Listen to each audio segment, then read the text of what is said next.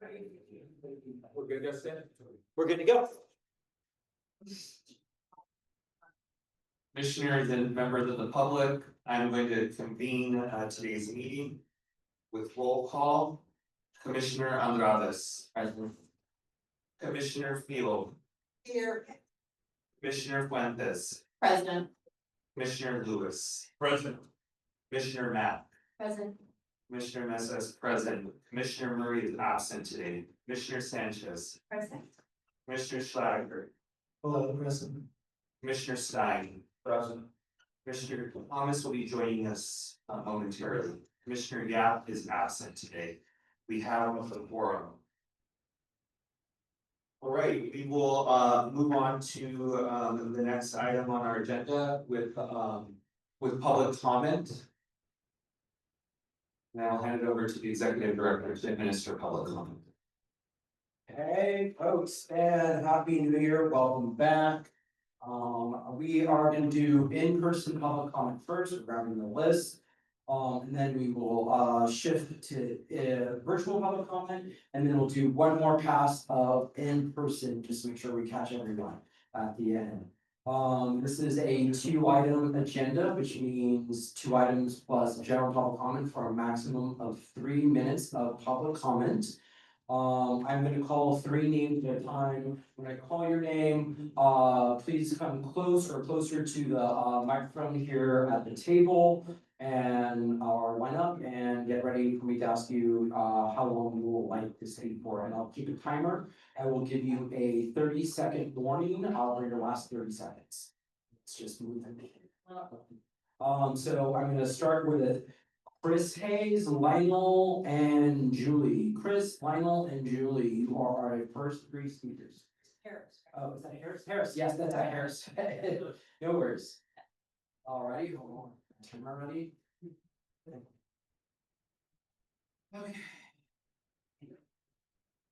Alrighty, Chris, how long, Chris? 2 minutes, please. 2 minutes and begin.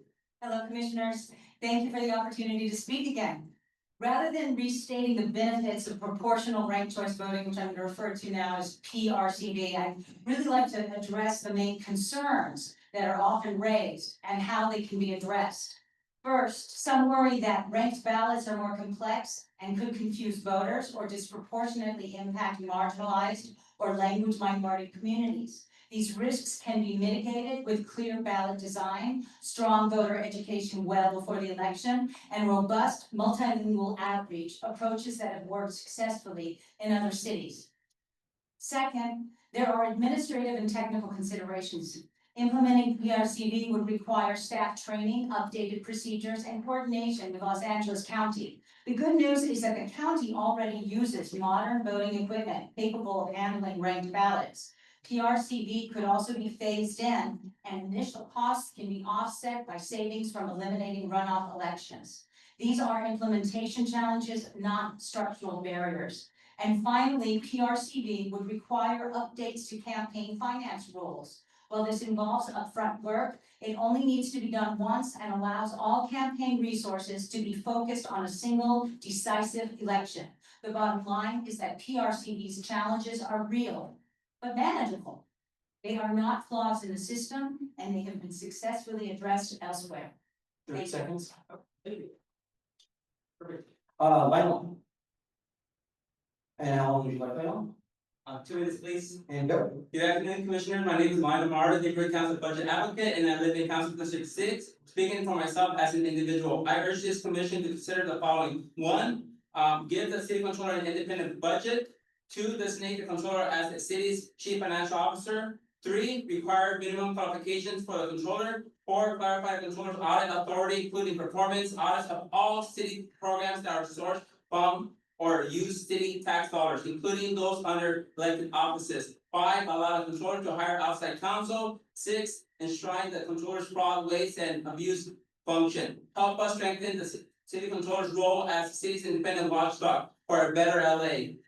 Finally, ranked choice voting. I support ranked choice voting because our current system is dysfunctional and undemocratic. I urge the commission to consider adopting and implementing proportional ranked choice voting, including both single winner RCV and proportional RCV. I support equitable, accessible, and fair representation for all Angelenos.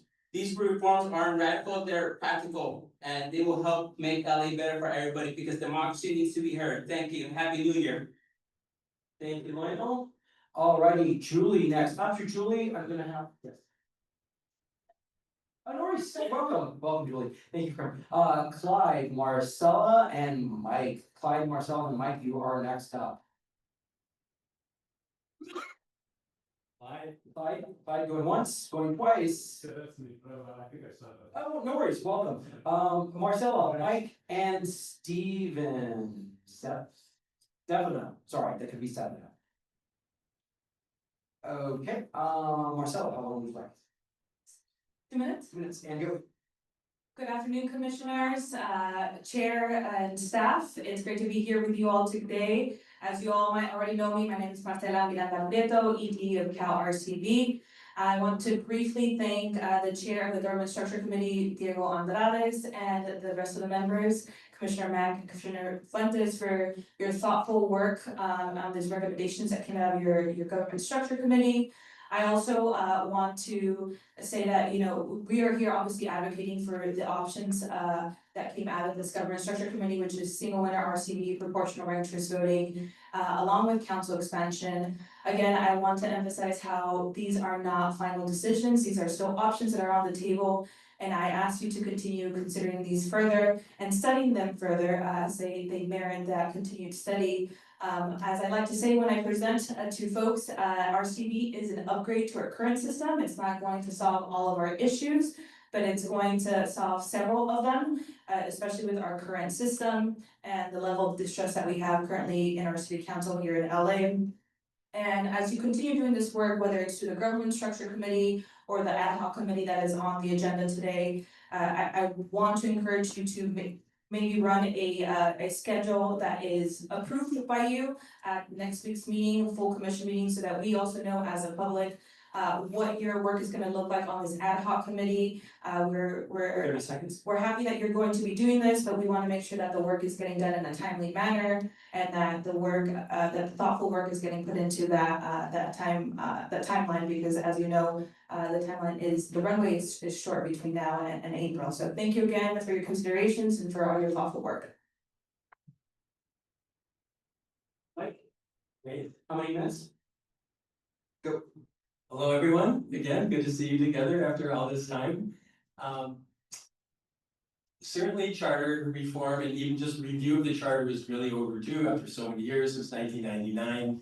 But the reason that you're here now is because of the Fed tape scandal. That's what shook the tree. And in addition to the racist overtones of the Fed tapes, there was the underlying fight for limited representation from single seat districts. And we've been here arguing all this time that there are better ways than having that limited representation that only comes from one winner per district. So where do we go with that now? And I would just add that the Prop 50 experience has even reinforced the limited representation so much that fight we had in Texas because of how you draw the line in terms of who gets elected.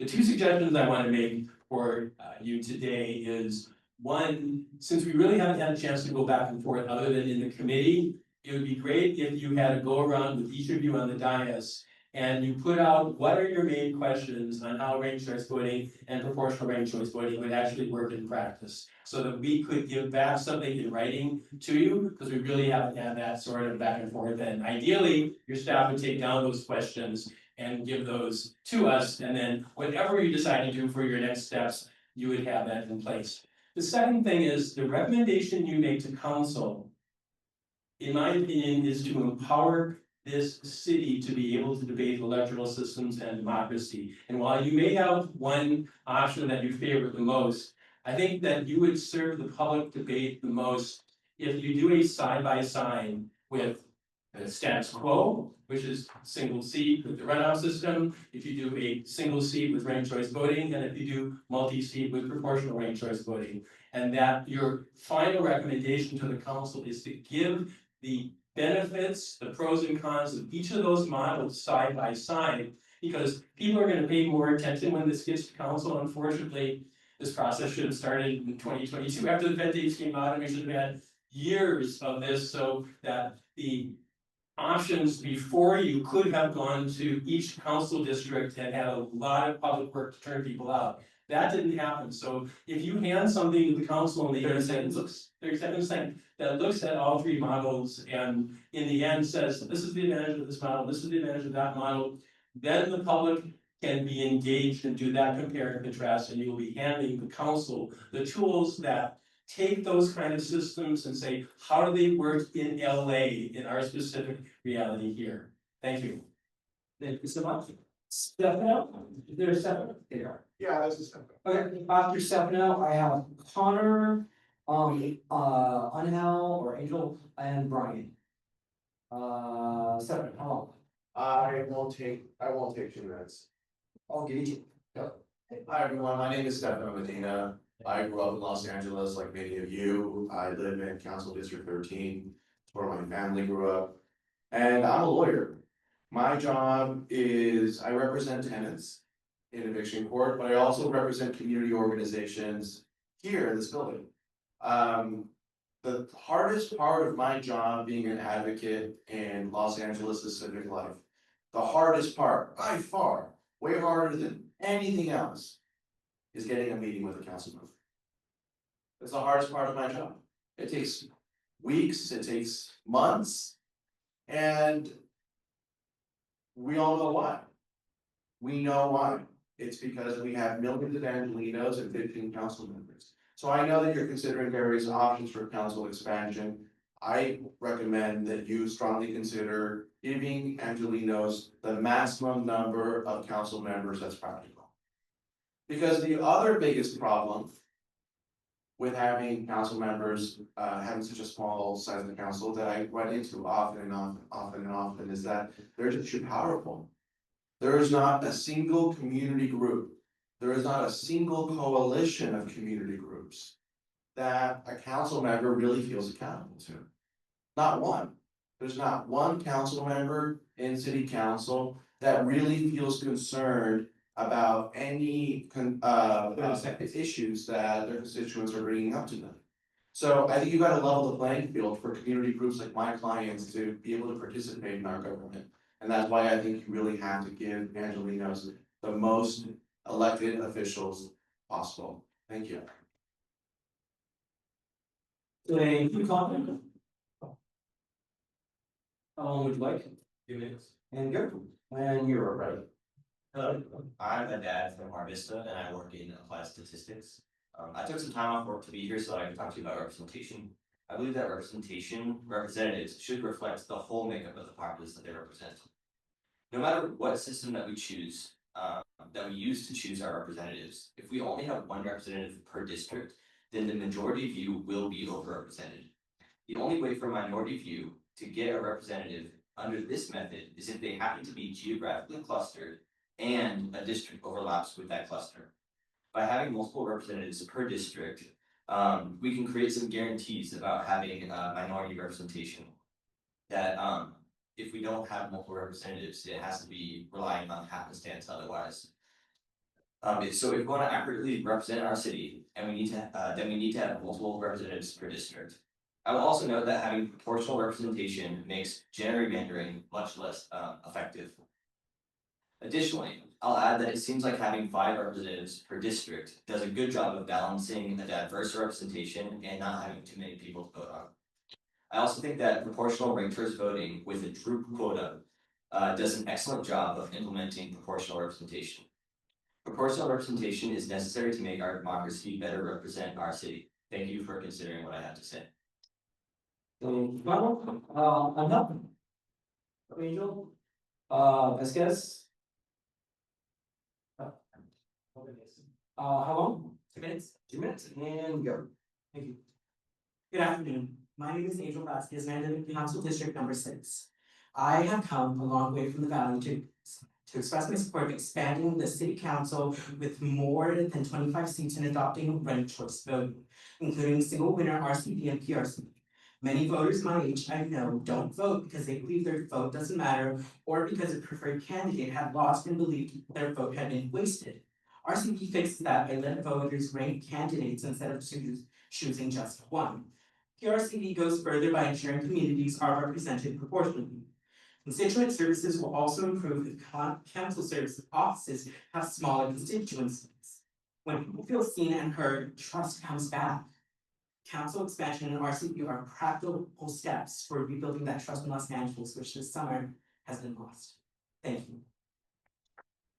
Thank you so much. Next up is Brian, John, and Michael. Brian, John, and Michael. Brian, how long would you like? 1 minute, go.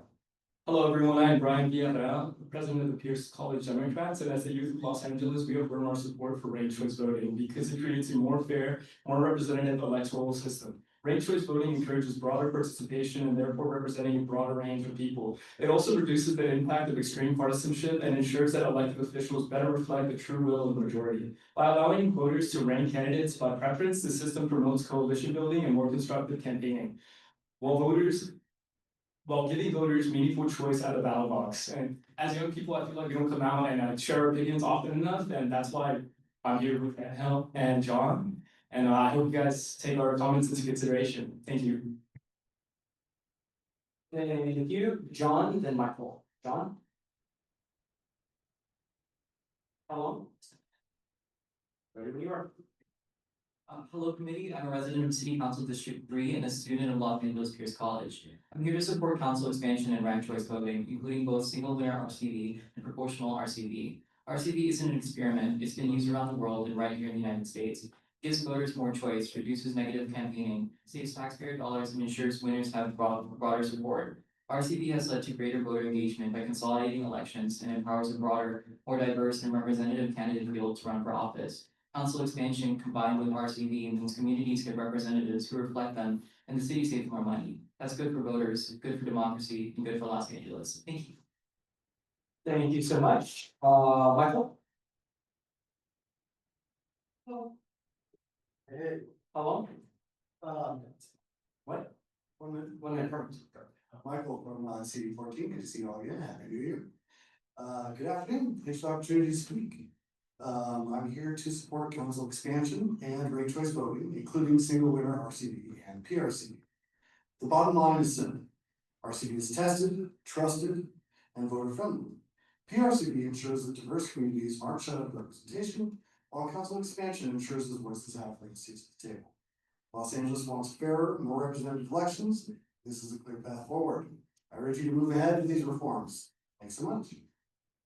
Thank you so much. Next three are Atticus, Nicholas, and Rob. Atticus, Nicholas, Rob.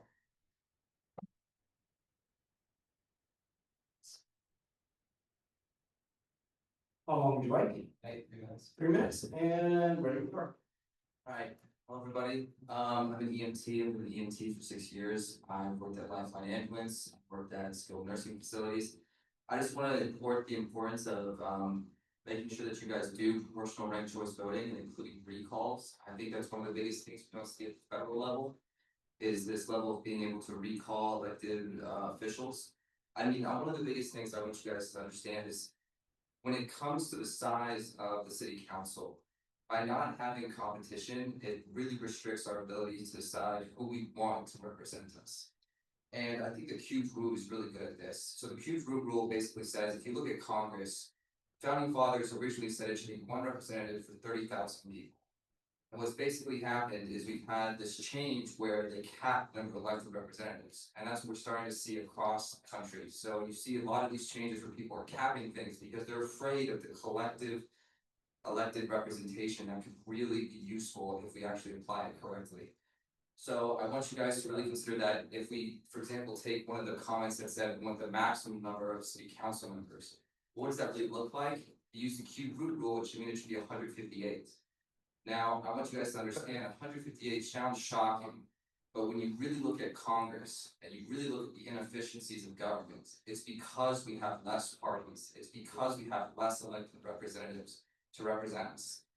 Los Angeles is 4 million people.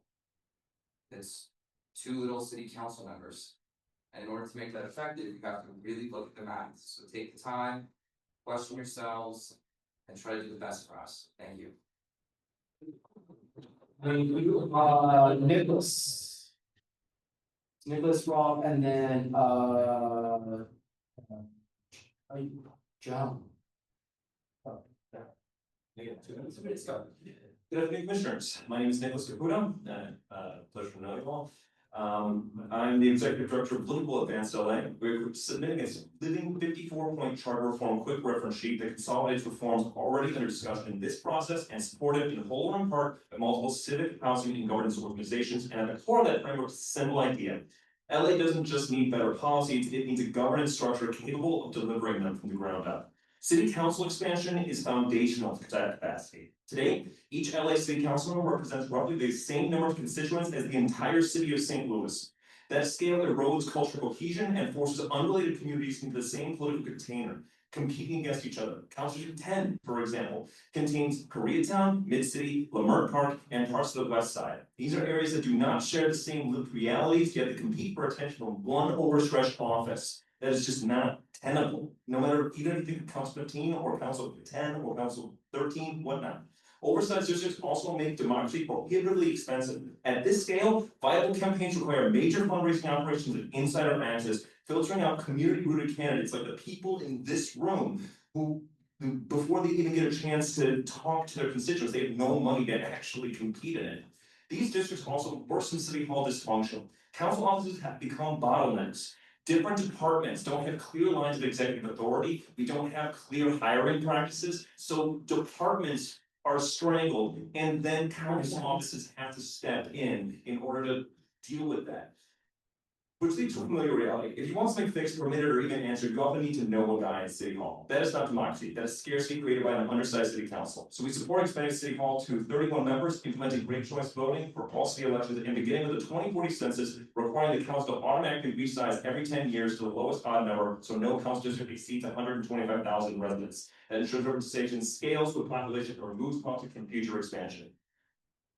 Council, I can keep going every day. Let's do it. These reforms work together. LA is outgrowing a 1925 governance structure. Expanding the council and modernize the charter is not radical, it is overdue. Thank you for your time. And then, last two on our list, we're gonna Rob, and then I think it's Ramon Espinoza. And then we'll go to, Rob, how long would you like it? 3 minutes. Alrighty, ready when you are. It's hard to say how I feel about this new motion. This is a weird sound right now. Trying to figure it out. There's zero context as to exactly how this is gonna play out, whether it's really gonna speed things up or maybe slow things down. It's important to look back at your vote 6 months ago, when you approved a schedule that called for this commission to deliberate on all issues before the December recess, allowing the commission staff to return with the first draft of charter recommendations. A few months ago, you approved a staff proposal to punt half of those issues past that mark. But we would at least get to them this week. Nevertheless, a few weeks ago, staff quietly snuck through changes to the schedule, and now half of those issues are gonna be punted. That's where we're here today. But I worry that this committee is gonna simply draw out the work that was supposed to be completed this month. So all subject matters receive deliberations so that staff could move forward with their first draft of charter recommendations. Instead, this proposal seemed to potentially hold up that process another 5 weeks. Instead of us today giving the staff the green light to produce the next government structure report, that would be kicked until at least the end of the month. I would say that you should just have the full commission deliberate, like we're supposed to. We can figure out what we're gonna move forward and not move forward. That was the original plan as a commission. We could do that over the next 2 weeks, save some time, and then allow the ad hoc committee to focus on policy development. In my opinion, that's where the real workload is. That's where the real debate is. This conversation on what should and should not move forward is a bit less intensive. All that being said, this much is clear. The chair lacks the balls to lead this commission through deliberation. So if somebody else gotta do it, we gotta try something else, fine. But this much is non-negotiable. The full commission must be given the chance to approve a revised schedule at next Wednesday's meeting. This ad hoc committee needs to wrap up its work no later than the end of this month, not the middle of February. I don't see how that work would actually take more than 4 to 6 hours. It should be a 1, maybe at most 2-day affair, so that we can actually expedite things. In that world, this does make some sense. More than anything, we need to extend the runway. We need to add some more meetings to this and we need to see that and it needs to be laid out clearly. I got 30 seconds to talk about the government structure report, and I'll just say this, it was disappointing to see some dissent from the chair on the matter of lowering the voting age and the public advocate, because those were not issues that were brought to the committee to be presented on. A little heads up that this is maybe something you wanted to talk about would be nice, but nevertheless, I just do want to know for the public advocate, why are we here? It's not as though everybody saw the Fed tapes and said, oh, the districts are too large and we need better districts. They said these council members have too much power and the council president is tyrannical. It's an inherently corrupting position, and we need to change that culture. Espinosa? I remember your name, but you're on. Yes. How long would you like? 2 minutes. 2 minutes. Ready to go. Hello everyone, my name is Johan. I'm a resident of CD3, also coming from the San Fernando Valley. And I shared this before at the committee meeting, but in my past work over the last decade, I've knocked on thousands of doors. And I've spoken to voters across the political spectrum, right? Dems, independents, Republicans. And too often I hear that, why should people vote or why should folks participate if they distrust their elected officials, right? And I think one way for residents to feel like they're part of this process is to feel like the vote matters, right? And one way to do that is to expand city council expansion with the number of seats, as well as either adopting ranked choice voting or proportional ranked choice voting. I think folks get more invested in what their electeds do if they feel like they actually participated in the process and didn't feel like their vote was wasted. Right. Also, I know there's language to this ad hoc committee, and I hope that the committee conducts its work within 1 to 2 meetings. And please take that into consideration when y'all are deliberating that motion. Thank you so much. Have a great day. Thank you so much. Alrighty, we are going to pivot with my co-workers' help to a virtual public comment about the list. I'm gonna call your name and we're gonna bring you off of mute, and you're gonna, first thing you're hopefully gonna say is how long you would like to speak, and I'll time you. Again, I will give you a 30-second warning.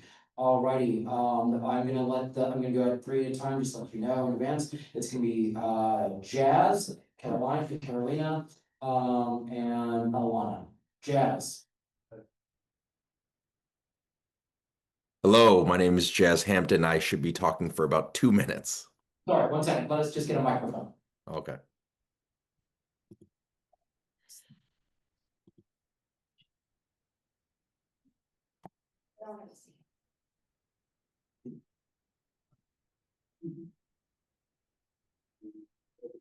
No, this works, it's good.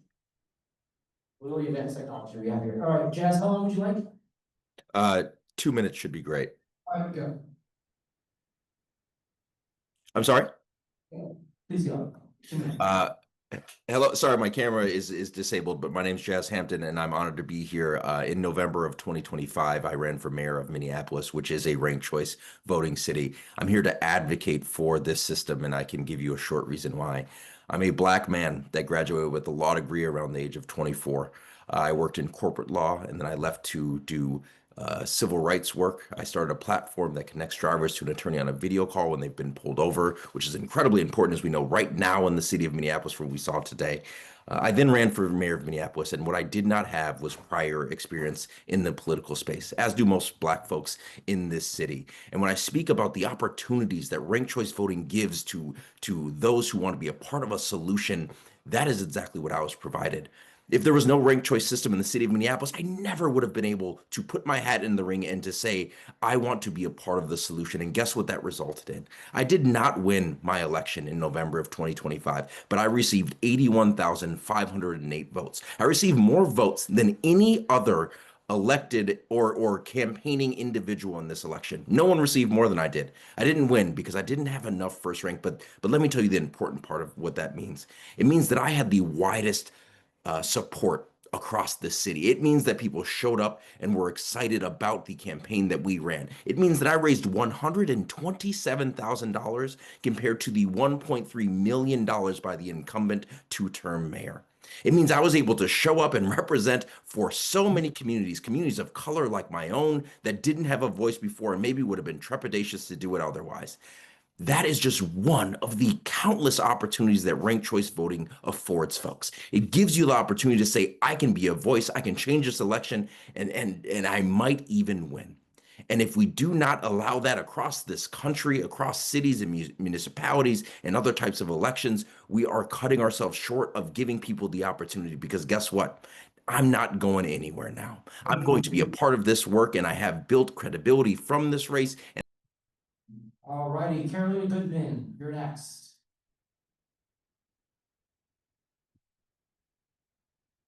Can you hear us, Carolina?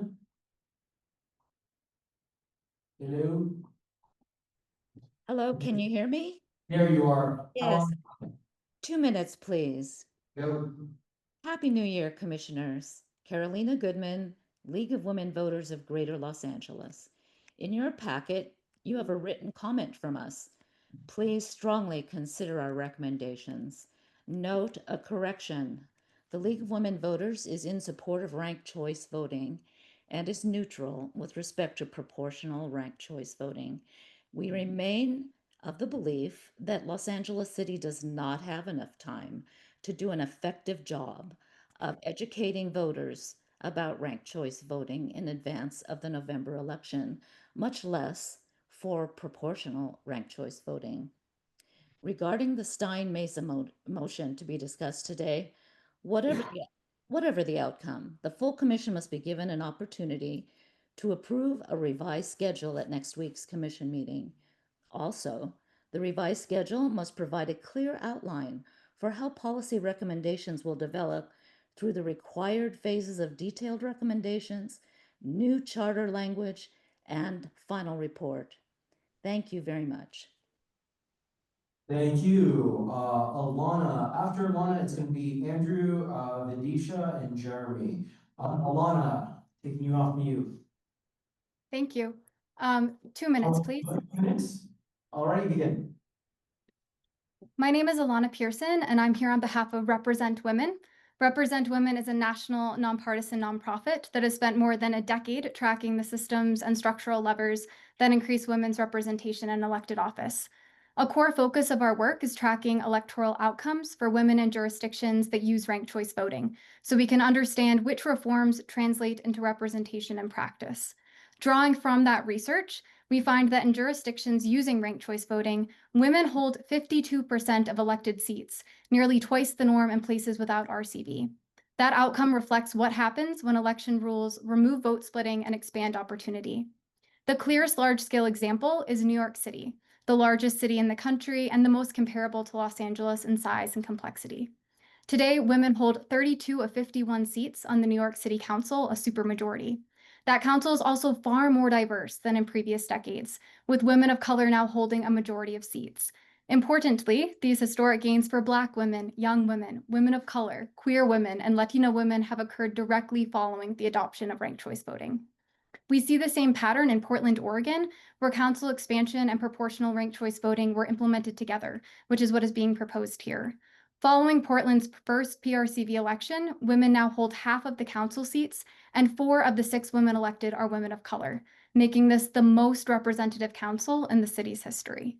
Portland has shown us that expansion creates opportunity, but proportional ranked choice voting turns opportunity into representation.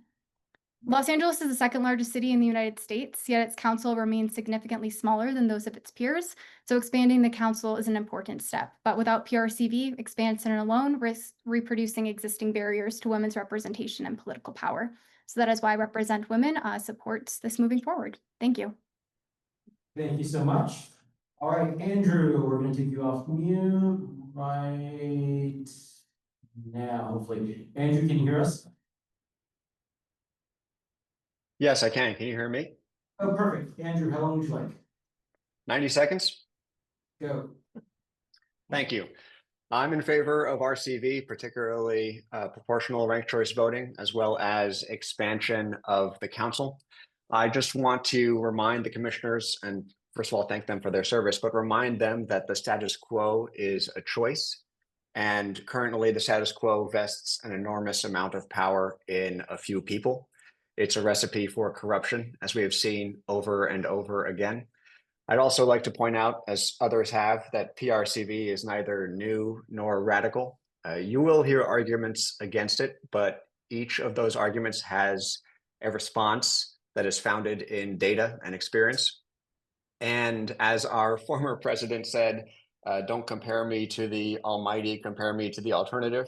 I just want to remind everyone that the status quo is the alternative and it is failing the city. An earlier commenter discussed the question of timeline. I just want to point out one more thing. Several years ago, I ran the campaign in the city of Austin, Texas, to pass a ranked choice voting charter amendment. We had 90 days from qualifying for the ballot until the election, and the voters in that election supported RCV by 20 points. We earned sweeping endorsements from major newspapers as well as politicians. So I'd like to say that the commission should not underestimate the ability of voters to understand this reform and the support that's out there for it. Thank you. Vidisha, we're taking you off mute in just a few seconds. All right. Hi, can you hear me? Yes, how long would you like? 2 minutes, please. Go. Hello, everybody. My name is Vidisha Rai. I am coming from Los Angeles area 11, and I would like to express my support for an expanded city council as well. It is absurd that we have 15 people representing, over 4 million people in the city of Los Angeles in a time where our president is directly attacking American democracy and doing everything that him and his cronies are doing everything they can to undermine our democracy. Please let Los Angeles be a light. Please let Los Angeles lead and adopt ranked choice voting and proportional ranked choice voting. This is used in New York City, in Minneapolis, in Portland. Redondo Beach just adopted it. The entire country of Australia has proportional ranked choice voting.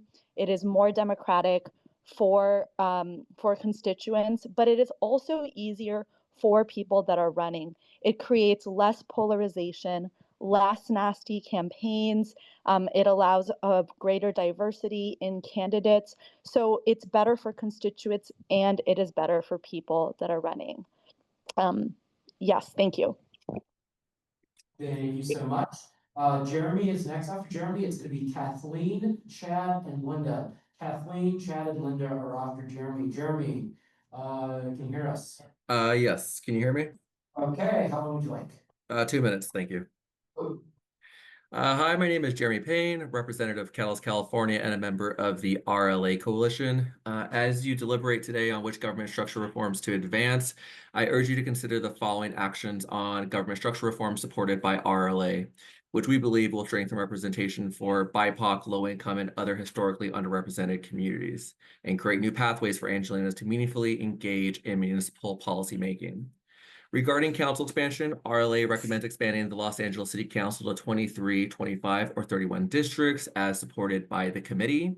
Regarding eligibility for appointments, RLA recommends eliminating the requirement of appointees to commissions, boards, or committees to be registered voters, as currently written in Section 501D of the city charter. Regarding youth participation and engagement in policymaking, RLA recommends improving the accessibility of all open government meetings so that youth aged 15 to 22 may meaningfully participate in policymaking, and where appropriate, allow youth to serve on commissions, boards, or committees to advise on programs, policies, and issues affecting young people by, again, eliminating the requirement to be a registered voter in the charter language. Regarding the protected IRC budget, RLA recommends establishing a minimum guaranteed budget for the IRC, the Independent Redistricting Commission, that adjusts to inflation and is not subject to budget and expenditure requests or hiring freezes when the commission operates within its own budget. Lastly, regarding a public advocate office, RLA recommends establishing the citywide elected position of a public advocate to serve as a non-voting member of the Los Angeles City Council, with the duties and responsibilities to solicit and review public complaints about city services and programs and introduce motions for improvement. Thank you for your consideration. Thank you, Jeremy. Kathleen, you're next. Kathleen, we're taking you off mute in just a second. All righty, Kathleen, can you hear us? Yes, I can hear you. Can you hear me? Yes, how long would you like? 30 seconds is fine. Okay.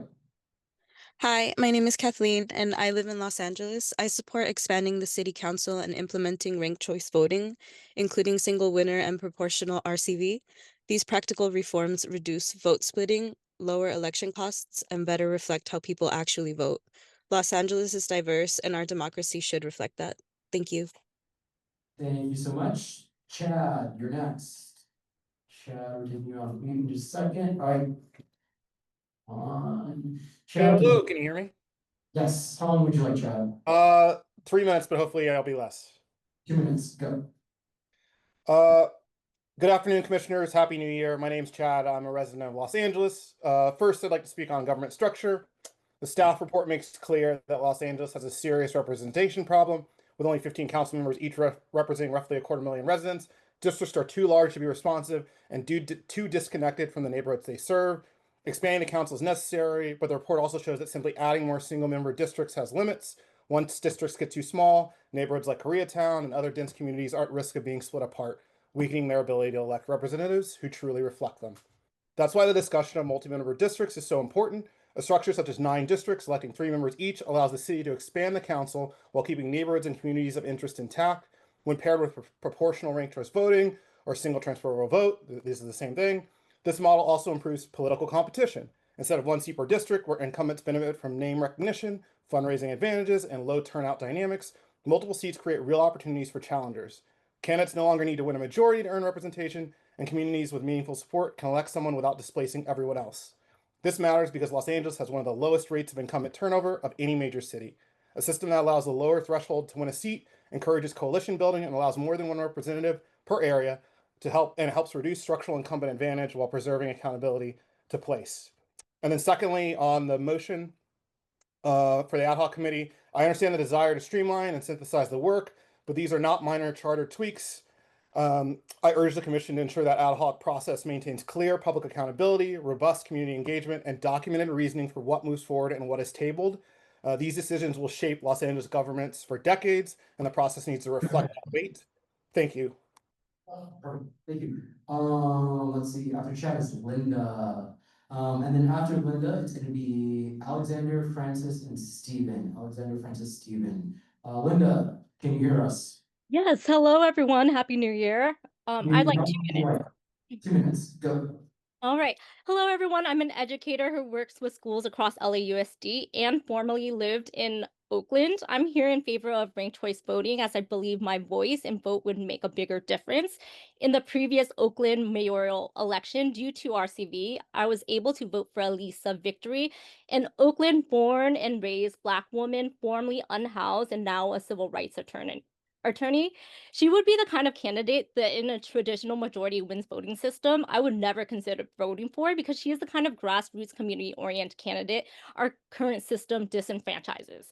As a voter, I would have to consider if voting for her would mean throwing my vote away because she didn't have the money of a political apparatus backing her. But because of RCV, I was able to vote for her, knowing that if she didn't win, my vote would be able to go to the next candidate that best aligned with my values and priorities as a voter.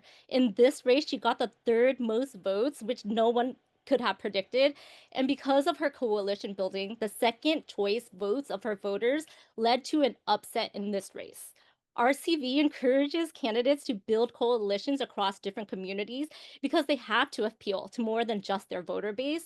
It encourages candidates to appeal to diverse voters. This leads to a fairer, more inclusive, and community-oriented election process. Thank you. Thank you so much. All right, Alexander. Alexander, can you hear us? Yes, if I could have about 2 minutes, please. 2 minutes, go. Good afternoon, commissioners. My name is Alex Freeman, and I'm a resident of the greater LA area. I'm here to speak today in favor of ranked choice voting and expanding the number of city council members. I don't like to be a pessimist, but it's a rough time for democracy these days. In this time, RCV is a voting structure that can enable people to vote without fear of their vote being lost. It's not complicated. Everybody knows how to rank their favorite movies or actors or players or games. It encourages more positive campaigning by having candidates seek the highest rank in their voters' ballots rather than solely the top seat at every other candidate's expense. And it's cheaper. with our RCV, you no longer need to have a primary anymore. And no doubt you're aware of how primary elections face far lower voter turnout, making them less representative. And in 2024's city council primary, a number of the elections were decided early. Anyone who missed that just didn't get a chance to have a say at all. Additionally, by increasing the number of city council seats and reducing district sizes, a candidate no longer needs to run as large of a campaign. You can focus more closely on a smaller group of constituents. Your people will feel closer to you. And yeah, in this time, it's just worth recognizing the need for change and to demonstrate that better systems are possible and that a better future is possible. Voting is a foundation upon which a government stands. I implore you to adopt RCV in one form or another. Thank you. Thank you. Francis is next. Francis, can you hear us? Francis? Hello, yes, can you hear me? Yes. How long would you like? 30 seconds. Go for it. Hello, my name is Francis and I live in LA. I support expanding the city council and implementing ranked choice voting, including both single winner RCV and proportional RCV. These reforms aren't radical, they're practical. They reduce vote splitting, encourage coalition building, reduces the cost of elections, and makes sure elections reflect how people actually vote. Los Angeles is diverse, and our democracy should reflect that reality. Council expansion and RCV are smart, proven tools to make our elections more fair and representative. Thank you for your time. Thank you. Let's see, Stephen is next. After Stephen, we're gonna have Karen, Nicholas, and Betty. So Karen, Nicholas, Betty, prepare for after Stephen. Stephen, can you hear us? Yes, I can. Can you hear me? Oh, a little louder. Try again, Stephen. Okay.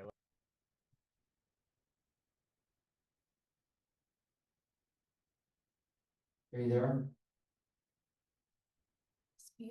Stephen? Stephen, we're gonna come back to you. Sorry, I accidentally muted myself. Okay, Stephen, how long would you like? 1 minute is enough. Go. Hi, my name is Steven Steger. I am a longtime resident of Los Angeles District 10. The Charter Reform Commission was created as a response to widespread demand from the people of Los Angeles for real change, to improve the representation of its diverse residents, provide transparency, increase accountability for its elected officials. Independent redistricting on its own is not enough to achieve this, and it's hard to imagine a more poignant time to consider how redistricting can be manipulated in ways with very real and lasting consequences. Proportional representation through ranked choice voting and an expanded city council will go a long way to reduce the power of redistricting locally and make sure more communities have a seat at the table and their voices heard. I asked the Charter Reform Commission to recommend proportional ranked choice voting and expanded city council to the LA City Council. Thank you.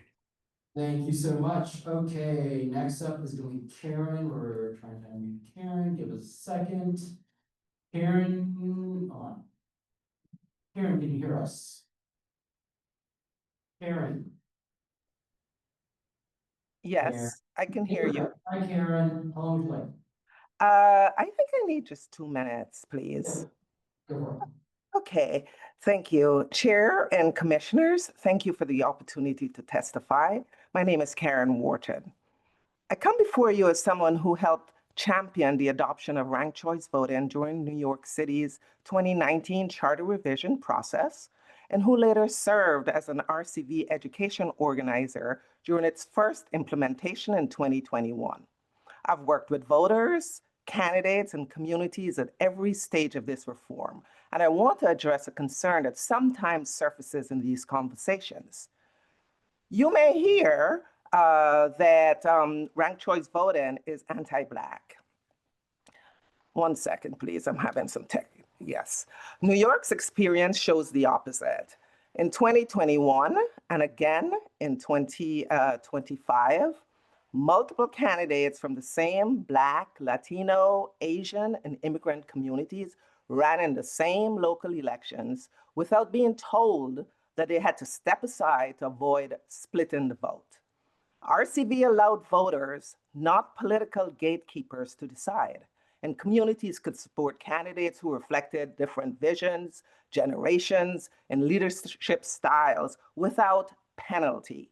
So RCV did not dilute Black political power. It protected it by ensuring votes were not wasted and that candidates had to earn majority support. And when ranked choice voting was paired with New York's public campaign financing system, the results were transformative. Together, these reforms lowered barriers to entry and shifted power away from big donors and insider politics. The outcome, you've heard some of it mentioned earlier. New York City elected the most diverse city council in its history, a majority women city council in history, more Asian candidates elected than ever before, and greater racial diversity, not just at the district level, but in city. Alrighty, next up was Nicholas. I would like to recognize for the minutes that Commissioner Thomas is joining us. Welcome, Commissioner. Thank you. Nicholas, can you hear us? Yes, can you hear me? Yes, how long would you like, Nicholas? 60 seconds, please. How long? 60? Go. 60 seconds. Thank you. Hi, my name is Nicholas and I'm a resident of District 11. I'm here in support of expanding the city council and ranked choice voting. RCV encourages diverse representation, creates a focus on policy-based campaigning, and ensures elected officials reflect majority support. I want to be able to vote for the best candidate and not worry about throwing away my vote. Thank you for consideration. Thank you, Nicholas. Betty is next. After Betty, our last two are going to be Jan and Jeremy Wong. Jan and Jeremy Wong. So Betty, can you hear us? Yes, I can hear you. I need 2 minutes, please. All right, go. All right. Hey, good afternoon, commissioners. My name is Betty Toto. I live in CD12. I'm coming on behalf of myself and Americans for Democratic Action SoCal. You should have received a formal letter from us as well. We strongly support adopting ranked choice voting and expanding the size of the Los Angeles City Council. Ranked choice voting gives voters more choice and ensures winners have real majority support while reducing costly, low turnout runoff elections. Expanding the council means each member represents fewer people, making city government more responsive, accessible, and accountable, especially to working class communities and neighborhoods that are too often unheard. Together, these reforms will strengthen representation, improve turnout, and open the door for community-rooted candidates who may not have big money behind them. Please act to modernize our democracy, adopt ranked choice voting, and expand the city council. Thank you. Thank you, Betty. Jan, we're going to find you here in a second, and hopefully you can hear us, Jan. Jan, can you hear us? Yes, can you hear me? Oh, there you are. Go for it. 2 minutes, please. How long? 2 minutes. Hi, good afternoon, and thank you for your time. My name is Jan Yonan. I'm a resident of CD14. And as already been stated, it's easy to get lost in the weeds of all these discussions of why we're doing this. And I think it's always important to state that the work of this commission is to restore trust in the city. And I believe that this can and should be done by reducing opportunities for corruption and expanding the opportunities for grassroots democracy.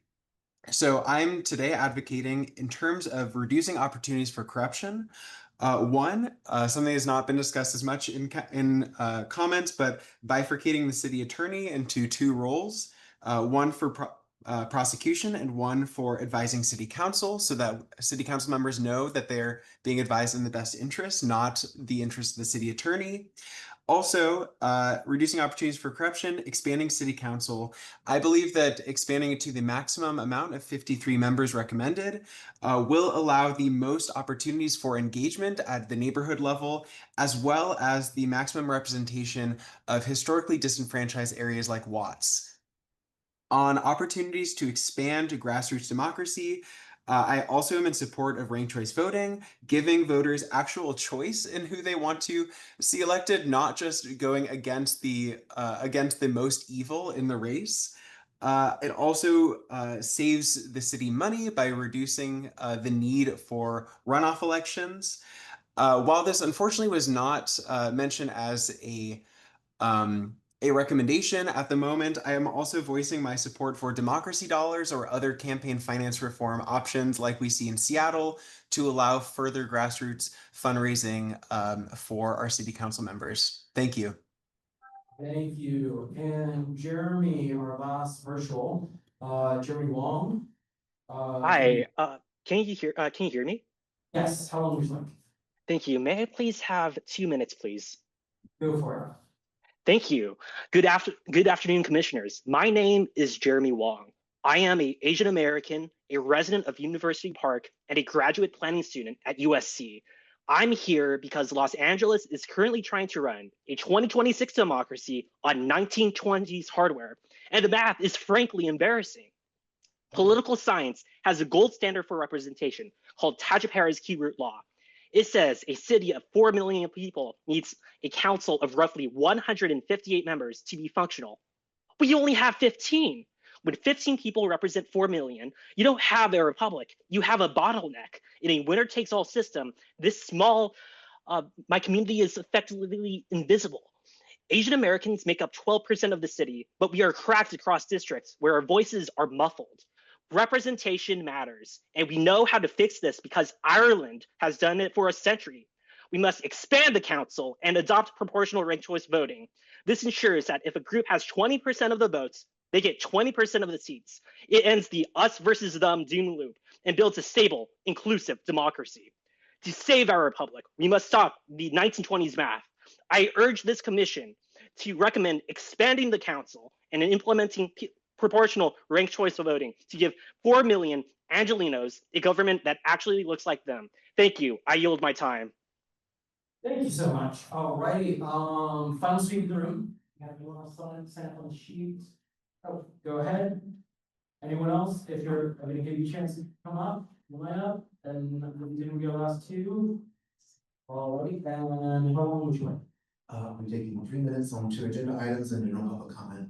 Alrighty, 1 second. We're just gonna line up everything again. And shot and go. Okay, thank you, commissioners. I'm Ross Weishofer, a volunteer with Arab LA. And I believe a proverb once said, if you want to go fast, go alone. If you want to go far, go together. And I know this commission is now in the unenviable spot of needing to go fast together.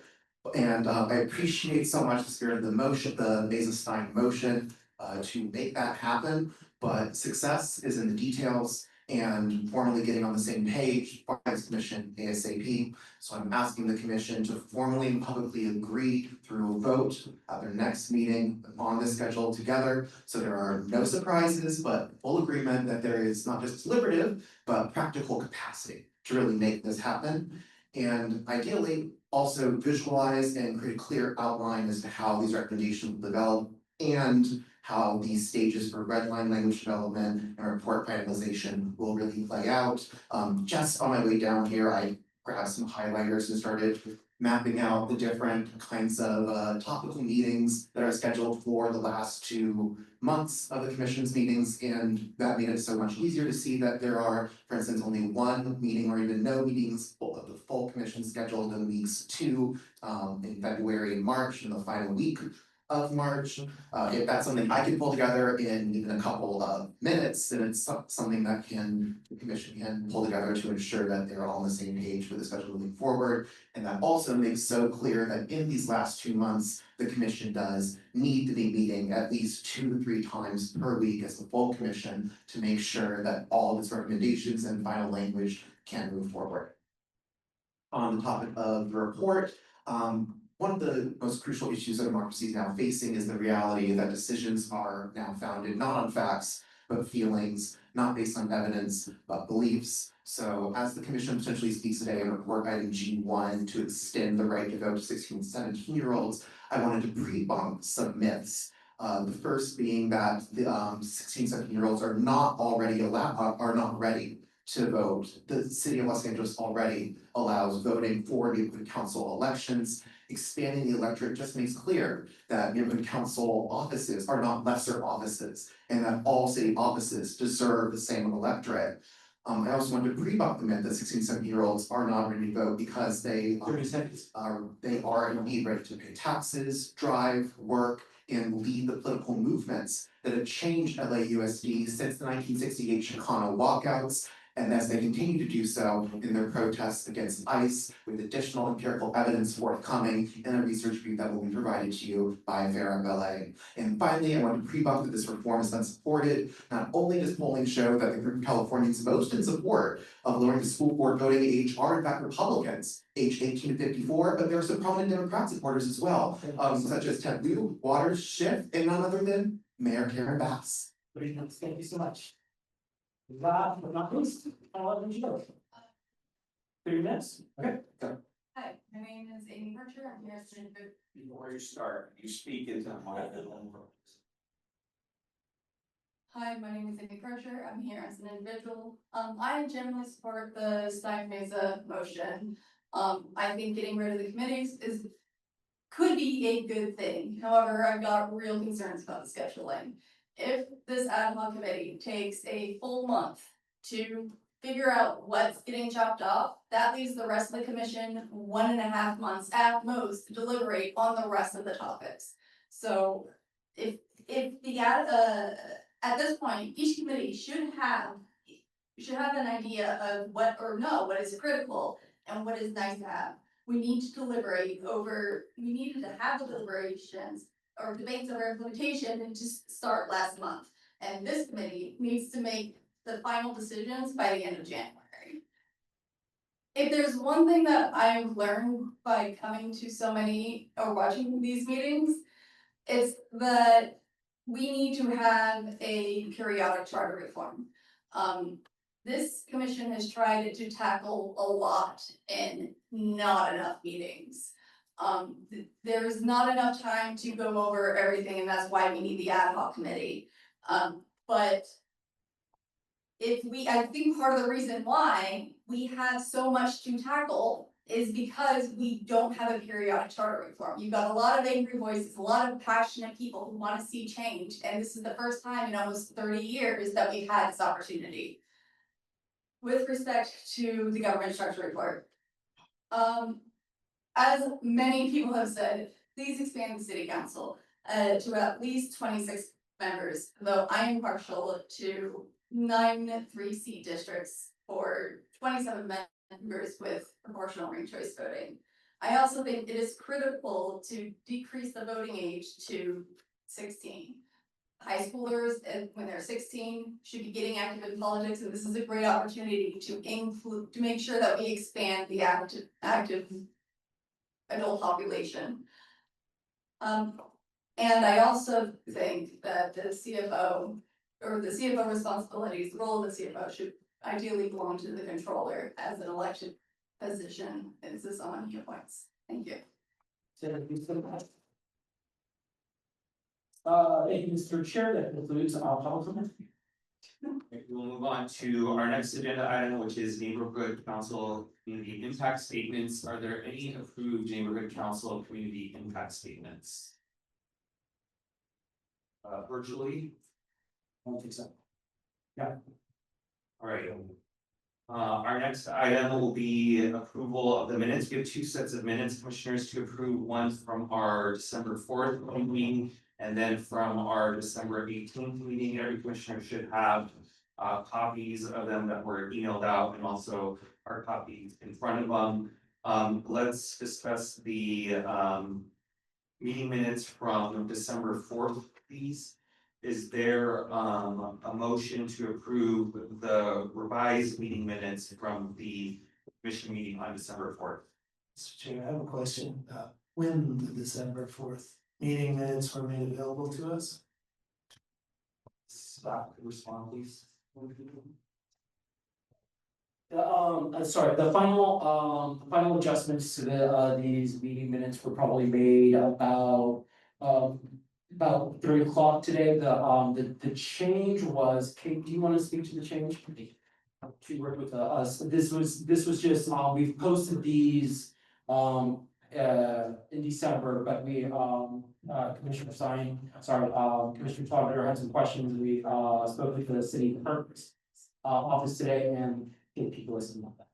Yeah, so speaking with the city clerk's office, we determined that at the December 4th meeting, when Chair Meza said no objection to any of these items that the committee had previously voted on, that was considered a unanimous approval. So the full commission wasn't necessarily taking a vote where they were taking roll, but it was still an official action. So that language has been updated in the minutes that you have today.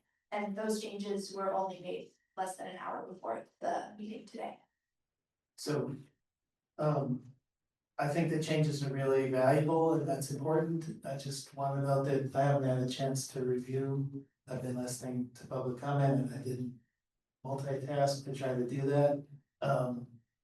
So I'm not able to affirm that these are the actions. I actually, in the first item, wasn't sure that we did try to move forward with A1. So I just wanted to review that.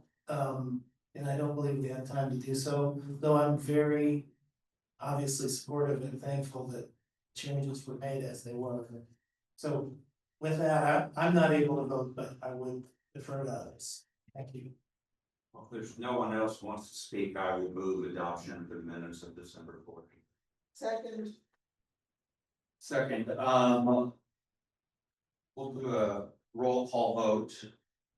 Commissioner Andrades. Yes. Commissioner Field. Yeah. Commissioner Fuentes. Abstain. Commissioner Lewis. Abstain. Commissioner Matt. Abstain. Commissioner Mesa, yes. Commissioner Marie absent. Commissioner Sanchez. Yes. Commissioner Schlager. Abstain. Commissioner Stein, yes. Commissioner Thomas. Commissioner Thomas, I don't know what you're all talking about. I know the minutes, I know the minutes. I was still lost in the conversation prior to, so I wasn't here, so I apologize for that. But I don't feel comfortable voting for something that I'm not really familiar with. All right, But I'm saying. motion fails. Mr. Chair, so you might want to review this. I think I've told you this before. If not, it's my fault. Under the administrative code, you are not able to abstain, and abstain counts as a yes. So your choice is yes or no, or you walk out of the meeting and you're not here. Those are the only options. So if the members don't feel comfortable for voting on the minutes right now, I recommend that you just continue it to the next meeting or something, rather than trying to abstain, because that's not going to effectuate it. Mr. Chair, if I move to continue this to the next meeting. Second, is there an objection to continuing this to the next meeting? No, but I have a question. Seeing none, we'll continue this to the next meeting. Commissioner Fuentes. Yeah, I was just wondering, is it possible, even if edits are made at 3 p.m., that we still get emailed the updated copies? Yeah, sorry, it was very quick process. We did post them, but I think we just forgot to email. Yeah, again, the only change was that adjustment. Thank you, commissioners. We now move on to approval of the minutes of the December 18th meetings. Is there a motion? So moved. All right, that motion by Commissioner Field, second by Commissioner Stein. Is there any discussion on the meeting minutes from December 18th?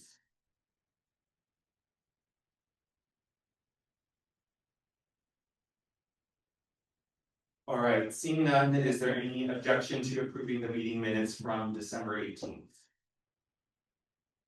All right, seeing no objection, the minutes are approved. Thank you, commissioners. We now move on to our next agenda item, which is the executive director report on outreach and other matters. Executive director. Hello again, Justin Ramirez here, Executive Director of the Charter Reform Commission.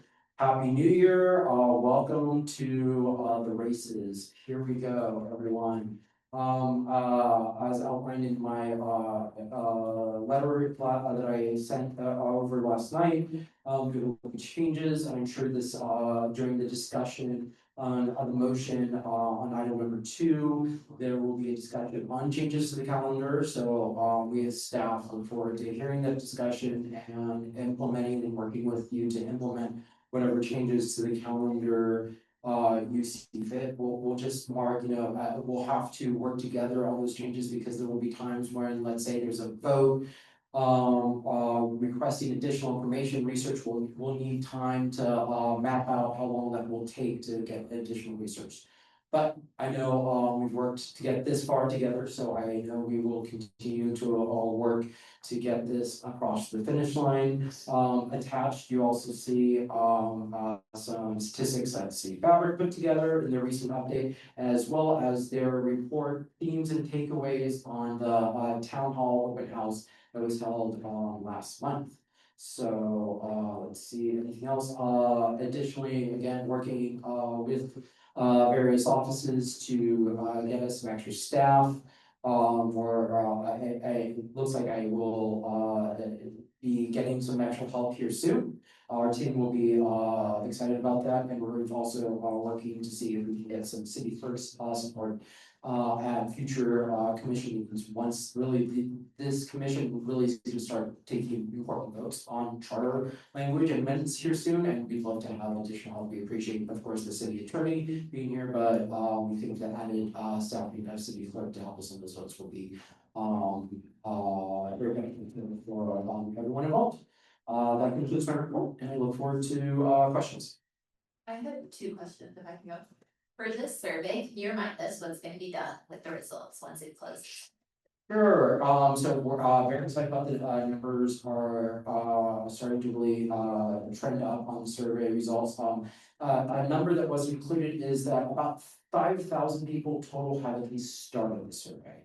So we're getting there. And our team, City Fabric, has really found a groove, if you will, on what works on doing boosting of some of the ads for the survey and seeing the results from it. So they're gonna supercharge that and get us across the finish line, get us the goal is, once we close it out, is to make those results public and have probably a presentation on those results at a future commission meeting in early February.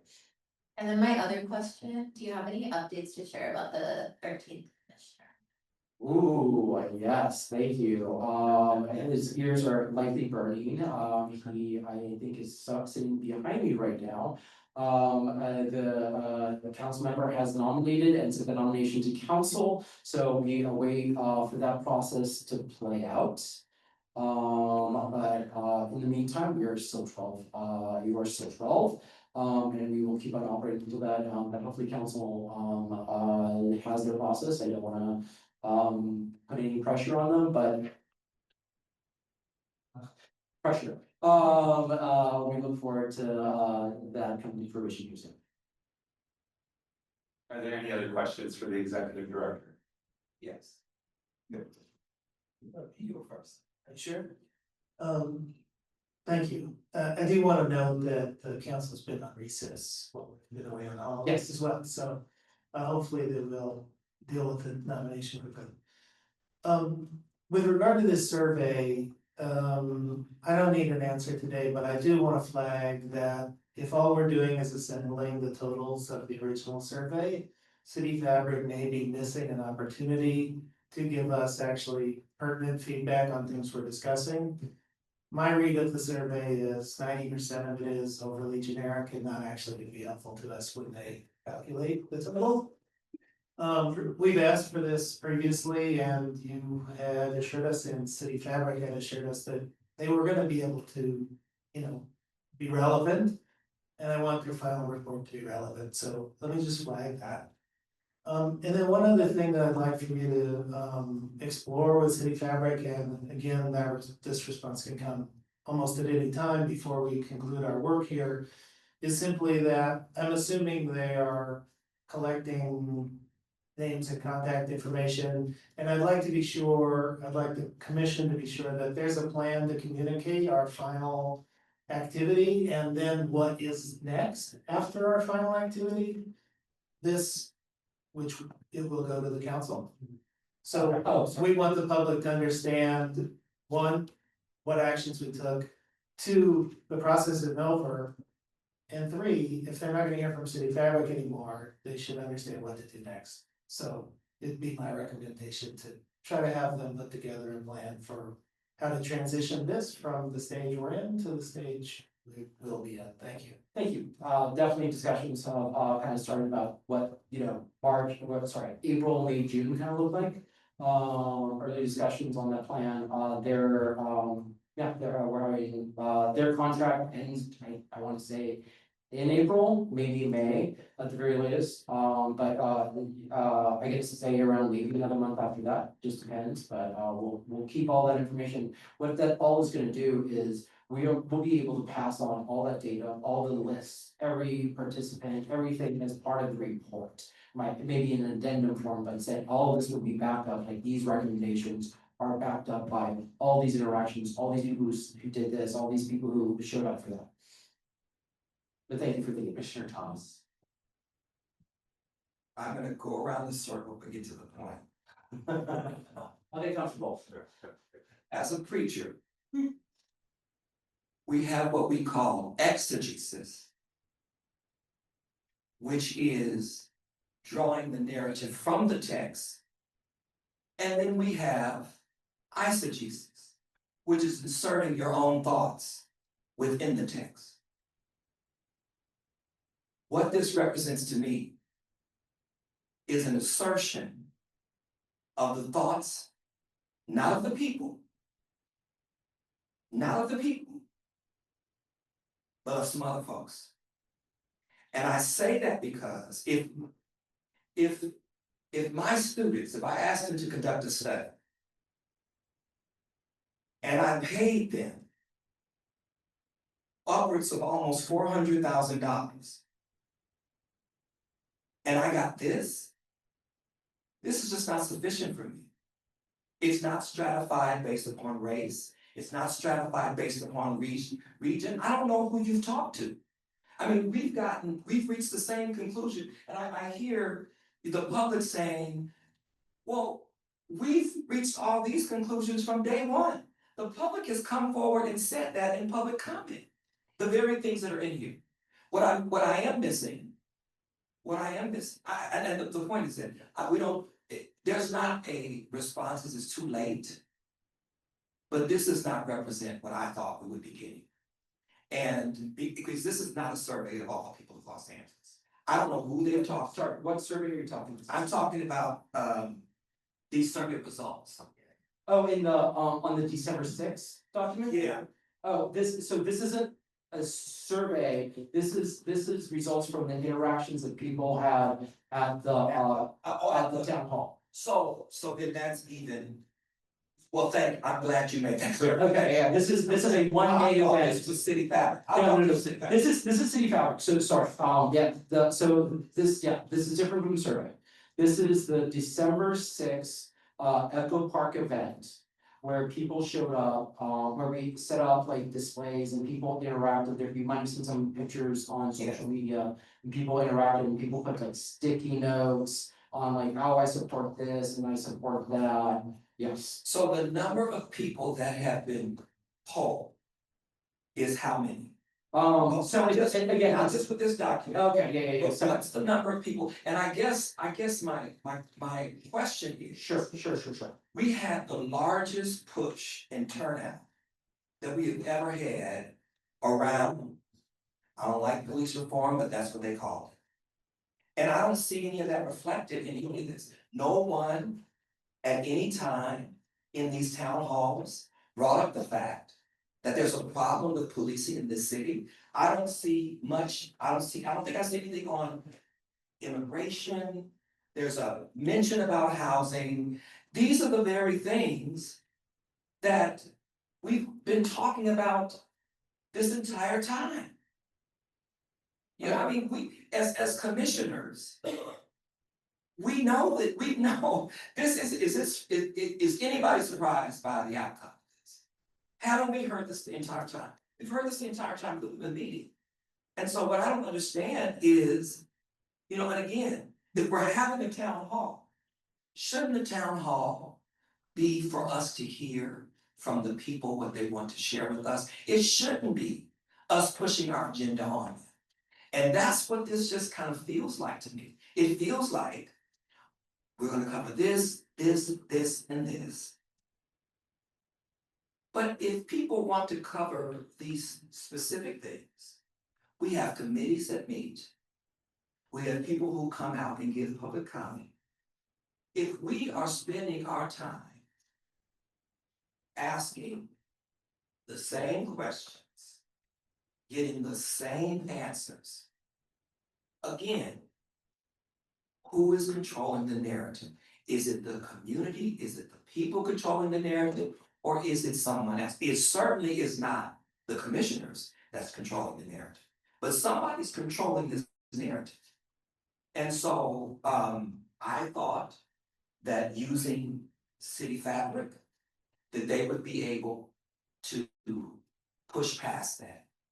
And that they would, you know, and again, there is no space made to accommodate people with whom ranked choice is not their issue.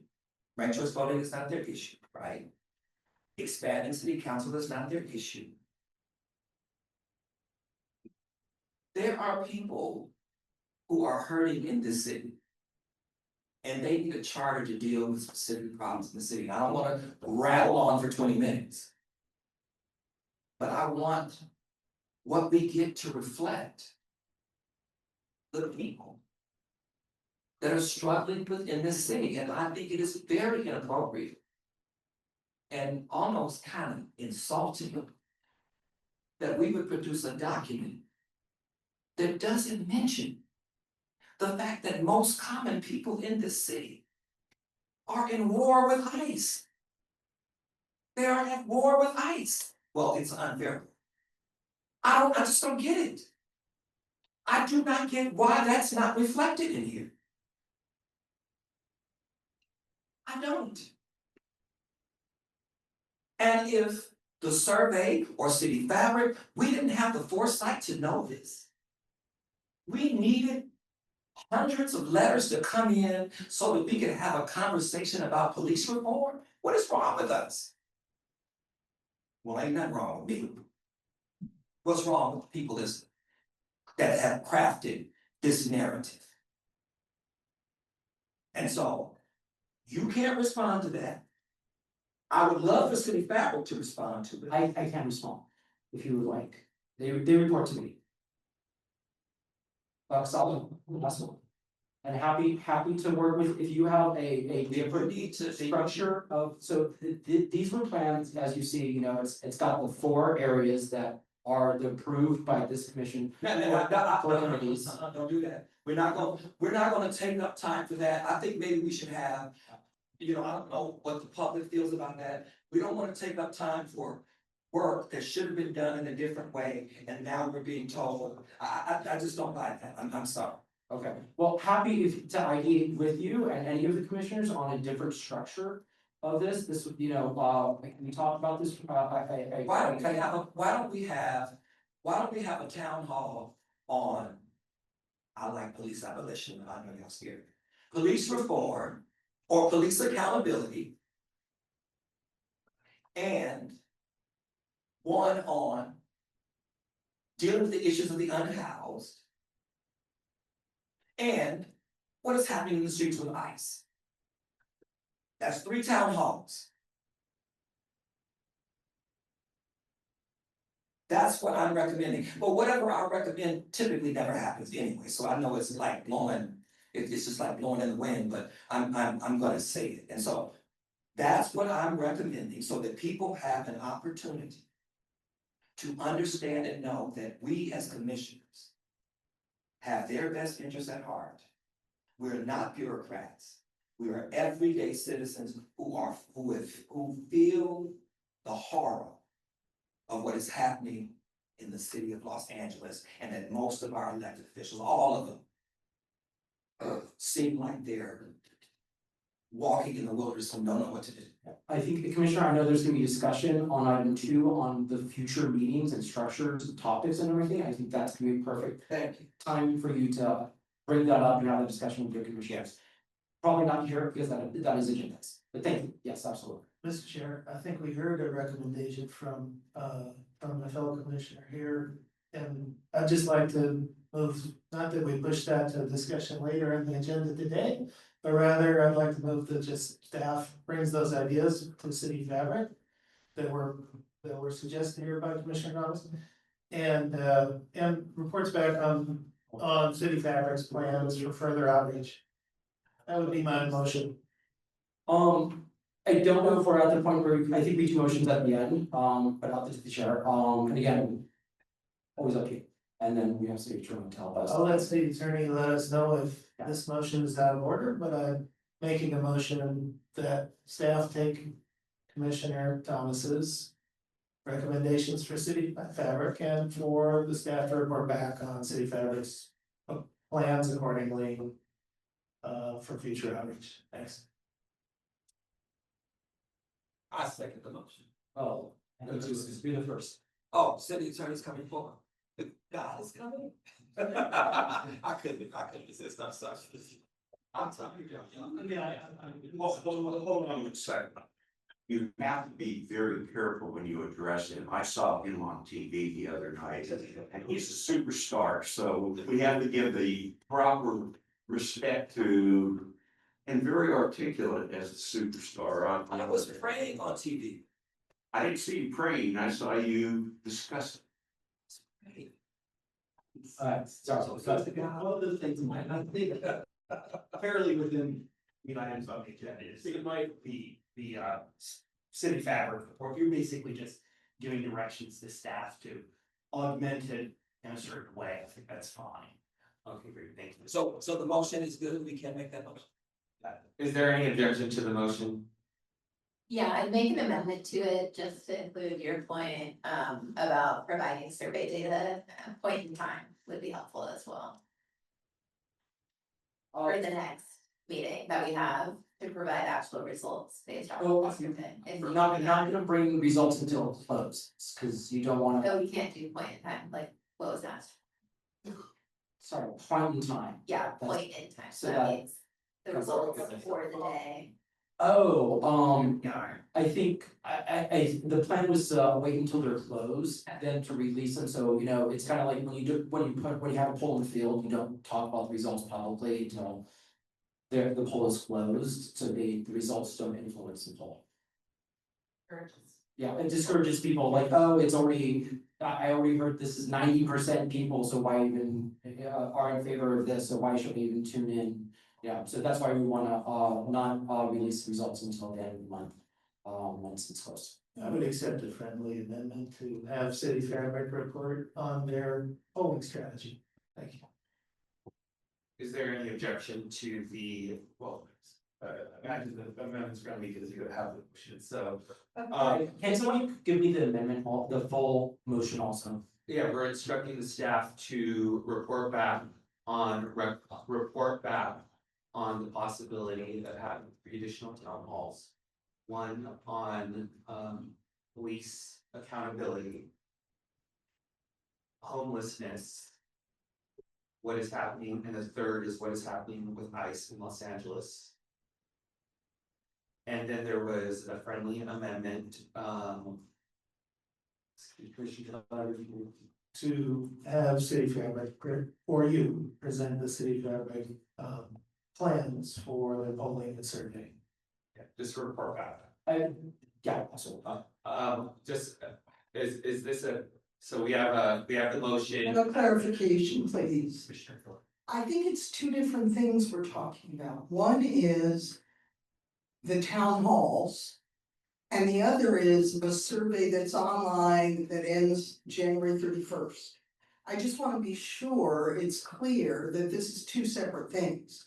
The motion, I believe, is regarding City Fabric's town hall process, but it is not directly related to this ongoing poll, which I believe has been stated correctly. It's not representative at all. It's whoever happens to know about it and bother to do. It's a survey, it is never a science, I've never held it up as a science. Okay, sorry, I should use, it's a non-scientific survey of whoever happens to hear about it and fill it out. But I just want to be clear, these are two different things going on. I agree with Yeah, I agree with good. I understood that, but it was brought up about outreach efforts And I think that's bucketed under the outreach efforts itself. And then my fellow commissioner had brought up that the results would still be useful to us before we're actually done with our business. Because by the time we get the results or an update about the results, our work will have already commenced.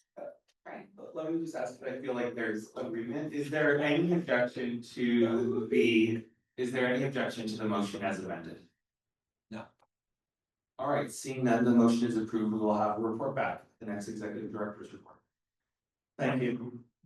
Any other, Commissioner Gonzalez? Sorry, I actually, when we had City Fabric come to talk, much like Commissioner Thomas, we both work at universities, we both do academia, and we understand what a good survey looks like. And I had asked City Fabric, do they have the staff capacity to produce a survey that's randomly sampled, that has the rigor necessary to advise this body on some of the issues that we're facing.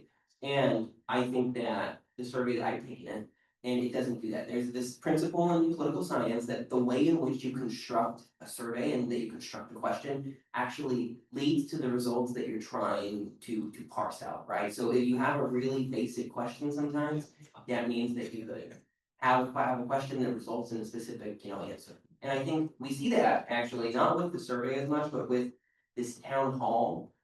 Like, should the mayor's powers be lengthened? Yeah, everybody can say that the mayor should have more power, but not enumerated as an issue. So I don't know if this is a motion or just like feedback that I think, but there's a lot of issues that we're all going to start voting on today, but really specific charter language that we're gonna look at in the next couple of months.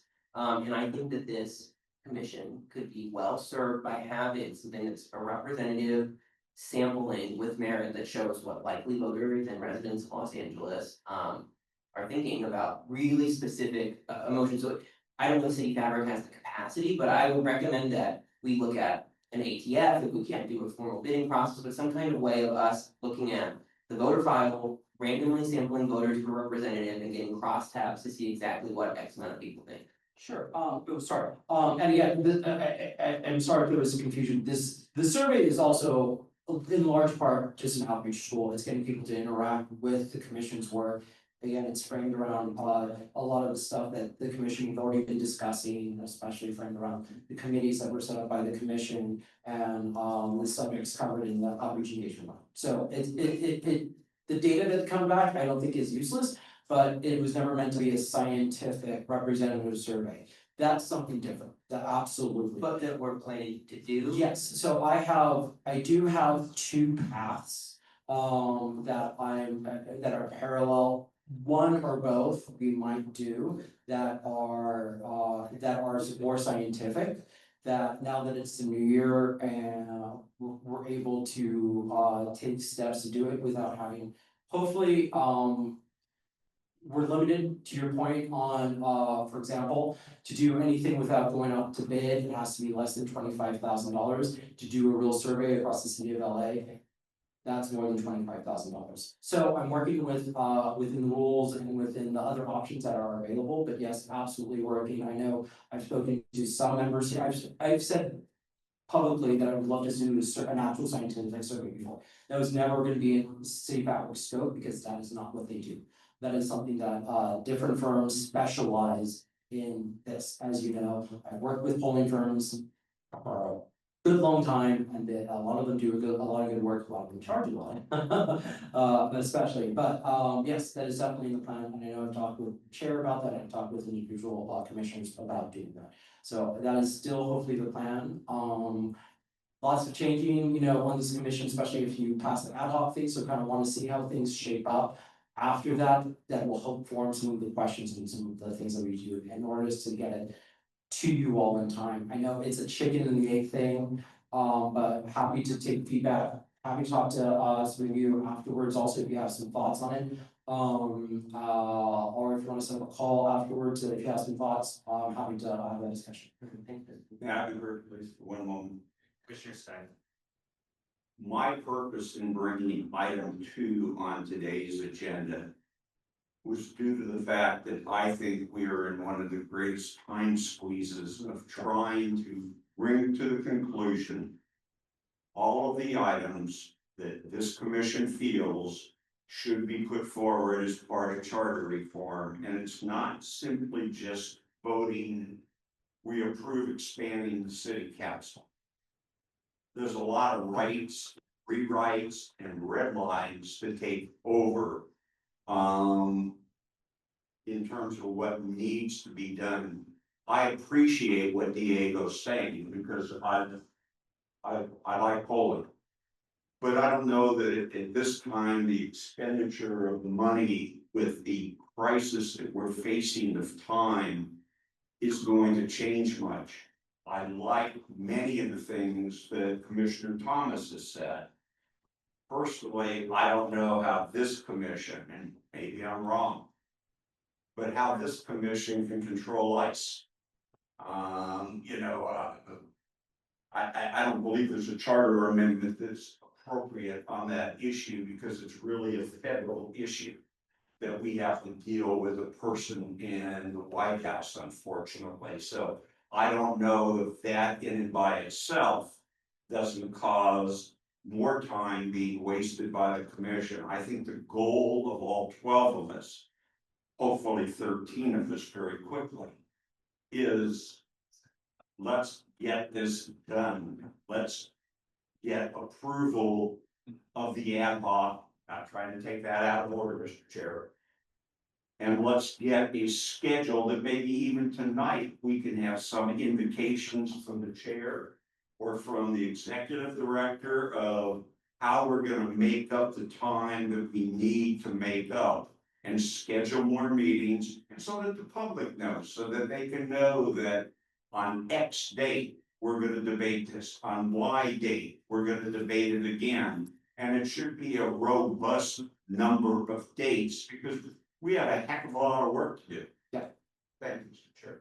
Yeah, and one more final piece about the polling, is I see polling done on ballot measures at various stages. Including just the subject matter early on, and then also on the wording. And that can help, this commission in its final process. Let's say, I'll just make up, you approve, expanding the council by X seats. How you even word that is gonna, the polling will help you do that once you make that decision. So, having said that, having have this discussion, separately. And the other, and that's shut my yap. The other problem is unfortunately, whatever wise decisions that this commission makes, council has the opportunity to override us and modify it. So again, I question the expense for the commission. I'd rather you buy us lunch at every meeting. I keep on getting your order, Ted, and I can't. Yeah, It's. but I hear you. I'd rather not pay that money, because we're unfortunately not the final word. There's a path where it's not much money, right? Commissioner Thomas. Thank you. I respectfully have to disagree with Commissioner Stein. I'm sorry. This is not the first time. There's something called the Constitution of the United States of America. Absolutely. And within that Constitution, before the Second Amendment was expanded to include every citizen having the right to bear arms, I said this to City Council. They squirmed.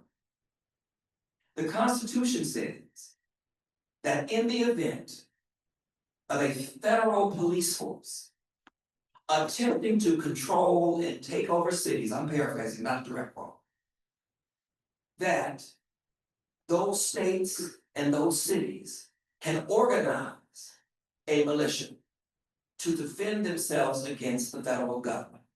Now, that is not radical, that is the Constitution.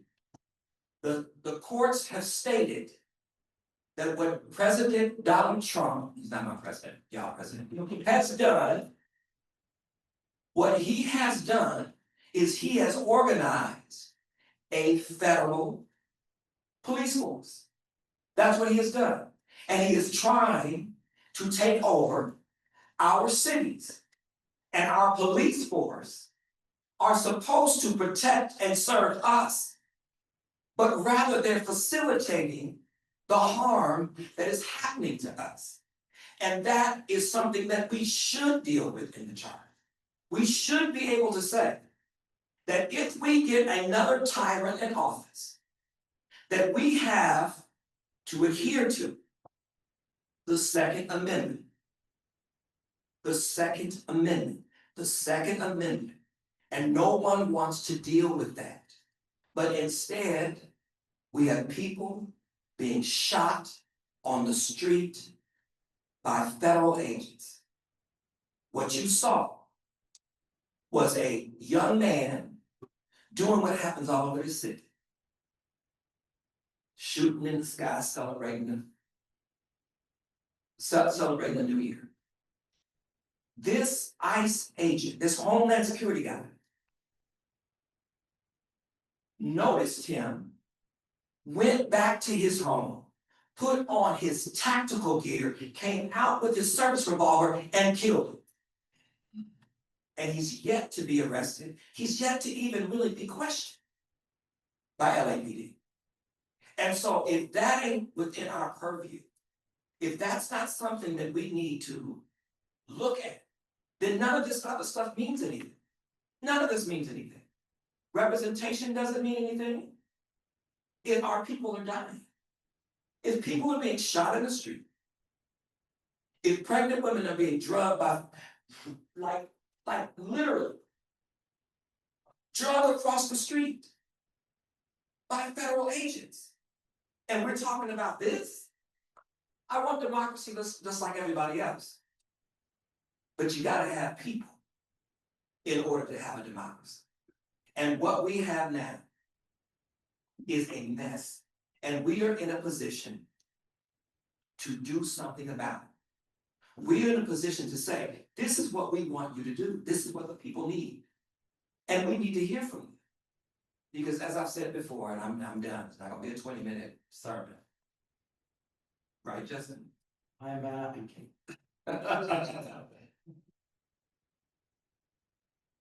Until you sat in a classroom and you have your students crying because their mother's been taken, their uncle's been taken, and they don't even know where they are. In the United States of America, in Los Angeles. I'm sorry. If we don't do it, if we don't have this discussion, if we don't include these things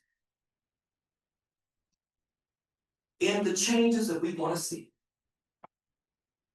then shame on us. We are complicit in what is happening to innocent people.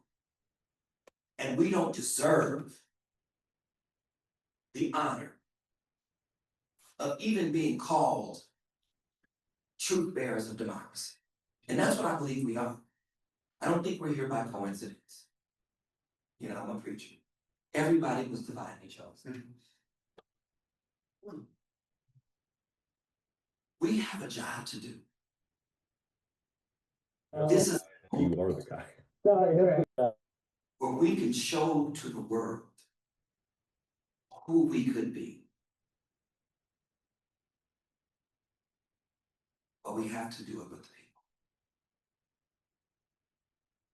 I'm not against anything that I've heard or anything that the people want. But if we're talking about expanding city council and reforming, we need to expand what we do to reflect what's going to have a direct impact on the people in this city. That's what we need to do. I think we could vote today on ranked choice voting, expanding city council. I think we could vote today on that. Still ain't heard the impact on Black folks, but you know. We are agendized about all that. You agendized that? You did literally, I'm one.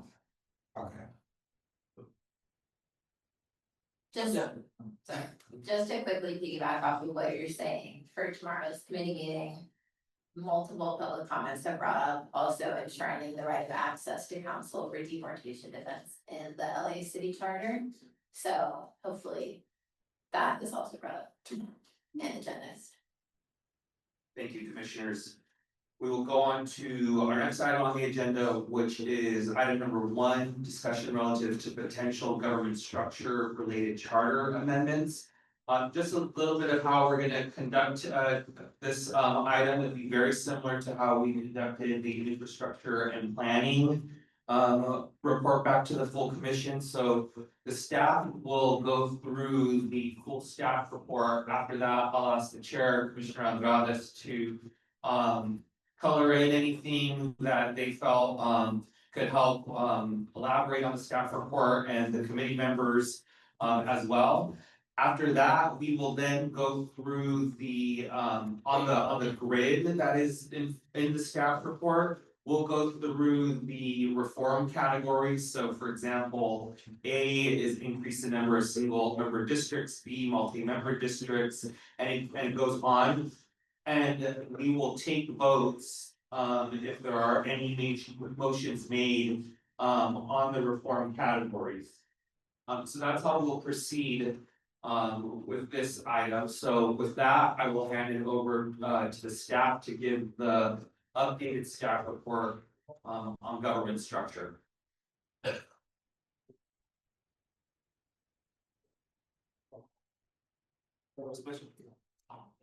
Well, you mentioned the table. We're trying to get a copy of it for. Yes. There you go. Hold on, I think we, yeah. Oh, now I got more. Alright, perfect. So, thank you, Mr. Chair. So we have, we're gonna go through the deck first, like the chair said. Questions at the end, Mr. Chair, did you want questions? We'll hold questions until we actually get to the report. Let's do the entire, let's do the entire deck first. Deck first and then pause for questions and then we'll get more as we go through. Okay, yeah, I think questions once you get into the grid will be almost. Alright, perfect. Alright. Good evening, commissioners. My name is Max Podemski. I'm the deputy director of the Charter Reform Commission. And I'm gonna walk you through some proposed reforms for government structure. So all these reforms came from the various presentations at the meetings of the full commission and the meetings of the government structure committee. Lots of different presentations. And we also consulted with city departments and looked at reports and other council files and articles in order to flesh out these proposals. We then grouped them into subcategories. So here's the 5 different categories. And now I'm going to start with the first category, which is council expansion. So we have a little case study in the report on CD15. So, you know, LA City Council has had 15 seats since 1925, when each district represented approximately 73,000 people. And today, you know, 100 years later, they each represent 260,000 people, and they're the largest in the nation. And so, you know, Council District 15, when it was originally drawn, took in much more of South LA. And as the city's population has grown, the portion in South LA has been reduced to now you have just the neighborhood of Watts. And then it goes down, you know, Harbor Gateway to Wilmington and San Pedro, which are 17 miles away from Watts. And this is just one example of how the city's large council districts result in neighborhoods with very different demographics and physical characteristics being grouped together. And this is just an example from City 15, but you can really find, you know, this in every single council district in the city. So the first option for council district expansion is expanding the number of single member districts. So several advocates that we heard from during presentations have called for a minimum of either 23 or 25 seats and a maximum of 31 seats. And they cite the fact that if you go beyond 31 seats, you risk dividing certain communities of interest like Koreatown. So you actually have have so many districts that neighborhoods will actually, you know, be further be divided into multiple districts. So just kind of going through these options with 21 seats. Each district would have 185,000 residents. This is similar to Phoenix. 23 seats, each district would have 170,000 residents, which is similar to New York. 25, you would have 155,000 residents per district, which is similar to San Diego. And then 31, you'd have 125,000 residents, which is similar to San Antonio. And just for comparison, we are showing 53, which would give each district 73,000 residents, which would be similar to the Board of Supervisors up in San Francisco. And so for a lot of these things, you know, we have additional staff reports with more information that we're going to be releasing in the next couple of weeks, but for council district expansion, we're going to have a report just looking at the fiscal impacts of council expansion. So next slide is looking at multi-member districts. So we have two options for multi-member districts. The first is to, so multi-member districts involves having multiple council members represent a single district. And so the first option for this would be, you know, to divide the city into 5 districts with 3 representatives each. So you essentially would keep 15 council members, but they would, you know, 3 of them would each represent, you know, 1 district.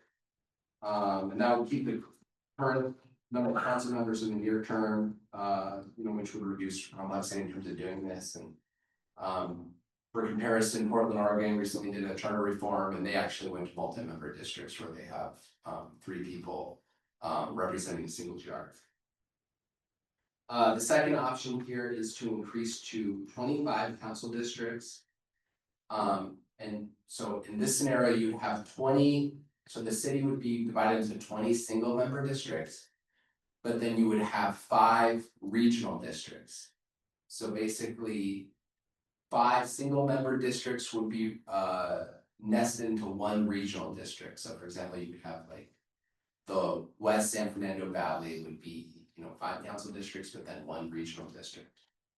And this was a option that was promoted by the LA Governance Reform Project, which is a coalition of academics and government experts who did a report, you know, analyzing LA's government and proposing reforms. All right, now we're going to move to the second bucket, which is new citywide offices, or the third bucket, which is new citywide offices. Okay, so the first proposal here is to create the chief operating officer. So this would be similar to like a city administrator or city manager to coordinate and oversee the administration of the city. The second is to centralize all city financial functions into a chief financial officer role. The third is to make the controller the chief financial officer. And the fourth is to create a public advocate office similar to New York City. And for all of these options, we're working on a report on COO, CFO, public advocate that we're going to post next week. And it, you know, basically looks at how these functions work in different large US cities. And also, you know, various other issues. All right, now I'm going to pass it to Justin to go over reforms related to the city attorney. Alrighty, I'm gonna just start a little on background. As many of you know that I set up from the outset on all things city attorney that this commission and the staff will be working on. We would not be using city attorney staff who we appreciate so much with helping us out. Sometimes on quick turnarounds, they have been fantastic partners on this. But out of an abundance of caution, to prevent either at least, you know, a conflict of interest or a perception of conflict of interest, we thought it would be logical to ask for outside counsel. City attorney has the authority to grant or deny that request. The city attorney decided to deny that request. We had a committee that the governance structure committee then chose to request the city council in their authority, allow outside counsel. So that is where that lies right now. I have not heard back on the status of that, but I continue to ask, the council president's office on that status, and I will keep you posted when I hear of any news. So all that being said is that this is the one section that has not been reviewed by city attorney staff. I am looking at additional help to help from past city employees, though not acting as outside counsel per se, but just acting as additional policy research as we fully flesh this out further, in part based on this commission's direction. So here are the first case study that we have here is on the Venice Dell. There is an article, I want to say even a week and a half ago in Politico, on their national page, just on this project. Once again, it is a project that still gets a lot of headlines. It was a project that was approved before the last general election, and city council member change for that district, city attorney change, and the office of mayor had changeover prior to that, and it was approved prior to that, and then after that, actions were taken, or at least perceived to be taken, to forestall the project based on opinions held during the campaign. That has been some opinion of a lot of folks, including current litigation on the matter. That project is still stalled. Okay, next slide. Here are some options that we have. We have presentations, including from the city attorney office on the very bottom one, no change. We've heard various speakers speak about different models, including the city of New York. We also had city prosecutor from the city of Long Beach, Doug Haber, who's been in that role for, I think he's on his 4th term, talk about various models throughout the state of California. There are 14 cities in the state of California that have authority to prosecute crimes. Like the city of LA, out of those 14 cities, again, only 14 cities in the state, only 2 of them, city of Los Angeles and city of San Diego, have a structure like we have. So that would be the no change model, where it is one person that is citywide elected, both being prosecutor and city attorney, basically. So it's one idea is one recommendation is make the city attorney appointed. Another is make the city attorney elected only for prosecution and appoint for counsel. That is similar to the LA County model, where they have we have an LA County a district attorney and a directly hired county counsel that reports to the board of supervisors. That is not an elected position. Another model we have is an offices of legislative counsel that was been discussed in by the New York model. Next slide. And what was that, the next? Is that within the city? Oh, yes, sorry. Speaking more about this city of New York, they have an appointed structure of corporation counsel and specific general counsel housed within the controller's office that eliminates conflict of interest concerns. This is typical in legal field. Let's say you have a law firm, you have, say, 100 attorneys who worked for various decades on various things. You have to make sure that there are no conflicts with previous cases that they've had. It's very important to have someone always monitoring that. City of LA does have that to a certain extent, and this is just how the city of New York's controller's office is at this time. City controller. And we're also gonna have a report in the next few weeks talking about a deeper dive into the city attorney issues. Okay, so the next bucket is reforms relating to the city controller's office. So the first is guaranteeing a minimum budget for the controller, similar to what we have for Rec and Parks or the library now in the charter.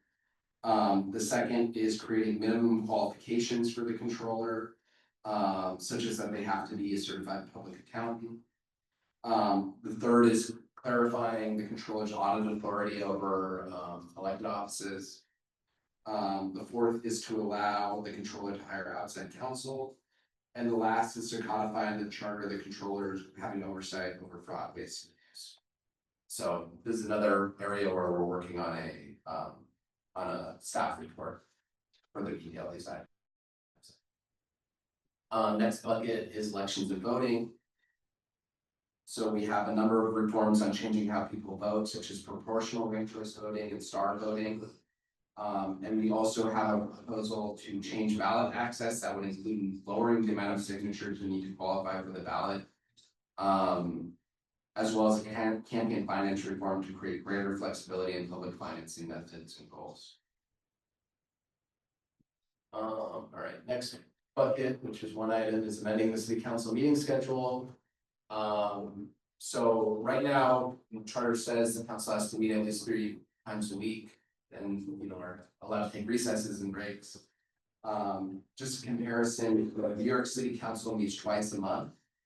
However, the 51 members of that council have many different committees with meetings being held at least 2 to 3 days a week. So although they meet as a full body only twice a month, they have many other meetings. So this reform actually comes from a council motion that was done during the charter reform process. And that motion, asks to basically, amend the charter so they can go down to 1 day a week. There's many different time limits that are specified in the charter for when certain items need to be approved based on like the council meeting schedule. And then the charter also outlines many different areas that have to be approved by the city council. So amending the council schedule basically has big ramifications for how the city functions. So you have to change a lot of other things in the charter essentially if you want to do this. And this is another area we're gonna, deliver a staff report next week, sort of going over those items related to this. All right, so the last bucket is reforms having to do with expanding the eligibility and appointment authorities for commissions. So first reform, so advocates have called for expanding the voting electorate for city and LAUC elections by lowering the voting age and allowing non-citizens, parents, legal guardians, or caregivers to a child living in the city's unified school district to vote for members of the Board of Education. The second reform, so section 501D1 of the charter requires an appointed commissioner to be a registered voter to serve on a commission. And this effectively blocks anyone who's younger than 18 from serving. So this reform would revise the section, allow for younger people to participate. This third reform has to do with that same section of the charter, which also blocks anyone who is not a citizen from serving on the commission because you have to be a registered voter. And the Independent Redistricting Commission, which was created in 2024, allows non-citizens to participate. So the change here would sort of look similar to that. And it would require a commissioner to be, instead of requiring a commissioner to be a registered voter, it would require them to either have some other proof of residency in the city or to live or work in the city. And then the fourth reform here is changing how commissioners are appointed. So this would involve extending the appointment deadline in section 502A to 60 days. And creating a longer deadline to provide more time to ensure that the best candidates are identified and nominated. And it would also remove the requirement for boards to hold elections in the last elections during the last meeting of July, which is required in the charter, or to change it to require elections just be held annually. And that's because the term for commissioners expires on June 30th. And new commissioners may not be appointed, confirmed, or sworn in until after the end of July. So just creating more flexibility there. And then the last reform here is to provide appointment authority for boards and commissions to additional government bodies. And so again, we're going to have, report in the next few weeks, sort of giving further detail on some of these changes. So the next steps is, as I mentioned, we're going to have some additional reports for you all to refine these. And for you to basically, select the reforms you want to do, and then we'll continue to work with you on the actual charter language. Yeah, and I just want to note on some of these reports, we're doing our best to expedite based on, some changing the schedule. We originally planned government structure to be at a later date. So we're gonna do the best we can to, get some stuff to government structure if it meets earlier and in time for the ad hoc if it meets as, the motion says, I believe on the 17th. So, bear with us, as we try to get the accelerated, calendar run. You guys? All right, thank you to the staff for the report. What I'd like to do is, we'll go by category. The committee has made action on some of the categories. I'll ask the chair to talk about each of the categories and any other committee members want to jump in. And then we'll see if there are any motions from the commission to give any further direction at this point. So let's start with category on city council expansion. A, increase the number of single member districts. I'll hand it over to Commissioner Andrades. Thank you, and before we get into the specific category, I just have some general remarks, but as you all know, the Government Structure Committee met about a dozen or half a dozen times, and we talked about various topics related to state governance. This included things like, we included study sessions, deliberations, and we had public comment on election and voting, city council size, role, responsibilities. Our committee recently conducted a series of votes and we made recommendations for the full commission's review. However, as you're gonna see from our journal, there are not your recommendations most of the time. At several points, we recommended further research. In some of these cases that showed approval and others, it was made clear that those recommendations did not constitute a formal position, just the need for further research. Today, I seek further refinement from this body. While I may not always agree on recommendations, we did find consensus on a lot of them with council size. And that has been the case in the past. This memo is organized across policy themes. So on city council expansion, as Max has said, the size of city council has not changed since the next. Sure, just real quick, there's been a request for maybe like that, because we're gonna probably dive really deep moving forward at this point. If we could have a 5 to 10 minute recess, just for commissioners to use the restroom or to stretch, is there any objection? All right, we'll do 10 minutes, everyone.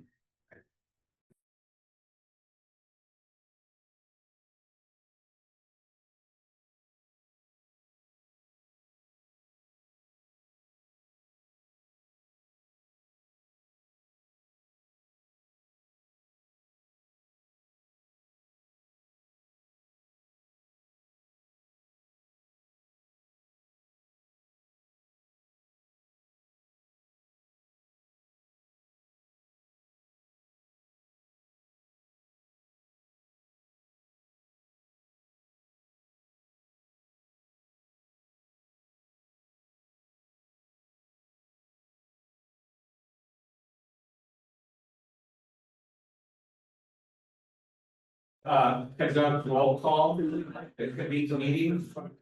Commissioner Andrades. Commissioner Field has left, Commissioner Fuentes.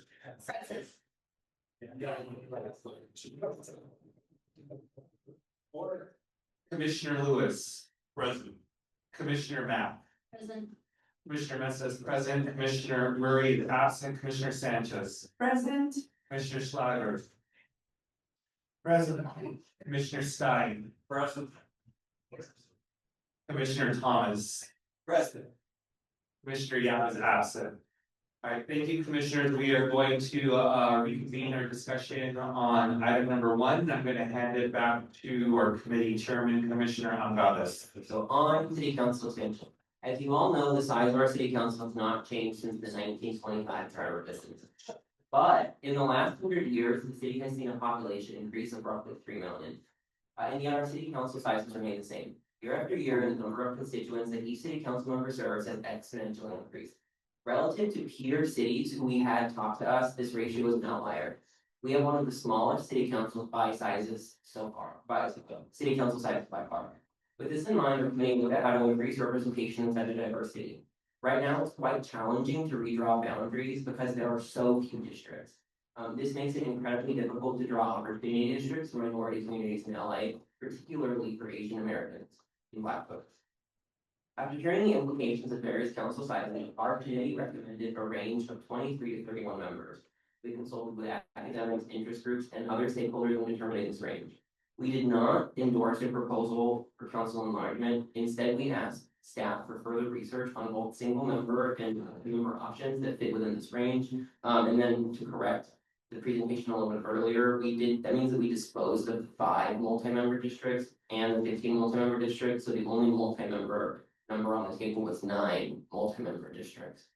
But that is some context. Happy to have my fellow committee members share a little more. I have a question on that. Why 9? Why that number? Just because, so we decided on the range of 23 to 31 because staff did an analysis of who could get more representation and what the actual ratio would look like. So we only disposed 5 and 15 because it falls outside of this range, with 5 being too small, because the 5 multi-member would be 15. And then 15 multi-member is much too large. So not that we're endorsing 9, just that 9 was the only multi-member option that fit within this range. Thank you. Commissioner, I was just add on to what our committee chair has said, that I think specifically for this topic around city council expansion, I think this was one of the topics that we really wanted to bring forward to full commission for more discussion and kind of get a sense where other commissioners are at and have for conversation, and so I'll just add that piece. So you mentioned that the Asian community is probably is a concern, and then of course the Black community, and so can you expand on that? Yeah, so and staff want to jump in to share, but a lot of our presenters who came to talk to us, they told us that right now there are 15 council members, and the way that works is when you draw the districts, they actually they don't have very much local room. So they can only draw 15 districts in specific ways, especially because of where Watts is and the shape of the city. So they're not enough to play with. So when you increase the amount of single member districts and you shrink them, that means that an independent commission would be able to draw more opportunity districts. So since the Asian community and Black communities are so small, you have to have a large number of districts in order to have an opportunity district, which is a district where that minority group is actually the majority within that district. Because right now the districts are so big that those groups are overpowered by white voters. Even Latino members there aren't enough Latino council members that show the whole population of the city council. So it's something that affects almost all of minority groups in the city. So it really, to have more members would expect that the independent commission could prioritize race and minority race that have majority district. And just to add on to that, it's also outlined on page 9 of the report here in writing, so if you just want to follow along there. And then that was also the case study of Watts that Max brought up, is a great example of what Commissioner Andrade just described.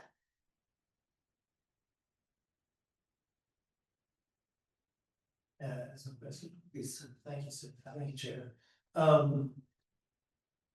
So I think I heard you, Commissioner Andrade, that you chose 23 as the floor because that allowed for these opportunity districts. I just wanted to be clear that that's what I heard from you.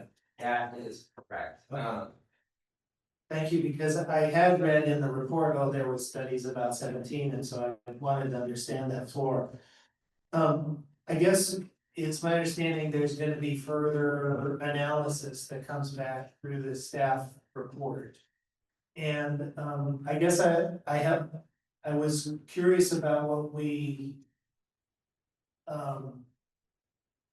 Well, I don't wanna take the time previewing what might be in the report, but my view on this would then be affected by what, the analysis provides. And within the staff report as presented in this early stage, there's a lot of comparisons of like, hey, it's like Phoenix or it's like San Antonio. And that doesn't mean anything to me. I don't know if I want to be Phoenix or San Antonio, but I understand Commissioner Andrade's point about we want to create space, more fairness. So So I guess just I'm hoping that the staff analysis will key in more on those kinds of data points as opposed to just contextless comparisons. The other thing I'd heard is sort of like the idea from the public was that there was a clear sort of matrix of these pros and cons with the different numbers. And I didn't know if you had anticipated that you'd be bringing it forward like that, or, you know, if you feel like you're getting a comprehensive time enough for a comprehensive analysis in the first place. So, to be clear, you know, our analysis, we're not gonna bring back maps for you. Because we're not demographers and, you know, we have an independent redistricting commission. And it's just a lot goes into drawing these districts, and so, that's not something, you know, we feel comfortable doing. There is, you know, a tool that we use that we cite in the report, which is called Dave's Redistricting. Where you can actually draw your own districts and look at the demographics, and that's kind of what we used, and we really were using that to look at like neighborhoods. So like how, you know, many would you need for like Koreatown or downtown LA to be in its own district? And just, you know, from my experience using that, you have to get a lot of districts, like if you want to make like an Asian, you know, majority or plurality district in the city, just because the demographics are dispersed. And you know, the other thing, obviously, I mean, unless you sort of do a charter change, right, where you're gonna be increasing the district size every year, you know, the demographics for the city change, right? So it's, you know, you can't really draw these districts now based on current demographics. Another, you know, thing to keep in mind is looking at this multi-member. Let me pause there. I don't think we're, well, I know I'm not, and I didn't infer from Commissioner Schlager's comment that we were looking for maps, because I know I'm personally not. I agree with the limitations number of why we wouldn't draw maps, but I think what would be helpful is for these ranges 23, 25, 31, which are the ones that are currently narrowed down to, is what are the pros and cons? Like what would be advantageous for a 23-member council versus a 25-member council, for example? And that I think would be helpful in the staff report, or some sort of not just comparison to other cities, but like these are some of the trade-offs that would be made with these different options. I mean, it's just like, it's just difficult if you're talking about like neighborhoods being broken up or demographics. It's just difficult for us to do that. Cause like I said, we're not geographers. Yeah, that would take an extensive amount of expanded staff and like research and demographers and, you know, to do that akin to what you. Isn't that a different commission? Yes, exactly. Yeah, districting commission when we get down to it. Yeah, so you know, we are working on some basic data, the most amount of data that we'll be able to pull together, including on budget impacts, as well as just, you know, there have been some great maps that community groups have also put out. That you know, again, we don't want to put out anything that says this is a staff created map and publish that. We're not gonna do that, but like there's that tool for everyone to kind of do, it's just, yeah, we're gonna be super careful on this and not really. I have Commissioner Andrades and then Commissioner Thomas, and then Commissioner Stein. Just to add some more context, I have asked staff for this in the past because I've talked to academics who actually researched when the county enlarged the supervisors, and the academics who were researching were like, then they talked to, as part of the research, they talked to the supervisors, the people who did that ballot measure. And the county after the fact realized like, oh, we wish we actually didn't just pick a number at random and we had a list of pros and cons, because if we would have known, right now they have like X amount, but if they would have had 2 more, then they could have had an Asian majority supervisor, and nobody realized that until it was too late and after the fact, and they had already passed the ballot measure. So one of the things that the county had realized after Measure G was, oh, I wish that we had some pros and cons about the demographic impact. So even if the staff can't easily do like specific mapping, some kind of a little bit more intense than what we have right now, but like here are the pros and cons would be helpful, because I don't want us to fall into that trap where it's like, oh, if we chose 21, but we should have chosen 23, like if we would have known that pros and cons about each, we could have made an informed decision instead of regretting the choice. I mean, just from using nature redistricting, and I would encourage everyone to use it, because honestly, I mean, you all could probably use it as well as we can. But to get some of these like communities of interest to like, for them, like I said, to have a plurality, seat or a majority seat, you really have to go way beyond like 31 even. That's important for us to know. Yeah. And it should be in the staff report. Sure. But just, but I wanna say this in the spirit of, you, like, take this and like, just think about it and how you may be able to respond in the staff report, and I would accept the answer that, like, you know, there's, without, you know, that there is some information that we can readily give you and some information that is just, you know, far too complex or whatever it may be, and I'm probably oversimplifying it. Yeah, we can try to do that, and I just wanna point out, I mean, one of the arguments that LA Governance Reform Project made for sort of those regional seats is the regional seats are a way to group community interests together that are sort of dispersed. So for example, you know, if X community lives, you know, in a band, you know, radiating across the North San Fernando Valley, if you have a regional North San Fernando Valley seat, that's a way to like group them. So that was sort of their rationale for that and dealing with this issue of, you know, the dispersion of communities. Commissioner Thomas. Yes, there is I do think, for example, I specifically asked, someone on the city council. Just curious. What would be the impact of expanding the city council? They said, and I'm quoting, and I'm saying for words. Only 115. Only 115. You don't want my number. You don't want. Anyway, and said two things. Number one, said that expansion of city council, and to your point in terms of pros and cons, just like right off the head. I don't know if it's true, but it makes sense. That expansion of city council will take power from the mayor. Take power from the mayor. And of course, I asked my question about the impact on shrinking numbers of Black folks in the city. And they said it's a concern. Now, that's not a academic study, that was just right at the top of his head.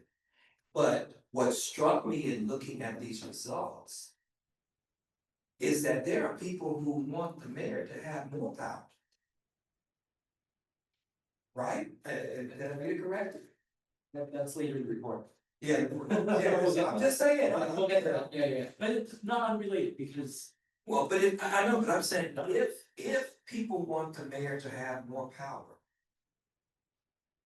And we're coming in saying that we want to expand city council. So that it takes power. Yeah, sure, it's 15-1. And I think somebody was saying it every time they have a complaint, city council, it's the mayor's fault, it's the mayor's fault, you know, and probably if we go to the mayor and say we have a complaint, it's city council's fault. And, you know, so I'm just saying, I'm saying, I think this is why what you were saying is so important about an academic study. Oh, about an academic study, I'm sorry. But this is why it's so important. Because none of these people want to give up power, not one of them. All of these people want more power. All of them. And so I'm trying to figure out, again, there is an agenda floating, and I don't know whose it is. Allegedly. I don't know. But I don't think the people with whom are satisfied with this agenda. They may not be altogether interested in ranked choice voting or city council expansion because of the impact it may have on their individual power. And so we need that to be addressed. And I believe if it were an academic study, we could hang our hat on. This will be the impact of this. And so we can talk about, you're not demographers. You're not. And I'm not either. I don't even know how to read maps. So I get lost with the GPS. But the point is, these are people who are in power. And people who are in power don't give it up. They don't volunteer. And so our work, if we want to see these reforms, it's going to have to be centered in not just our feeling, not just what people have said, but all of that combined so that we can make a significant argument for transformative change of this city. And that's what I think we're asking for the that we need. If we make, I mean, if we're making a recommendation, if you're making a recommendation, oh, that's cute. Right? We don't want that. We want to be able to have solid data, solid analysis that not only says how this will help the city, but how also, since it got to be passed by city council, so it needs to include how it's gonna make your life easy. How is this gonna make what you do better? Me? No. Not you. But city council and mayor. And I think we have, because other than that, it's dead in the water. And so our report for next week that we're hoping to have for the next government structure committee, we'll have a full analysis of basically power.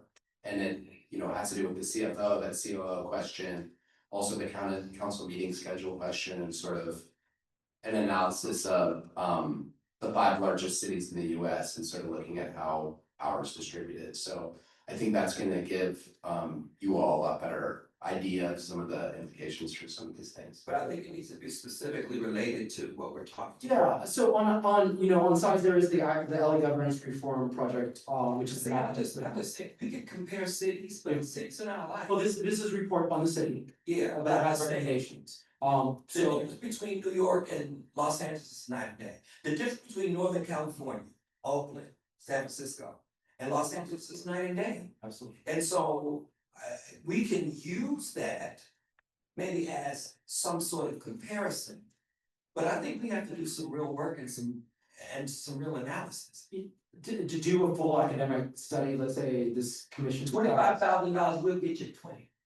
Right, well, it just. Get you 20 academics that'll do a study. But it's just the time. So if this commission, says picks a number or a small range, we can definitely put out a call for an academic study on that range and size. And we'll be, I think these are details we can work out separately. I don't want y'all putting out no call, because y'all don't put out all these other calls. Let us put out the call. Okay, with you. Okay, yeah, I'll tell you. I've never done this, so I will I will rely on Professor Thomas to help us on this and other academics. Of course, we have a great working relationship with some of the academics who and they presented on the LA governance reform, and they'll be able to help us on that. If that's what you all would like, to help inform the decision that you all make, we can definitely work with you on that. Makes total sense. Commissioner Stein. Thank you. In a moment, I'm going to agree with Commissioner Thomas. But first, I just want to say, I thought staff did a really good job in preparing the staff report. The only thing that I found lacking was how the votes went in. And when we walked into there, we had the supplemental agenda that told us this item was 2-1, this item was 3. But I think this is one of the better staff reports that we've had as a commission. Second, I'd like to bring reality into this. It's great to talk academics of how many seats we should add. There is as much chance of the city council going from 21 to 39 minutes as me being Santa Claus in real life. I've talked to a number of council people, some that I've initiated the conversation and some that has initiated the conversation with me. The chances are really, I would say if I were a betting man in Vegas, I'd say there's no expansion. But B, if there is, I think it's gonna be 2 members or 4 members. And I think, as my friend James would say, academically, it might sound good, or that this is a way to, make it more equitable or such. It's going nowhere. And I think our responsibility as a commission is to pass something here that we think has a chance of getting council's approval, and that we're able to go. Don't shake your hands. You may not like the answer, but it's the reality of the answer. Okay. The reality is they're not going to give up power. And once we come to see that, I think we can move forward more expeditiously. So the third thing I'm going to do is make a motion that we vote that there should be city council expansion. Clear that item that, all of us, I pretty much believe, thinks there should be city council expansion. Take that off the table, we've spoken, and then the details are gonna be worked out with the committees. I left one thing out before when I was praising staff. I also want to praise Diego, Carla, and Andrea. I think you guys have done a yeoman's job in putting this together and are to be commended. But that's my motion. If there's a second, I'd appreciate it, and we can try to move this item and go to the next one. Second. Yeah, we have some discussion. We will have discussion on the motion. So Commissioner Stein has made the motion. The motion is that we agree there should be city council expansion. There is a second. Commissioner Thomas. Yeah, while I do agree with Commissioner Stein, I wanted to be clear though. When I turn in this commissioner hat, I become an activist again. Okay. And so I'm not afraid of city council who don't want to do what the people want. As a matter of fact, I function very comfortably in that space. Very comfortably in that space. And so, it's 2 things that I don't want to do. I don't want to assume that people are forever evil. I think that I believe wholeheartedly in restorative justice. As a matter of fact, what you all did while I was away really touched me and moved me. That's an example in real life what restorative justice looks like. I have no angst against anybody except Justin. I like Justin. I talk about him all the time, but I like him. I like him. But what I want to say is that I want us to believe that we can bring transformative change. Now, if it doesn't happen, then I have to personally go to work. We gotta go to work. I will drag you with me.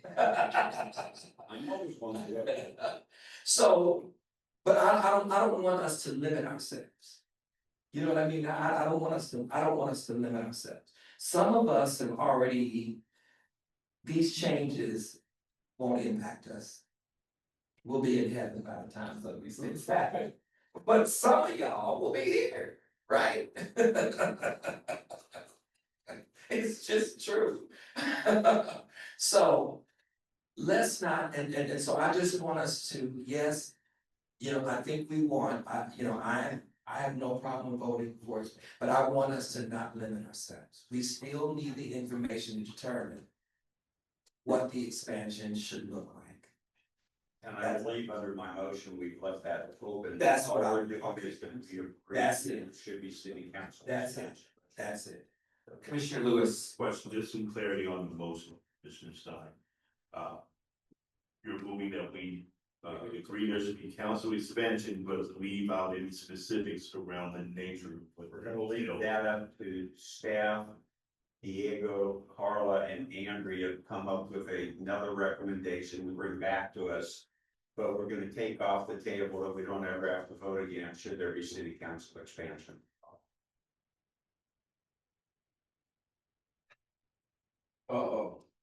I do think so. I will say this, I'm gonna call Commissioner Schlatter next. I do think, so the current recommendation from the committee is a range of 23 to 31 at this point. And I think it would be important for the committee members to hear if there are any thoughts on that range. From commissioners that do not sit on the committee, the staff, I think we've clearly given the staff the instruction that. To the best of their ability, we would like some information to the best of their ability. But if there's any other. Opinions at this point, understanding that those may shift with further analysis, that we want the committee members to hear. About the range of 23 to 31 that they have so far narrowed it down to. Commissioner Schlatter. Well, thank you, Mr. Chair, and I want to recognize we are 3 hours into the meeting, so thank you for allowing for a full discussion of this. Is clearly one of the most important that within the public view that we're doing. So to your point about our feedback as non-committee members into this range. I just will underscore that my point was to seek a kind of floor based on the exchange I had with Commissioner Andrades.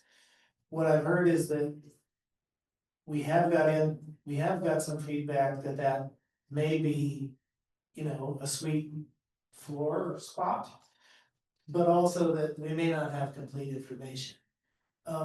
So as you do develop a pros and cons, my interest is just being able to leave open for information we don't have, and to flag for us information that maybe we would like to have but don't. I think that's valuable for when we transmit a final report to the council and the public justifying what we've done, is to be able to walk them through where we felt a level of confidence and where we felt further information is needed, even if it's both. We feel you should do X and also confirm that with the following information. I think that'd be valuable. So as you create that pros and cons list, I just want to encourage you to check in with the Legislative Analyst's Office to see if, they can help you,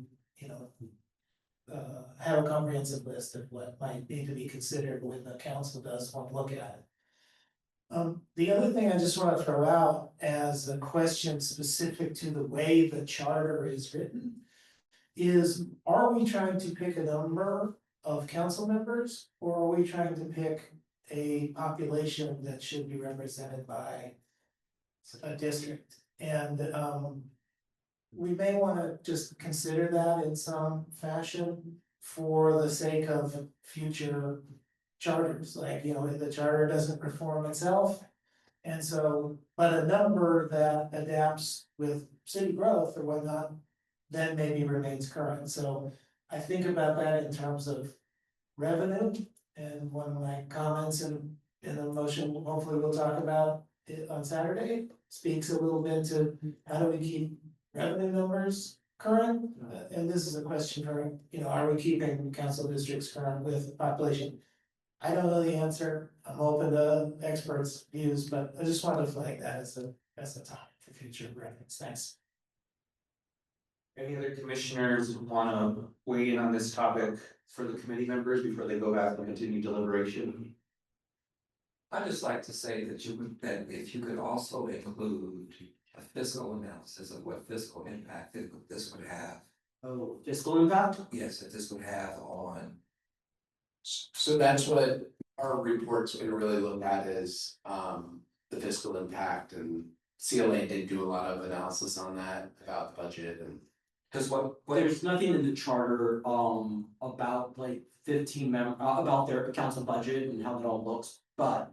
There's nothing that says this commission has to make that decision on putting in the charter, but it is definitely information I think that will be useful for, you all as you make that decision. Because the knee-jerk reaction is, they're not gonna do it because we can't afford it. You know, that's the knee-jerk reaction. It's an easy reaction, yeah. Yeah, and so, we wanna be able to, wanna make sure that we look at that, you know. There's a motion on the floor in a second, I imagine the city attorney. Yes, so, given the way the agenda works, the agenda description works, I think I would probably make the motion something more like, we're instructing staff that on their report that we're gonna vote on at the end, that they just simply say council expansion. I don't think the agenda makes it sound like this is a final vote on anything at this point, so I would recommend that tweak to your motion. I accept your advice. Okay, Don't amend my motion to incorporate. So the motion is that we instruct the staff. Yes, this, I think would be something like, you're instructing the staff that in the final report that they're preparing, the recommendation be simply council expansion without a specific recommendation as to extent of the expansion. Do we want to see the range would have been 23 to 31? Yes, That's up to you. yes, we do. I don't believe it should be 21, and that's, I would pass my suit. I'm sorry, I didn't understand whether we're including that. Well, the motion will not include that range. The motion as it currently stands. But we still do know the pros and cons of that. Yeah, they're two separate things, but yeah, so is that correct? We're still analyzing within what the committee has recommended. But this motion is more general. And stands on its own as a statement of intent. But the analysis is within what the committee is recommending. Does that sound right, Mr. Committee Chair? But not for the final report. I thought that your motion was to retransmit to the committee and for staff to read and analyze in a future report, but not final report. So When you say final report, I don't know if you mean. I understand, and this is obviously Commissioner Stein's motion, so please correct me if I'm mischaracterizing it. The suggestion is to staff on the report that you're gonna vote on at the end with, you know, all the recommendations is expand the council, leaving it unstated what that expansion should be. That is consistent with you all having any other reports and analyses that you want to generate that could guide people in the future as to the wisdom of what the expansion is, right? So those are two different things, and Commissioner Stein's motion doesn't talk to what else you might do in terms of analyses. I will add, and then I'll get Commissioner Lewis's. The Commissioner Stein, correct me if I'm wrong. I agree with Commissioner Schlatter that the intent of this motion is to say for this admission is that we agree. In general, that there needs to be city council expansion. After we conclude this motion, if there are commissioners who want to propose a motion on a range. That's an option that's available to them. But the motion here is saying, in general, the intent is of this commission is that we support city council expansion. Commissioner Lewis. I feel strongly that we should recommend a range wherever that falls upon conclusion of our work here. I don't think we should leave that open-ended. Before the conclusion of the commission's work. Exactly. Oh, we will. Definitely, yes. And then. So it sounds like we have a preliminary agreement to recommend expanding council. So the committee has more work to do. Upon conclusion of the committee's work, we will then provide a final recommendation with a specific range. Along with pros and cons. Because you said future people. So I want to make sure, does Commissioner Lewis's gloss, is that consistent with the intent of your motion, Commissioner Stein? Yes. Okay. my original intent, until we put it into a more proper legal language of instructing staff, was simply that hopefully, whatever the vote is, we're in favor of council expansion, period. Staff and the subcommittee is going to go back and they're gonna look and come forward again with what they believe the range should be, what the terms of the range and such. And then the full commission will take that up and decide it should be 2 more council seats, there should be 202 more council seats. Thank you, that helps me understand. And I'm just wanting to know, you said, so when you meant future people, you meant us. So I think I misunderstood the motion. I think Commissioner Lewis's gloss on it helped me better understand what Commissioner Stein was referring to. Okay, and so I just like I said, so I'm ready to vote, but I just like the committee to know, you have done great work. And if we have to have 1,000 seats in order to not exclude certain minority segments, then we need to have that, then we need to recommend 1,000 seats. So that's that, I just wanna, kind of throw that out there. That's it. Right, I think we will have a lot more discussion on the exact number. After we hear back from the committee, but I will ask for a vote on Commissioner Stein's motion once we get. Could I take a second? Yeah, yes, excellent. All right, I'll do a roll call vote on the motion. Commissioner Andrades. Yes. Commissioner Gill is absent. Commissioner Fuentes. Yes. Commissioner Lewis. Yes. Commissioner Mack. Commissioner Mesa is yes. Commissioner Murray is absent. Commissioner Sanchez. Yes. Commissioner Schlatter. Yes. Commissioner Stein. Yes. Commissioner Thomas. Yes. Commissioner Yap is absent. Motion passes. Commissioner Andrades, can you walk us through the discussion on multi-member districts, please? Yeah, on multi-member districts, it was similar. We disposed of 5 and 15 multi-member districts and kept 9 multi-member districts, as well as 20 single member districts with 5 overlapping regional maps. And we did that because it fit within the range. So we had decided that as a committee, we were not yet going to pick either a single member option or a multi-member option. Instead, we would recommend the range. And then if this full commission wants to say no to one or the other, or we can continue to do further research as it relates to the range that affects multi-member districts. And correct me if I'm wrong as well. My only comment would be to consider multi-member districts at this time is premature, because if the committee comes back that we should add 4 council members. I can read the cards and say that I think it's gonna be a higher amount than that. But with that, you probably wouldn't be getting in a multi member district, so that we should defer that discussion until such time as we have a complete report from the committee. Yeah, that was definitely something our committee took into consideration about how these different things interact with each other. So that's kind of why some of these, you'll see the framing isn't necessarily a range or a recommendation. It's moving a lot of items forward for further discussion and further studying. So just to echo your point. And so just so I understand,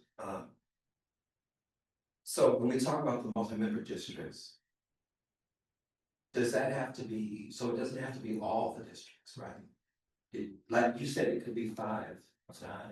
Yeah, so if there were, let's say we decided we wanted 27 council members, we could then decide, do we want 27 single member districts, or do we want 9 multi-member districts with 3 members in the district? Now, the advocates and our staff have, and in this report, it says that there are pros to that, because if you have multiple people in the same district and you use a proportional ranked choice voting, people who are too spread out across the region to be a majority in a single member district, in a multi-member district, they would have the power necessary to win their representative of choice through a ranked system. So we considered that, and that's why we didn't dismiss it, because there's value and merit in that. And then once we actually decide on the number, like Commissioner Stein said, we can decide if it's possible to have a multi-member district with that number, should we or should we not do that? I think that's beyond.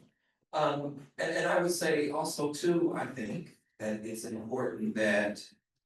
Cause when I think of multi-member districts, I think about people from diverse groups working together as opposed to competing with each other. And so I think that we, again, this is the spirit of the work that we're doing. And I think that, I know you all didn't decide, that's great. But I just wanna go on the record saying, I think it would be phenomenal. To see,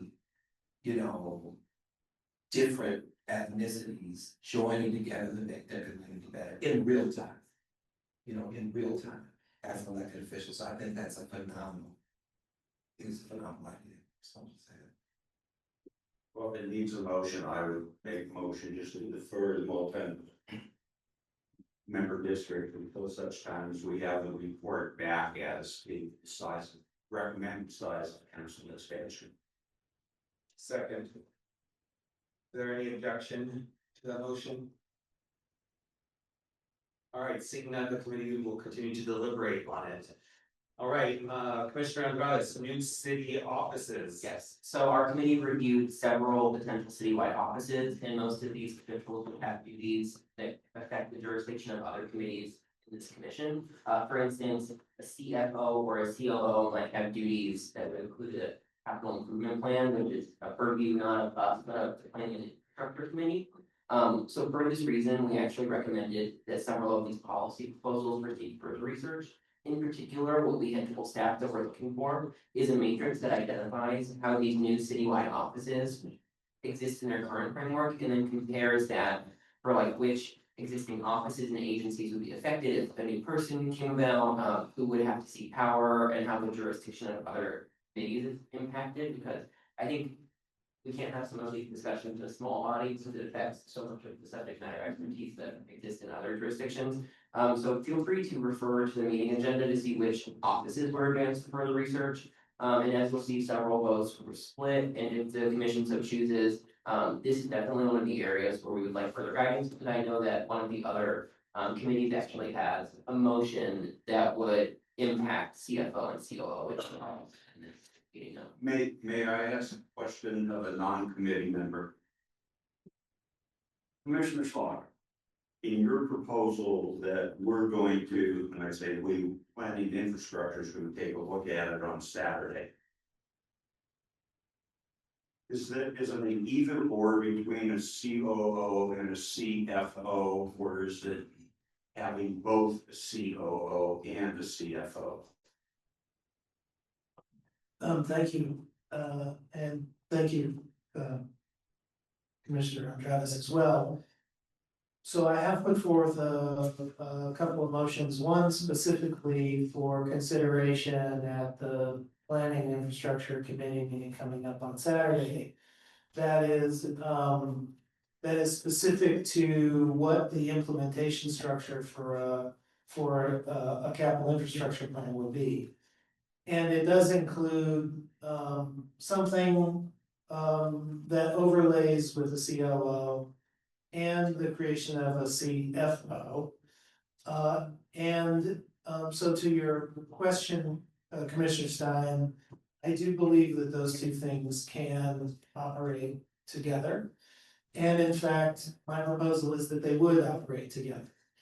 In my proposal, you would be creating a CIP in an office that is charged with helping execute the coordination of citywide infrastructure planning. And for everyone who's been watching this commission discussion from the beginning, will know that we've had a lot of conversation about infrastructure as it relates to the board and Department of Public Works. And the purpose of my motion is in part to raise that awareness beyond public works discussion to a citywide conversation. When we talk about an infrastructure plan, there are lots of infrastructure investments necessary beyond the board and Department of Public Works. And I believe you need citywide coordination. And I believe that citywide coordination on infrastructure is also something needed on homelessness, which is why a citywide homelessness coordinator is in the CIO's office right now.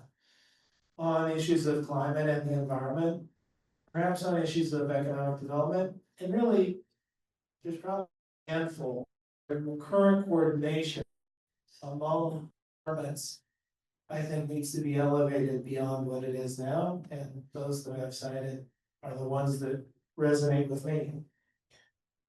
What I'm trying to communicate in that discussion here is that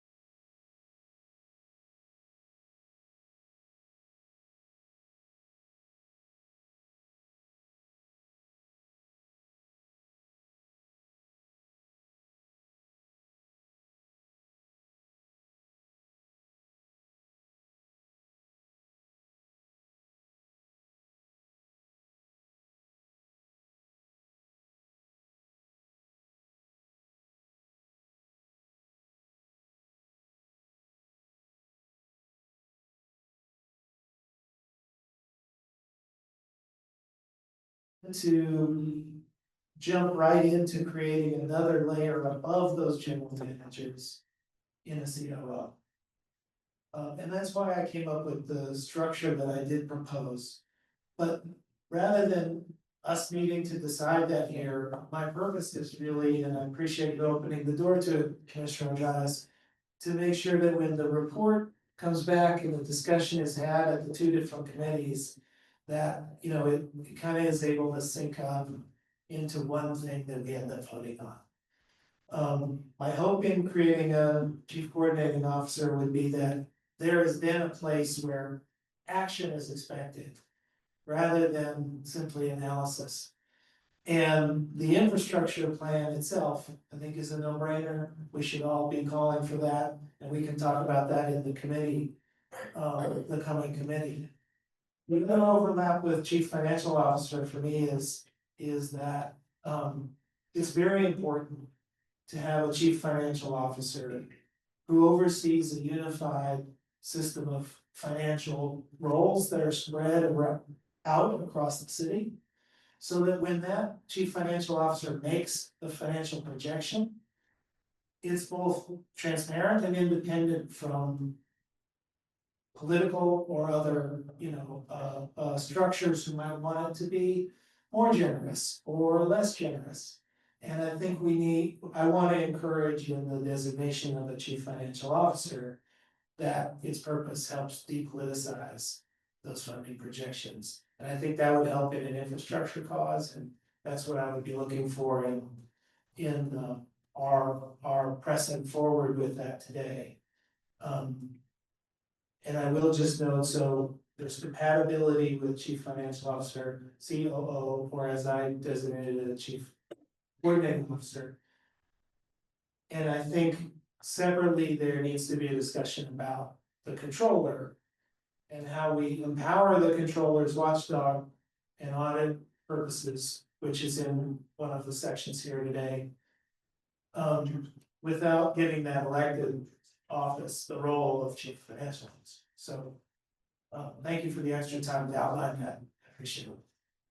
I want to add that as I see this item moving forward at this commission meeting is that, we will have government structure continue to flush out a model for COO, CFO, and it's okay. And what I foresee is that there will be multiple models being presented to this commission.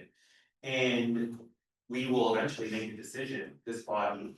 Mr. Schlager, you know, what you were outlining is a different model than what the controller is outlining in his recommendations, and that's fine, because that's what we are here for, is to have thorough discussion and deliberation on that. So I feel comfortable that government structure is gonna have a model, that there's gonna be multiple that we are gonna have to end up coming to an agreement on. What I think would be helpful for the committee is on number 4, to create a new citywide elected public advocate office, because there was and the tenant advocate, there was a non-unanimous vote for both of these. So if any commissioners want to weigh in on those, if not, that's okay, the committee can continue to deliberate, but I just wanted to offer that for any commissioners that are not on the committee at this point. I do want to, but I feel like I've had before, it's too long, and I'm sorry. Chair, is that if it's possible, before we go on to the 4 and 5, I was hoping to make a couple of comments on 2 and 3. I think just kind of, it's not captured in the meeting minutes, but I think just bringing up some of the discussions that, or some of the questions I had when we were discussing these recommendation menus, is that specifically for the CFO position, I think one of the questions I asked for further research and something that we're gonna look into more is really a clear delineation of the roles of CFO and controller, and whether that should be separate roles. And one of the concerns that I raised personally was around the idea of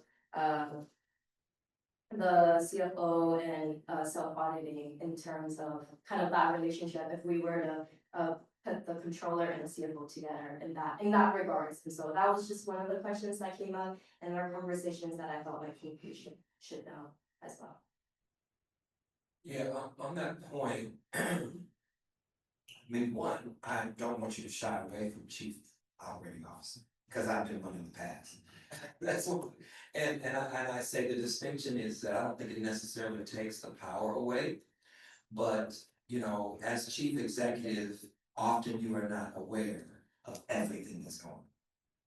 A chief operating officer should be aware of everything that's going on in the organization, and should have really their finger on the pulse and able to give directives to the chief executive officer. So I don't necessarily a conflict at all. They're a complement, or they should be in order to be effective. But I do think also this idea of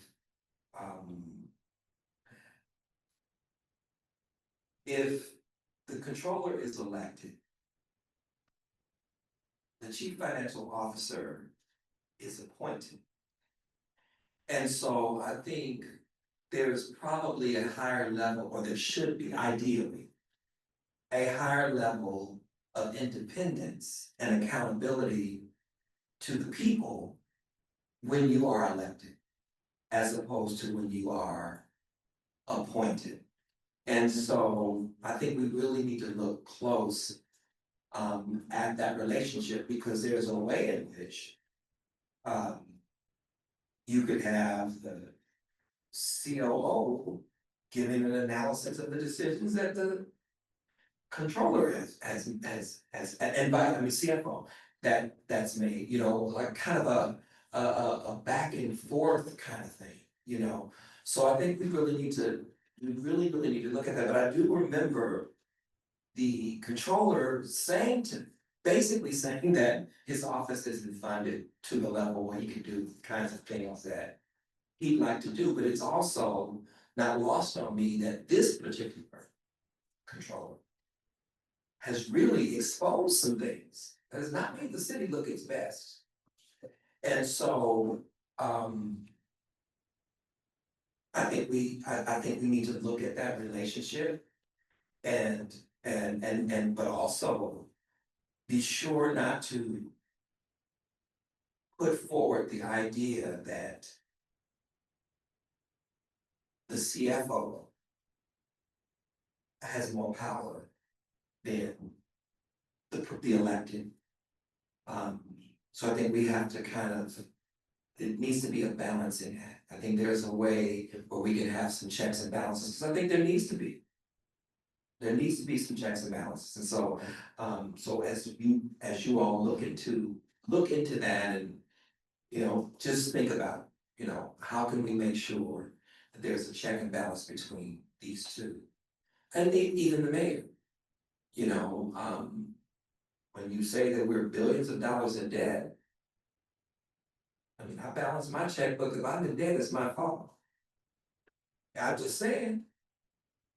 You know, and so I think those are the kind of discussions that I hope, you know, you all have and then bring back to us a way that this can really work. But I like the idea of the COO, and I like the idea of the CFO, and I like the idea of the controller being a watchdog and being given the teeth that he or she needs to do the city is a good service. Commissioner Sanchez. Thank you. Commissioner Thomas, appreciate all those comments. I think most controllers have done audits that have not been favorable to the city, including Laura Chip and Wendy Rule and others.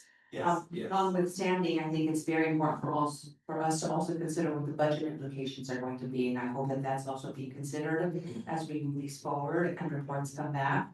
As we open up a whole new office, what does it look like for the budget for the city as well? Thank you, Commissioner Sanchez. I have just like One small detail that maybe can just make our lives an incremental bit better. The creation of the tenant advocate. That can be done by ordinance. I have no idea why it should be a charter reform issue, and I would move that. We dispose of that. We dispose. My committee disposed of that. Okay.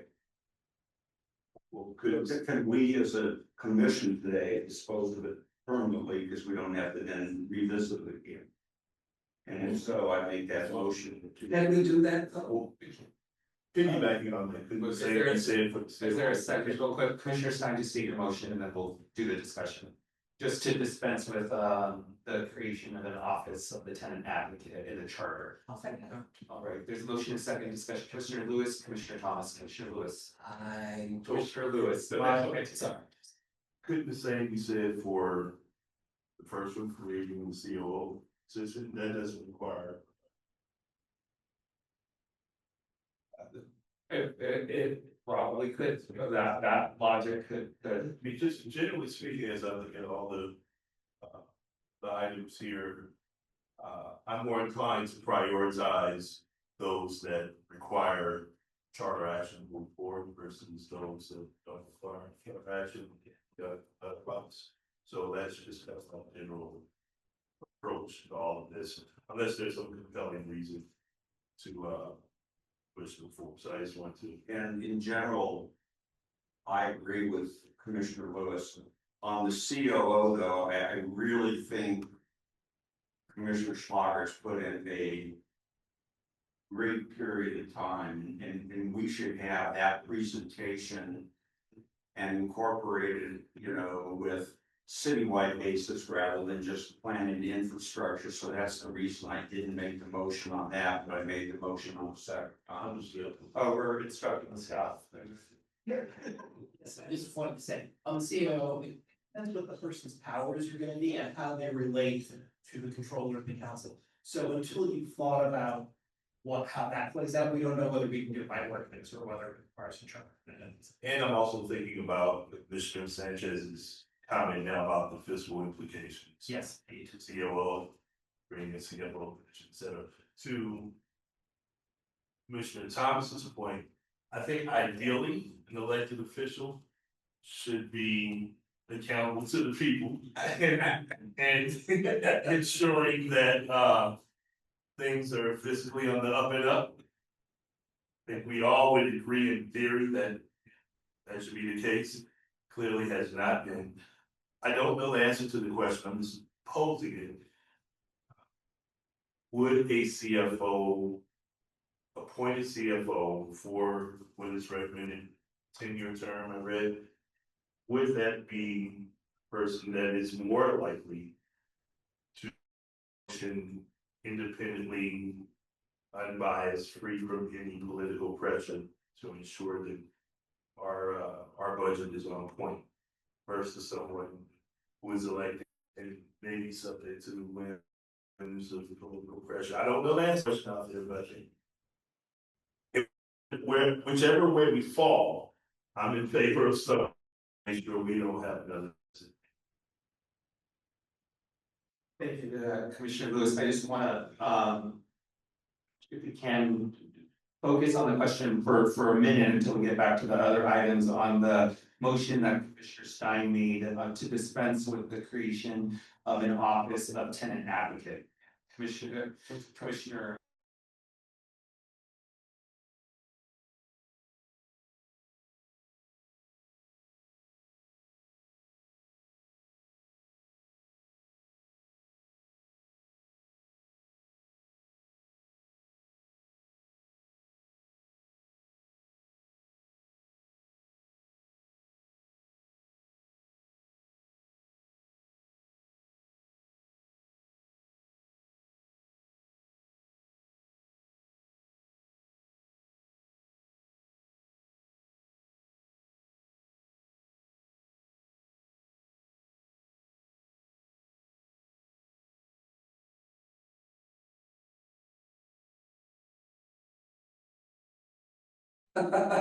Give me a second. So I wanna see, one of the things about the charter is if we put it in the charter, it's not up to the whims of political pressure. And so if we're serious about stabilizing the housing situation in Los Angeles, we can't let people who are currently stable be in positions where they can be unstable. I mean, people are housed today and not tomorrow.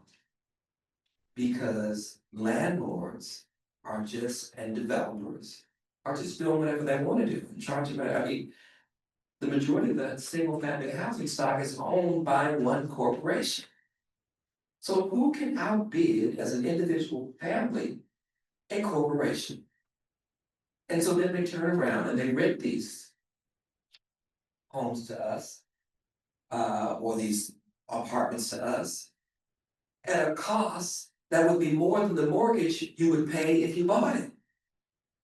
And so I think we have to, so the reason I don't wanna leave it to the whims of an ordinance is because they haven't proven to be good at that when it comes to dealing with the issue of housing affordability. They just haven't proven to be. I'm done. Go ahead. I completely agree with you. That's why I supported the motion originally. I'm completely interested in further study on the topic. Since it's a bit more rare in city structures to have something like that, I think it's worthy of further study, so agreed. Commissioner Buzz. The reason that I had originally voted no was because many of the Office of the Tenant Advocates, central functions are already provided by the housing department. And that's, they're actually, what the role is being proposed, and our staff can speak more to this. We're already doing a lot of that, so I didn't think it was necessary to add further bureaucracy when a lot of those systems already exist within the city of LA. Especially because that could be done by charter. If it didn't, if we're not already doing it, it could be a different discussion, but since it can be done by non-charter action and we're doing a lot of it, I didn't think it was necessary for our committee to recommend further research. I'm gonna push back on that a little bit, just because in the little notes in the section, it's saying, yes, those functions are being done, but they're also being supported by nonprofit tenant assistance and advocacy organizations, so they're the instrumental part in making that semi-functional. Right now, it's not even functional, so, yeah, just, that's my 2 cents. Commissioner Lewis. Briefly, Commissioner Thomas, just think that was a compelling argument. Commissioner Fuentes has chimed in. They won me over with that, so yeah, now I'm thinking that we should be. I think And what I'd like to say is like when you look at housing developments, and I've heard this 1,000 times. Developers build these houses and there's a certain percentage that's supposed to be reserved, that is supposed to be affordable, right? What they have often done, if they do, they put their relatives in those affordable units. Or their friends in those affordable units. And when you ask the city, who is responsible for stopping them from doing that and investigating that, they always say we don't have the money. And so it would seem to me that maybe the way we differentiate is that we need an office that inspects all of these developments to find out is in order for them to build, they have to get a lot of approvals, and typically they get state and federal money to do so. They're building with somebody else's money. Don't ever think that any development project is going up, that it's the rich folks paying their money. I think Jesse Jackson called it corporate welfare. It is corporate welfare. And I think there needs to be a city department or agency that goes through all of these housing developments, particularly the ones, not just the ones downtown, and say X number of units, whatever that number is, because it already exists. We want to make sure that the people that occupy those units actually are residents receiving affordable housing. Not just the affordable housing, units that go up in different places that often depend upon where they go up, people fight against it. But I'm saying every housing development, whether it is, if you're getting city, state, and federal dollars, it should be contingent on, and this is already policy, that you would have a certain number of affordable units, and that this office that we're talking about could be responsible for coordinating that, taking the applications forward so that it's real. Well, seeing that I don't believe that there is a majority that is willing to go by my motion. I don't think. I was, I think we're still discussing. well, I'm sorry, I was going to withdraw a motion. Well, I don't know why we would do that. I think we're having a robust conversation, and in fact, Commissioner Thomas is speaking to something that actually does exist in the planning and the housing departments, and so. I mean, I think there's lots of needs in the city for sure, right? Some of them are being addressed, some of them are being addressed better than others. Some require the funding of, partnerships with nonprofits, et cetera. I do think, we can still be advocates for improving services and improving responsiveness. But I mean, I think it's a fair question about whether we believe that we should be prioritizing this as a charter creation right now. And so, I just think this is a helpful conversation, and I think your motion is useful in debating it and us trying to figure out where we stand. I won't withdraw my motion. It still stands. Mr. O'Hara, second. And Mr. Chair. Yes. Yeah, I just wanna, so I'm not gonna be popular with what I'm about to say, is, as this commission is going through this, and asking for more report backs, I will hesitate to say that we'll be able to, if you want to put things back on the table, that we'll be able to add things, in the time that we have to turn these things around. We're really hoping that more things get eliminated in this process, because there is a lot of work to get done in a very short runway, and there are hard decisions. I honestly think with the short run rate we have, there's been a lot of good research that a lot of groups have come and proposed and done things and helped you ideate, but I really hope that this commission starts to really prune the tree, the Christmas tree that are a lot of these recommendations.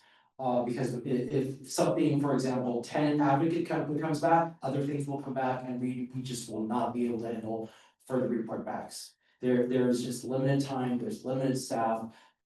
If I had a want, had the ability to do more, we could, it's really time for this commission to say, what can we accomplish? Also to Commissioner Sines' point, what do we think the council will approve? But from a staff point, I think I have to say, adding more things for us, for the staff to report back on is gonna be very, very,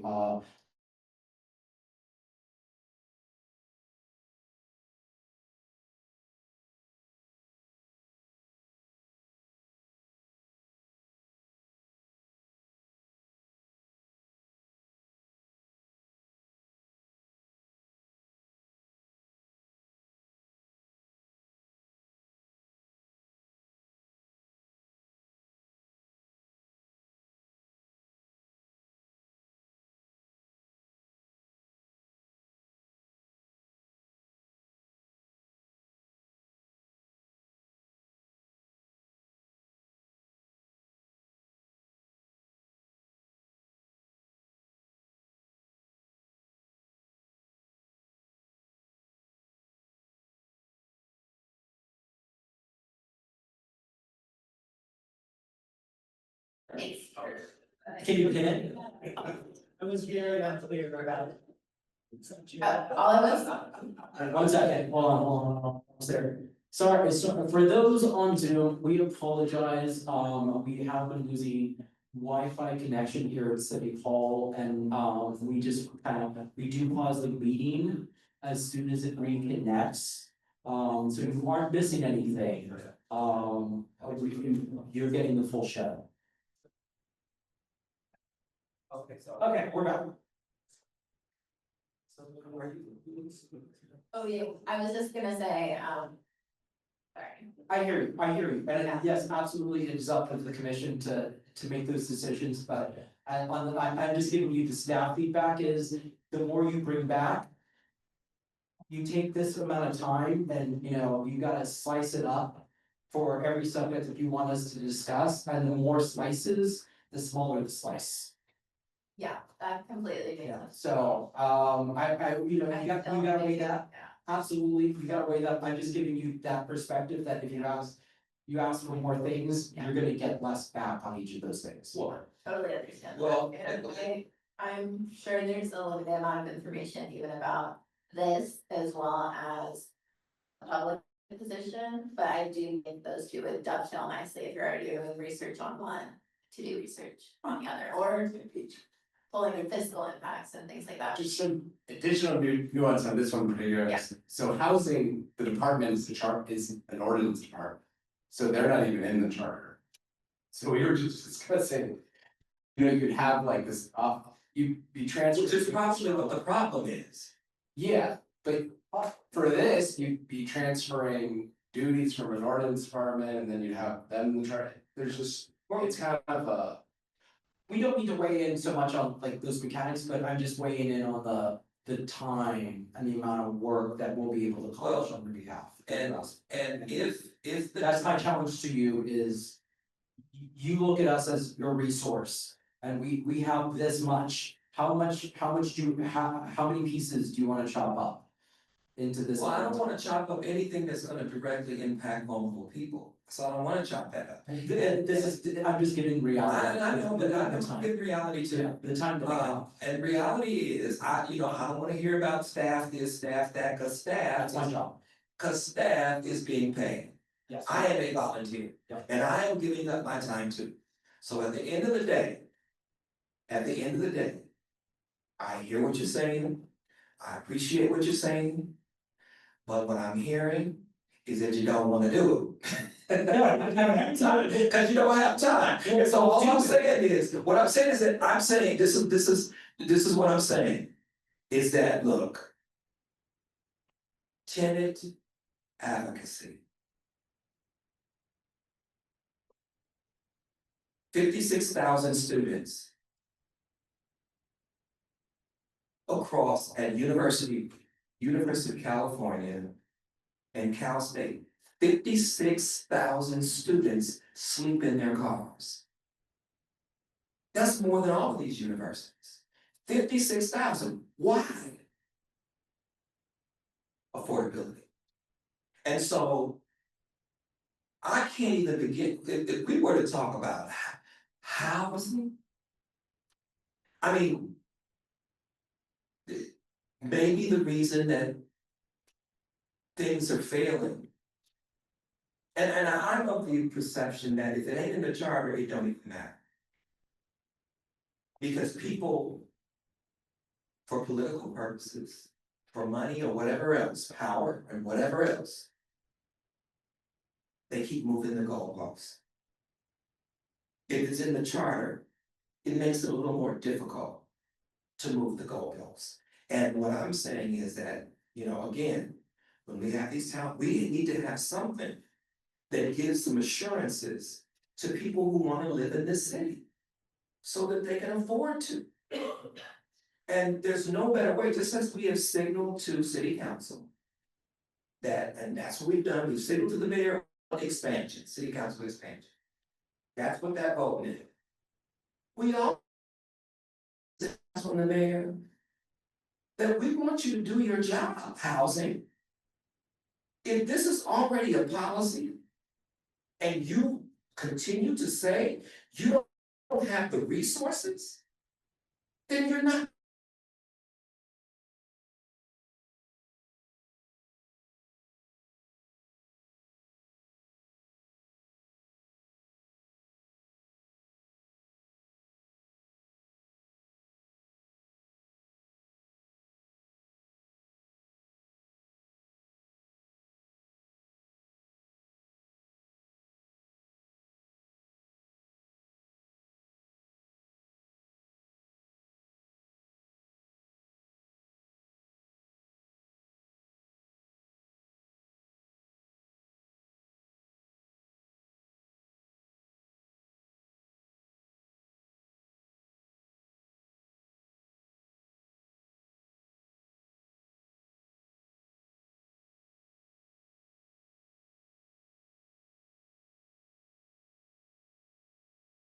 Oh, yeah. Seriously, it's good. Sorry, folks, we're back, just apologize, I was just saying, we are gonna also try to make sure we find out if there's a particular reason that we're losing Wi-Fi in the room. Awesome. The other one is a show. Oh, they're fighting each other. There's a not yes one. Commissioner, And we have to use the guest one. want to continue this since we're back. I just think that, I just think we need to signal that we're serious about affordability in this city. And again, this is not, when we're talking about affordability, we're not, that's a separate issue from the unhoused. You know, there are people who are housing insecure. You know, and so we need to make sure that they need to do something about this. And I don't think this, I think this is larger than just the housing problem. I'm just not impressed with it. I got Commissioner. I'm done. I have myself, Commissioner Andrades, and we'll see if other commissioners want to jump in. I will say I'm going to reserve my right to make a motion after my statement. There are 2 points that I want to make. One is we're barely at the tip of the iceberg of like the intensity of the discussions that we are going to be having, and that's okay. And there are going to be many long evenings like this moving forward, and that's okay. For me, is not okay is attacking the intent and credibility of the staff. There are legitimate capacity issues. We have 4 running committees, we have full commission meetings, flipping for months now, 2 to 3 meetings a week. And I don't think it's fair to say that the staff don't want to do something. At the end of the day, if there is a motion that is approved by this commission, the staff are gonna do it. But it has to get the vote of this commission. And so that was my first point.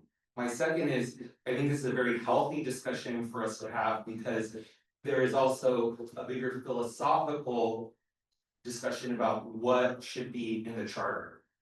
Many of us have heard from a lot of presenters, a lot of people who work with the charter every single day in City Hall, that is a document that constrains us. It is a document that is this thick. You look at the federal constitution, you can fit it in your pocket. You can barely fit our charter in our backpack. And it's okay for us to have different philosophical points of view on this. It's okay. I will just share where mine is. Which is, we have an elected city council with terms and term limits. And the voters get to decide in their congressional districts who the policymakers are. And the policymakers get to pass ordinance and they get to pass budgets. And in my opinion, those are the people that we should be holding accountable for the lack of movement, whether it's affordability, housing affordability, homelessness issues, other issues that will come our way. And for me, I will mostly err, and it's not ironclad, I will mostly err that in the limited time that we have, we should focus on issues that clearly need changes in the charter, such as the CFO, the role of the controller, the powers of the mayor, the size of the city council.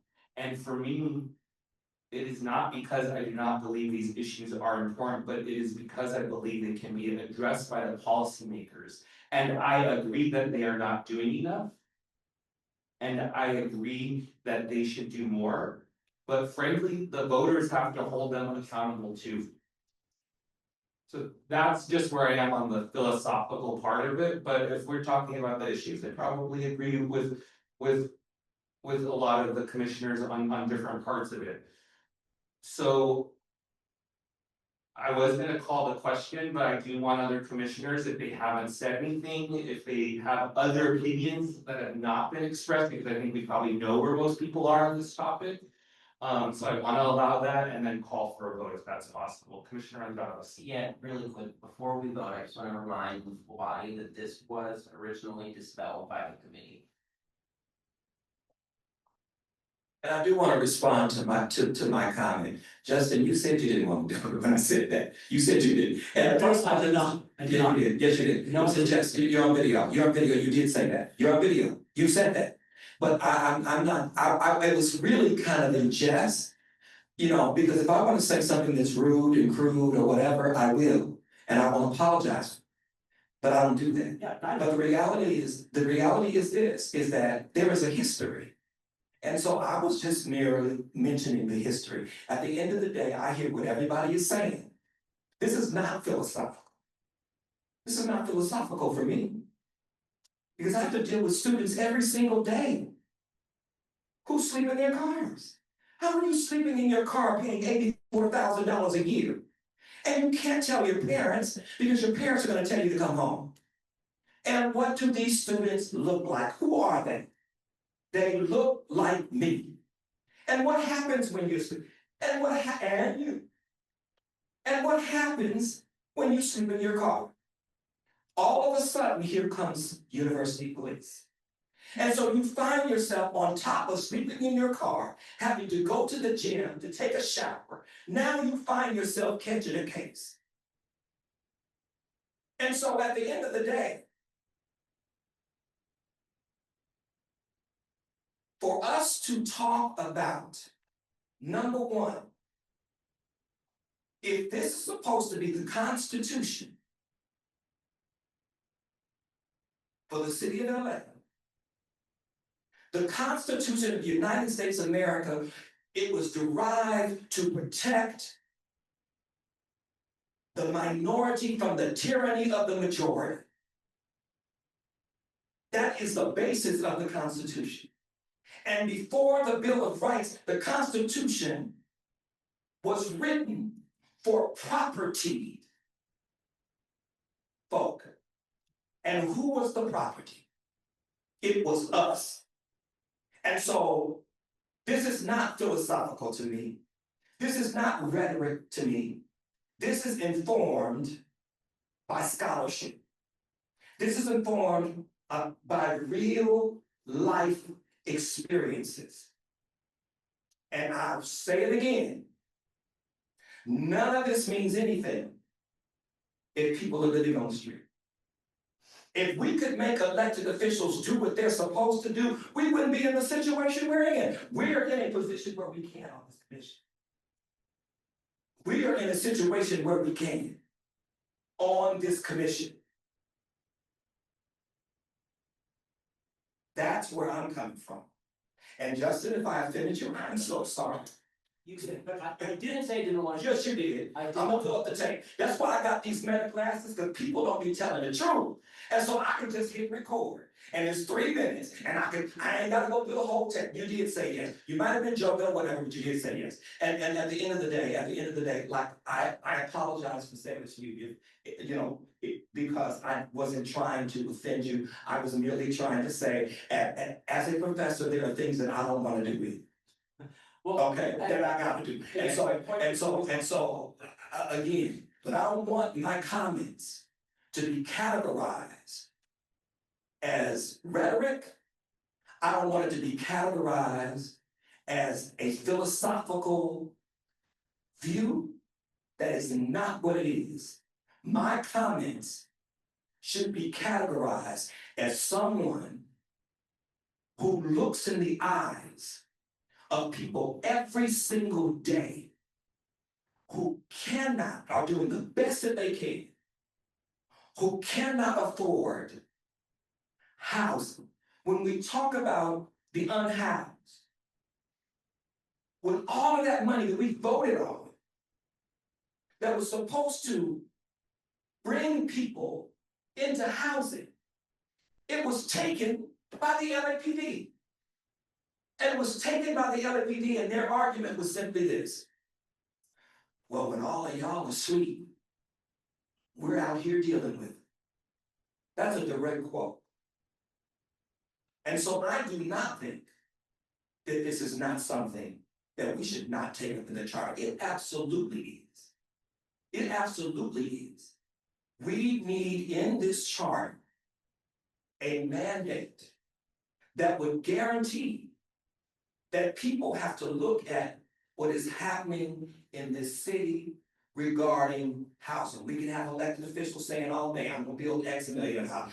Our mayor was the unhoused, she ran on how much she was gonna do for the unhoused. Now they're disbanding agencies for misappropriation of funds. People are still on the street. In fact, my number may be off, but at one time, 3 people were dying a week. 3 a week. And for every 3 that dies, there's another 3 that's waiting in the hopper who's losing, who can't afford their rent. And so I absolutely think ordinance ain't working, this is already policy. Housing developers are supposed to provide a certain percentage of that housing. It's supposed to be affordable. It is already a thing. And it is not being done. And the reason that it's not being done is that the housing agency says they don't have the resources to do it. And what I'm suggesting is, if it's in the charter, you gotta figure it out. If at the end of the day, city council don't wanna do it. I mean, we think this is a further stretch than what we're proposing. This ain't even a heavy lift. This is not a heavy lift. The other things that we're talking about, those are very heavy lifts. I believe done. Everything that you named off is a heavy lift. I don't think saying that people who want advocates connected to the city, there's a civil rights division in the city whose charge is to file lawsuits against corporations that mistreat their workers. I don't know if that expands to housing. But I would really have to agree, and I'm different. That I get what everybody is saying. But I did not dedicate this time, missing my family and my job, to be sitting around hoping and praying that elected officials are gonna do the right thing by poor people. I'm sorry. That's not. We have an opportunity. If city council throws it out, they throw it out. But we have an opportunity to serve notice that we want to do something beyond what you've already done. You can't get it done with your ordinances. Now, Charlie, you don't have a choice.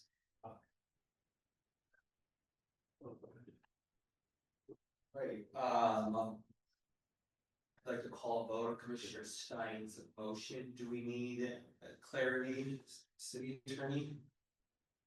I think Mr. Stein, Commissioner Stein's motion was to direct staff to not include this issue going forward in the reports. That is correct, city attorney. Okay, we will take a roll call vote on the motion. Commissioner Andrades. Yes. Commissioner Field is absent. Commissioner Fuentes. No. Sorry, I just do the 10. Commissioner Lewis. No. Commissioner Matt. For consistency, I'm gonna vote yes, but I think the majority wants to continue. I'm also okay with that. Commissioner Mesa, yes. Commissioner Murray is absent. Commissioner Sanchez. Yes. Commissioner Schlatter. Yes. Commissioner Stein. Yes. Commissioner Thomas. No. Commissioner Yap is absent. Motion fails. Okay, Question, because it's already disposed of by the committee, city attorney, so The motion failed. the motion failed, but the committee also. The motion failed, we don't need to, we go back, we have to have, we go back to. Why, we have to, come on now, come on. can we get clarity? So it failed, and that's the clarity, Okay. that's what I'm asking. So, No, you don't need no clarity, the motion failed, yes, but but, we're ready to go. Okay, it's great. So, I don't know whether the committee wants to take that back up. The entire commission is, right now, it's just sort of sitting there and you can decide to pursue it or not as you wish. Because the only motion was to basically stop producing it or stop pursuing it and that failed. So it's up to you. All right, so let's do this so that we can move on. We will move new citywide offices back to the committee. Is there a second? Second. Is there any objection? All right, seeing none, we will move on to the city attorney. Yeah, All right. I'm just gonna provide some additional content about this section, or I talk to all of you, but not that much.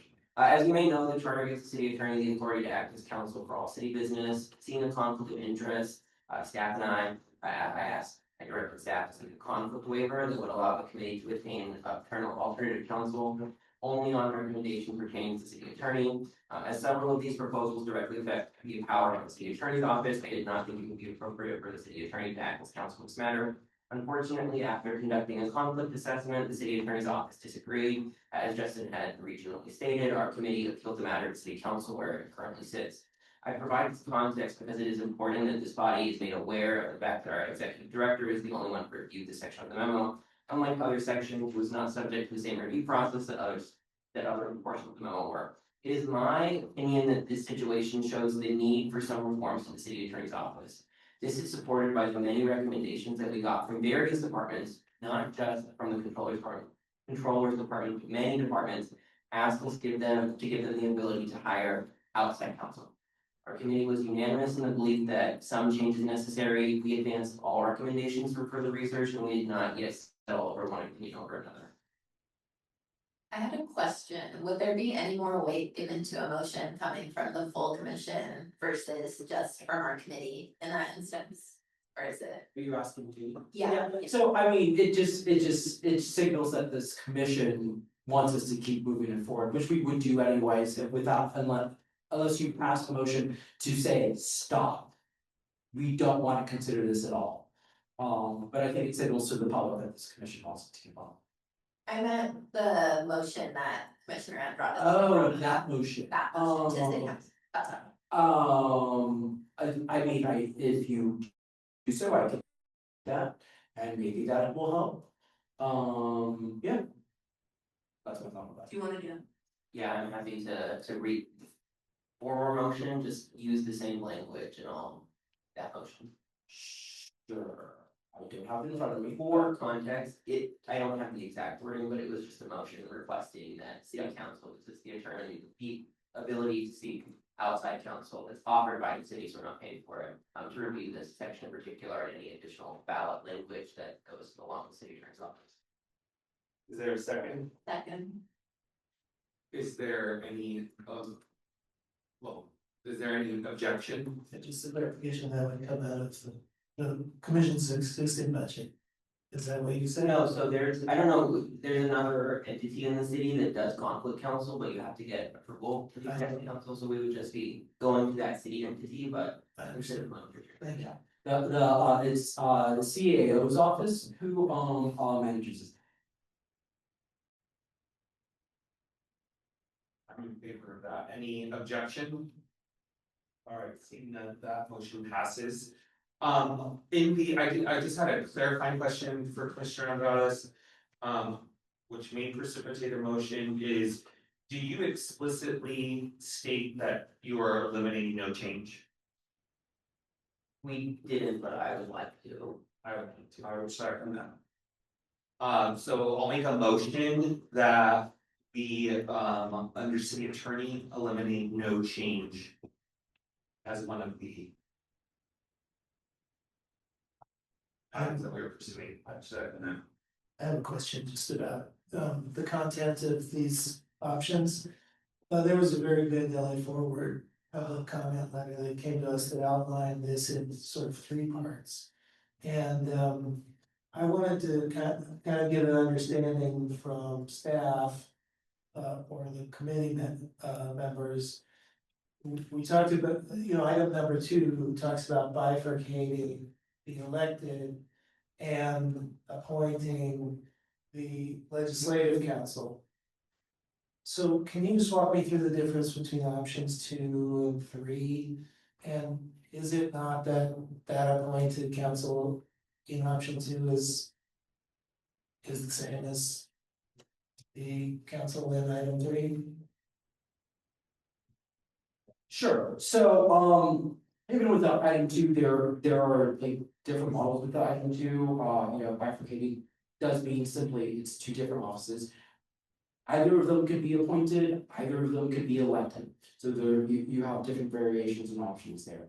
On the Office of Ledge Council is something directly from, I believe it's the city of New York. Let me go to that page to refresh my recollection. Yeah, it's so the city has a legislative division, a finance division, land use division, and the Office of General Counsel within the city council. So it's something that's this is a model where it's, as opposed to a city, having an attorney office that is citywide, the legislative council, I believe, on one variation that New York has kind of sits more directly in just the city council. It's very analogous to CLA. Maybe it's a version of CLA that becomes an office of legislative council. So I felt like that was clear in structure 2 and the New York model that's listed in item 3. Thank you for making that clear. Is still under an elected office. The New York version of legislative council is still under an elected office. Is that correct? So this is hired by the mayor in I believe the New York law. It's hired by the mayor. And or it could be hired by the city by the city council. You have options. So if that makes sense. There are just so many, there were a lot of permutations, which is. So, Yeah. do you find it that moving forward with the three of these things allows you to spell out the permutations effectively? Or is it helpful to prune at this point? My goal is to depoliticize. Yeah. The routine functions of legislative and other, city attorney work. So do you need further pruning here? I could always use further pruning because it allows us to really, zero in and spend more time, on one thing rather than two things, because I'll have, that's a consideration here. Because in my opinion, our action should be to move forward on item 2. And item 3, as it's spelled out in the New York model,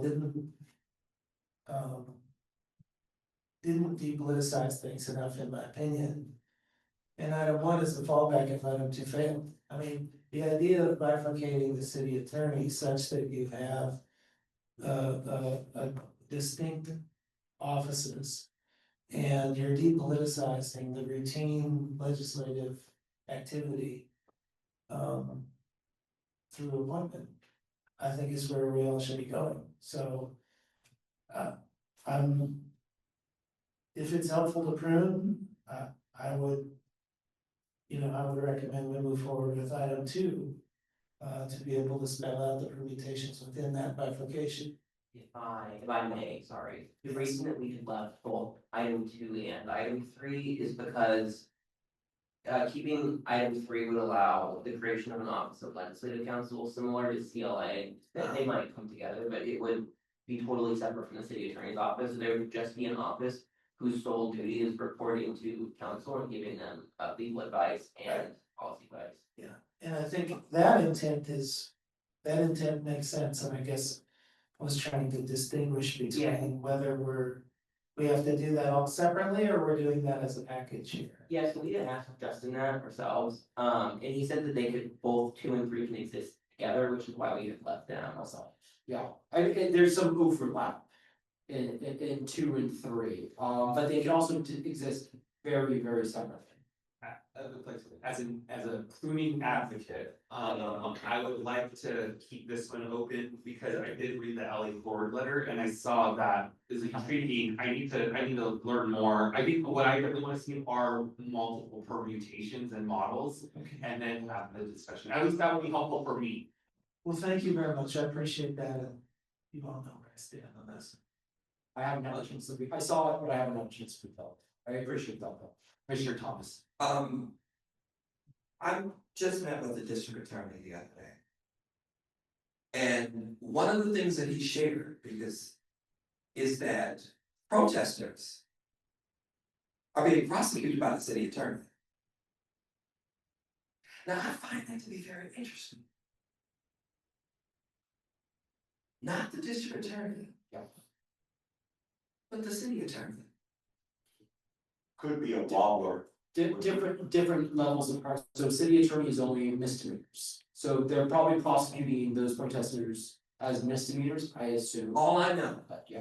No, but from a technical point of view, and I haven't looked up this statute in a million years, but a lot of issues between the district attorney and the city attorney, some are called wobblers. The district attorney has the right to prosecute as a felony. But if the district attorney decides that they don't want to prosecute it as a felony, it's referred to the city attorney, and then the city attorney it's up to them whether they want to take action or not take action as a misdemeanor. And so my question is, when we separate this role, because I don't think the city attorney, I don't think anybody should be arresting protesters to exercise First Amendment rights.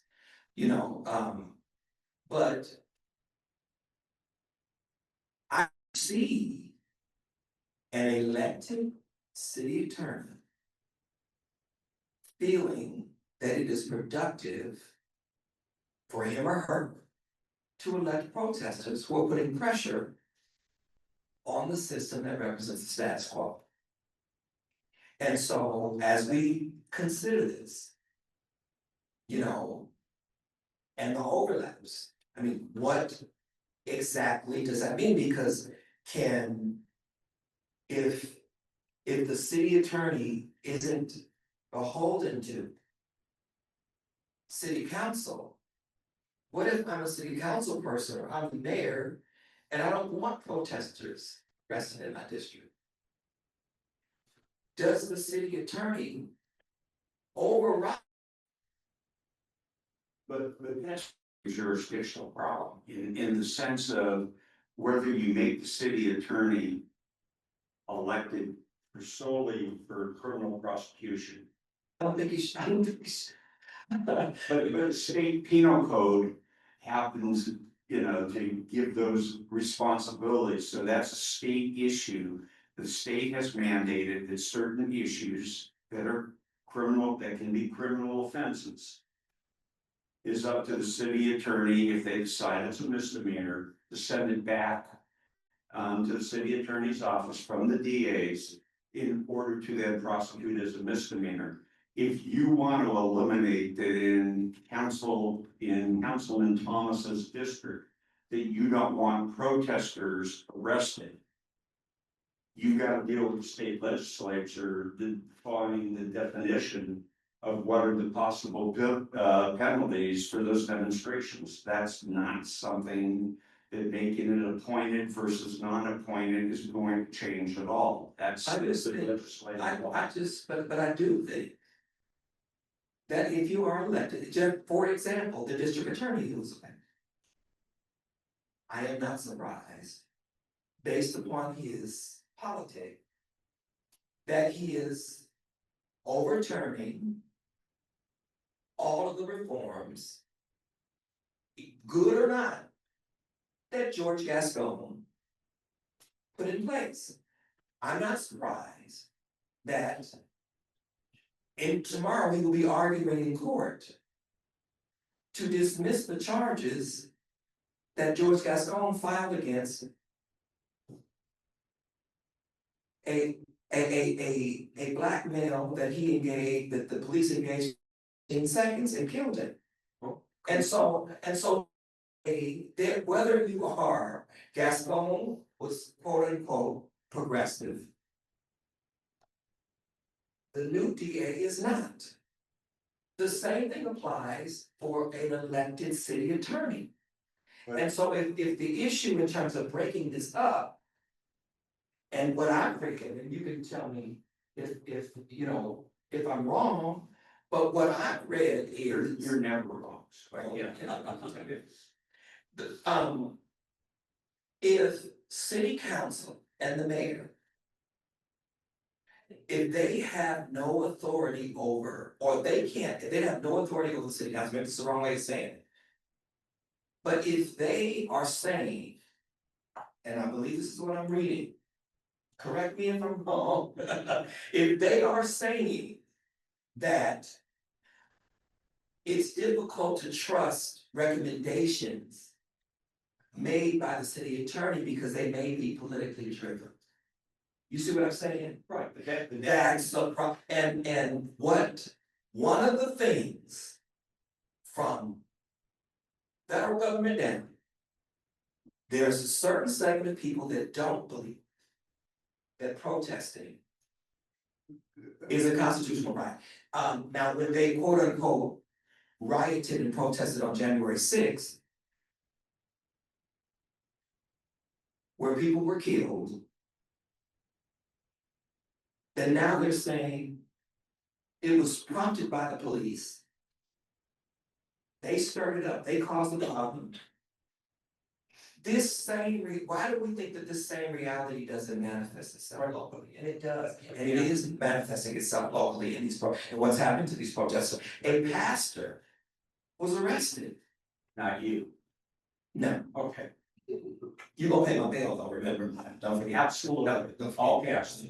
Commissioner Thomas, is this all in pursuit of item C1 to make the city attorney appointed? Is that, I mean, the spirit of your passion is heard and valuable, but I'm trying to just make sure that it's directed at our charter work at this point. Right, and that's, I don't know, that's why I'm, Okay. I'm just simply saying that what is happening to protesters is being done by the city attorney.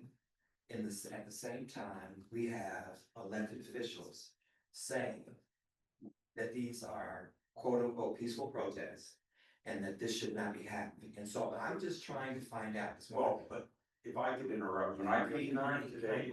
If you don't mind, what if we just ask staff and the committee to think about that in mind as they create this matrix for different proposals that are combined and separated for the city attorney's office? The point that I'm trying to make is, and the last thing that I thought I was gonna be discussing this night was prosecutorial discretion and the state penal code. Fortunately, I did spend some years in the district attorney's office. Tried to be the city attorney, but that's a different question. The point is, since ever, prosecutors have discretion. They have that right to either charge or not to charge a criminal offense. In using your example of George Gascon versus Nathan Hoffman, when they voted Gascon out of office and voted Hoffman into office, providing there's not a statutory, a statute of limitation problem, that district attorney has prosecutorial discretion, whether you agree with it or not. But as Martin says, what the hell does that have to do with the discussion that we're, having here? I understand your passion, and I'm happy to go out and have a drink with you or have lunch with you and an argument, going on. But I think what we're trying to do is move the agenda rather than having these philosophical discussions that are well taken on your part. I'm not quarreling with what it is, but the laws. I don't think it was philosophical because you were not arrested and thrown against a pole by the police because you had a megaphone. So I'm just saying, I hear what you're saying. I'm saying someone thrown into a pole in front of their 4-year-old child and arrested because they had a megaphone. Okay, and I don't know. Not because they didn't do anything about it. Because they had a megaphone, because now the code is when you protest, you can't have amplification. And so, again, I hear y'all, I hear what you're saying. I get it, but again, it's not philosophical. But your argument isn't with the 12 of us. No, it's not. It's not even with the city council, it's the mayor. Your argument's with the state legislature. No, my argument is with people who are charged with the responsibility of protecting the citizens of this city. That does not end, that ain't the state. That is the city of Los Angeles. And so what I'm asking is what is being proposed a way to diminish that kind of power. Now, if y'all say no or yes, or that's what I'm asking. I don't know, but I'm just saying the only issue that I have with the city attorney is the city attorney has taken upon himself to arrest protesters. Well, LAPD arrested them, it's the city attorney that decides if it's charged or not. Well, yeah, of course he arrested him, but I'm just saying, the bottom line is that when you are arresting someone who has a child and you throw the father into a pole, it's on video. And then you arrest a pastor, not because they're doing anything violent, but because they were across the street. But listen, because when they were across the street, and when the pastor confronting the district attorney says, "No, I didn't do that. That's the city attorney." That's all I'm talking about. I'm trying to understand. Commissioner Diego and his 2 committee members spent a lot of time on is whether we should make the office appointed whether we should keep it the way it is, which that's not an option. It seems most around here, and or whether or not we should bifurcate it and have an elected prosecutor. None of that changes with what we do, because we have no action. You would still have the district attorney and the city attorney having this prosecutorial discretion. And if the district attorney finds it's a wobbler, that they're gonna refer it back to the city attorney's office, he or she in the city attorney's office makes that decision. It's nothing. But I'm trying to understand why, I'm trying to understand why a significant change. I'm saying. We're gonna get you that answer, but we don't have it. Well, actually, the answer is most likely no.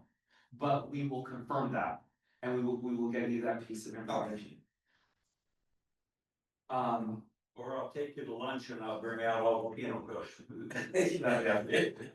Okay, there is a motion on the floor, seconded, to eliminate no change from the city attorney. Is there any objection? Okay, Stephen, I will also, I'm asking all commissioners because it is 8:23. We have 5 more. I wanna get the motion. And we have a motion, and I do not want to lose quorum, and so I will ask all commissioners to please hang in there with us.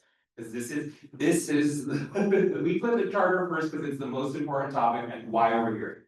And then we do have an organizing motions.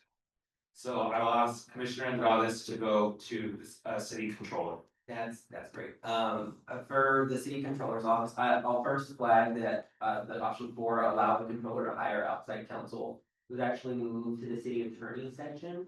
And it was not allowed the controller to hire outside counsel, but allowed agencies to hire outside counsel, other agencies that made that same request. So that when we talk about a city controller in the packet, you see, we're not talking about 4 unless you want to bring that back. But our committee unanimously moved all city controller recommendations for further review.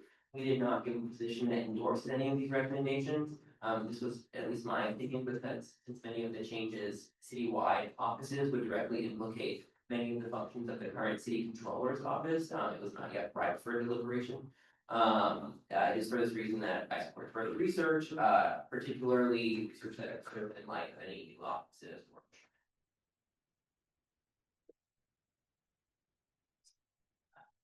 I would like to make a motion that we just hold this over in the committee. You all continue to have discussions on a model. We know that there are other discussions on a model. This will obviously come back for reconciliation to the full commission. Second. Third. 4th. All right, is there any objection? Yeah. All right, seeing that, let's go to elections and voting, please. So before that, can we go back to the city attorney a moment, not what Mr. Thomas is arguing about? I don't shoot the messenger, even though some people think I do. And I don't intend you to get shot either by me or your boss. But we have a problem with, we're gonna draft an ordinance that's gonna make differences because we've eliminated the no change office option. That's gonna make differences in your office. Now, in terms of the staff report today, they didn't even give it to the city attorney's office because they either see that there's a conflict of interest or there's a perception of a conflict of interest. And I know that our executive director has asked nicely with sweetness that unfortunately one of us speaking here probably wouldn't have had the same way as he does. That we need outside counsel in order to have them draft whatever the commission takes up on the issue of the city attorney. I'm asking you to go back and explain that to her, which I'm sure she understands. But there's an alternative that I became famous for in this city. It's called an authorization for expenditure. I'm gonna ask, I don't know if it's today or the next time, but if we don't get a positive response that we can hire, that I'm gonna bring a motion to authorize the executive director to issue an authorization for expenditure. It can't exceed $25,000. But that authorization for expenditure would allow our executive director the ability to go out and have somebody write the ordinance concerning the city attorney's office. It's only fair, it's only just, and she and I have some things in common and not others. We both ran for city attorney. She was successful, I wasn't. So I don't know if she wants to take my political advice, but if I'm running for re-election, I sure as hell don't want a campaign issue to come up that I wouldn't authorize the $25,000 that the executive director needs to avoid the conflict of interest or the appearance of the conflict. And if she has a problem, wants to discuss it, you have my cell phone number. I'm more than happy to speak with her. Well, there's a limit to what I can say here. I can say this, there is no conflict. The city attorney drafts ordinances all the time, in fact, the city attorney's office. The city attorney advised the council or the prior charter reform commission and drafted ordinances affecting all parts of the city on that. So whether or not you get outside counsel, I don't know at this point. I know there's something pending in front of the city council. I will say, just so that we don't go there, except in the case of a conflict, which goes through CAO, the conflict counsel, the city attorney's office just steps away. You don't have, respectfully, you don't have the ability to hire outside counsel. That is under the charter, it goes with the city. But I can hire an authorization for expenditure, a consultant. No. Who is not necessarily. Not holding himself out An as attorney. I'm just saying, So all I'm asking you is a favor. He couldn't give you legal advice. I'm only asking you as a favor and not shooting the messenger. That if you don't act, I believe this commission will act. And then we'll ask your advice on how to do it so it doesn't fall within seeking. There's a lot of ways to skin a cat. So let's talk offline. I'll just reiterate again. I mean, I don't want to seem harsh, but you need to know, you do not have the ability to hire legal counsel, right? You just don't, under the charter. So let's see what we can do. I know there's a motion from the city council. But my job is to help enforce the charter, and that's what the charter. I appreciate it. I would just ask that message be communicated with the city attorney and hopefully she will make an exception to her rule and allow us to move forward to get a consultant to help write that issue. That person sounds an awful lot like an attorney. We can talk about how they. Let's, I mean, thank you, Commissioner, yes. I actually asked nicely. That's just a long story after the meeting. Commissioner, So on elections and voting, again, then motion was to move forward further research on items 1, 2, and 4. We dispelled item 3. However, item 5, which is the ability to hire independent counsel, that would again move up to the city attorney's section because the ability for an agency to hire or entity to hire outside counsel.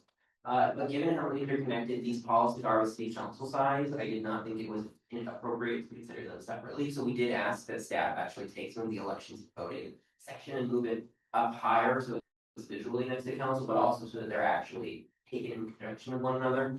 But I also am always interested in the opinions of this body, and if you want to see anything change, feel free to do that. Mr. Slaver. First of all, I just wanna flag for the analysis back that in the adoption of ranked choice voting, we're looking for actions that are in the future, so I think I would just like that I encourage that to be clear in anything that comes back as to whether are we waiting for census cycle? Are we waiting for some election cycle? But we're not talking about, you know, changing this in, you know, midstream here of the election cycle.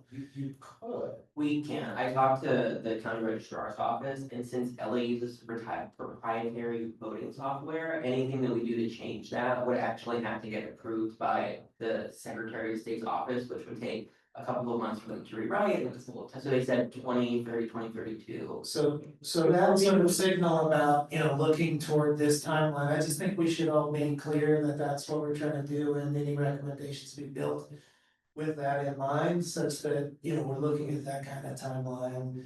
And the capacity, you know, technical capacity, et cetera, has to be accomplished. So, I just think that's a useful perspective to include. I'm interested in talking about floor and possibly pruning here. I don't see the real value of decreasing signatures as a ballot access approach. You know, maybe there's a bifurcation of, you know, getting on the ballot, but still needing signatures to have matching funds.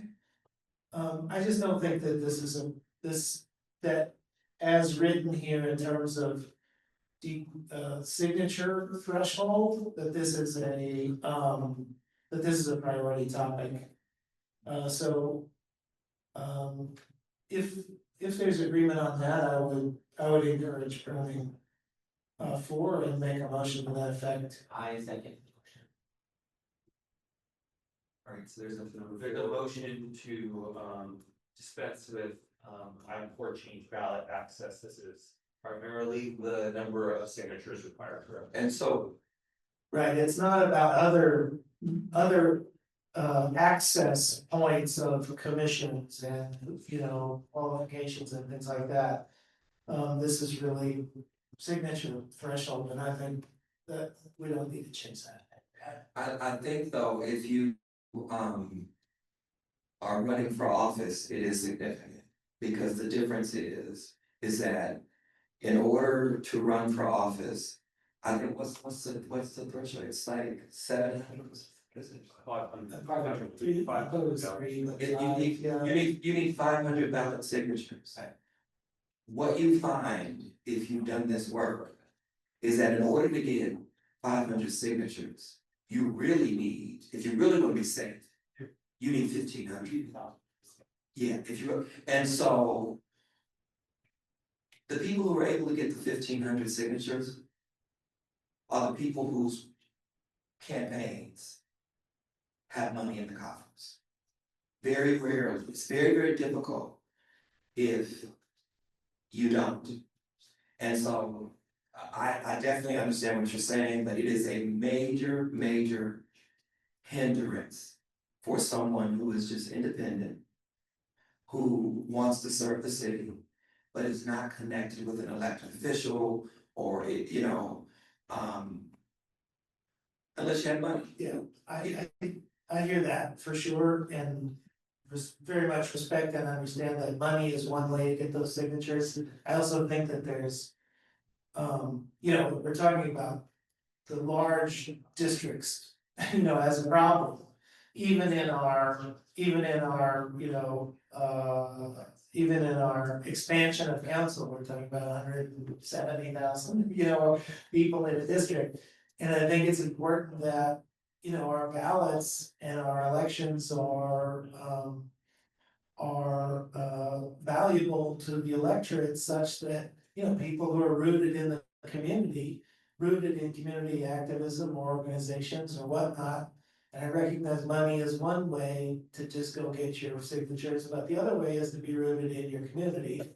And people do this regularly. We have competitive elections. And so, you know, that's my pitch. And, you know, I recognize what you're saying. I was just thinking maybe this is helpful as a deprioritization of what we're focused on in charter work today. I just, double down on the line about if council is expanded, which is the other piece, the moving piece here. How would that impact these numbers? So I feel like that is worthy of study to see the possible implications if we're moving to ranked choice voting, if we're expanding our council size. How does that coexist with this? Is how I read it, and I think that came up in conversation when we moved this forward. Yeah, this came up, and the reason that I supported and seconded this motion was only because once you're on the ballot, you have access to campaign matching funds, which means that our voters, through their tax dollars, are paying for you to run for office.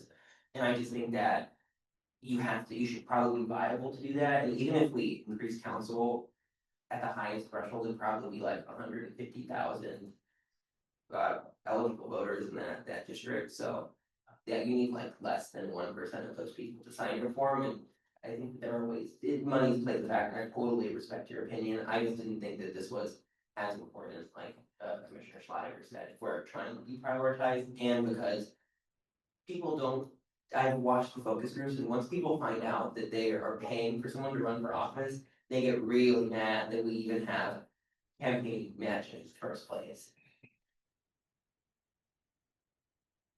One campaign, that's. Yes, we wanted. Just trying to hear something. I mean, I think if you're a candidate, money is a fact, I agree. But I think you should be able to hit the pavement, and to your point, and be able to come up with whether it's 500, 1,000, 1,500 signatures. If you have enough people in your corner supporting you, I think you'll get out and find those signatures. I don't think money should be or would be a major deterrent if you have an irrefutable community that they support it, or it's just a popularity contest. I don't know, but Wish it was. yeah. It's the only determinant. And I just say that because if you're an elected official, you're an incumbent. 75% of your time is raising money. So here comes this other guy who's just got the community backing him. It's not equitable. You know, and they can't even get on the ballot. But it's happened over and over that hasn't been able to happen. I think that's what the matching funds are for. If you spread the matching funds too thin by letting too many people, you know, who aren't viable get in. So that's where I really see the most value in this. And I recognize, you know, that doesn't make it easy for everybody who might wanna run, but I think it, you know, does. I can prioritize. I'm just saying, then, you just expect what we've been getting. That's all I'm saying.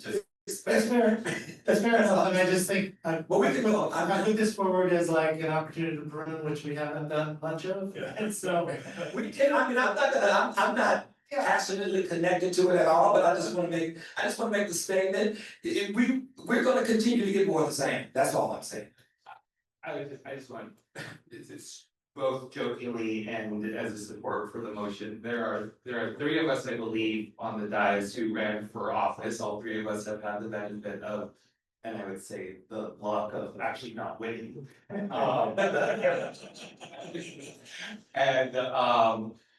I mean, yeah, I would say 1,500 signatures. I mean, come on, if you can't get that, I mean, why are you even trying? That's my personal opinion, and I support it for a lot of the more the other reasons that have been outlined. Well, I mean, if there's anything, if there's any other viewpoints that have not been expressed yet, I think we can go to a vote. Yeah, I mean, I don't mind us going to a vote, but I do think that, you know, we have most of the people that are able to do that are people who have been anointed by elected officials. And so, again, each of these folks named their predecessors. If it's not a coincidence that Marquise Dawson ran the Community Coalition after the mayor. That's not a coincidence. It's not a coincidence that, I mean, I could just, you know, but the point is this, point well taken, we can vote, but I just felt like we want change. But at the same time, but in the spirit of pruning, You know? Change is happening, yeah, it's gonna be go on, so let's do the vote. Okay, so we're gonna do the vote on dispensing with number 4, change ballot access. Commissioner Andradas. Yes. Commissioner Field is absent, Commissioner Fuentes. No. Commissioner Lewis. Yes. Commissioner Mack. Yes. Commissioner Mesa, yes. Commissioner Murray is absent. Commissioner Sanchez. Yes. Commissioner Schlotterberg. Yes. Commissioner Stein. Yes. Commissioner Thomas. No. Motion passes. Okay, is there any other action at this point on election and voting? Yeah, and for the rest. All right, so we will just. For 1 and 2, that's the committee recommendation. Correct. I think. Okay. Then I'll just say, so we're consistent, then without objection, we'll, the committee will continue working. All right. No, have to say instruct staff. Instruct staff, you got it, okay, without objection, great. We now move on to amend city council meeting schedule. Yeah, I think this change might be necessary if there's a larger city council. Again, I don't think it's appropriate we consider this recommendation separate from any reforms to city council size. Our committee unanimously decided to move it forward for further research. We didn't express an opinion, a position, because that would obviously change, what the actual council size was. Like a big city council might actually be less. We don't know yet, so more research is necessary. There's gonna be a staff report on this item, can you elaborate again, please? Yeah, I mean. The main thing our report is focusing on is, what are the practical considerations with reducing it, which are, those time limits, so certain items that have to be approved. It usually specifies like the amount of council meeting dates. And then also just looking at, all the items in the charter as well as state law that the council have to approve. Which have implications, around that like power question. So, you could potentially make it so the council doesn't have to approve those, the mayor can approve those, or like a COO can approve those. There are implications that we talk about in the report just for like access of the public. to These meetings, if you reduce it, we're not really gonna do more analysis on that. I think, that's really apparent and outlined in the report. So, and we'll also be just looking at other cities and counties that have, similar structures. Two things, the first is that, did campaign finance reform come up in any of the? That's better. That's better, okay. So, the second thing is that in terms of public comment at city council meetings, and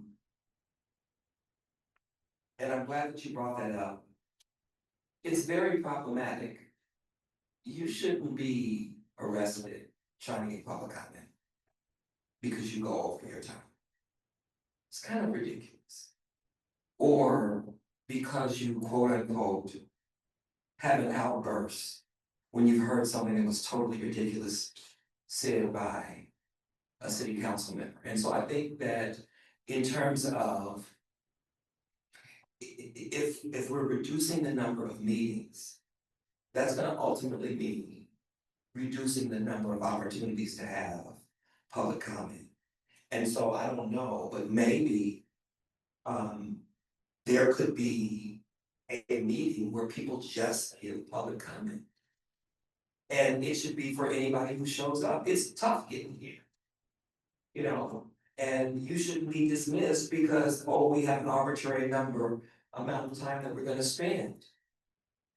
And so I don't know if that aspect has come up, but I just think that we need to be able to provide everyone who wants to say something an opportunity to say something in city council meetings, because what the decisions that they make impact all of us. I love that you said that because I'm hoping to have some commission meetings that are just public comment.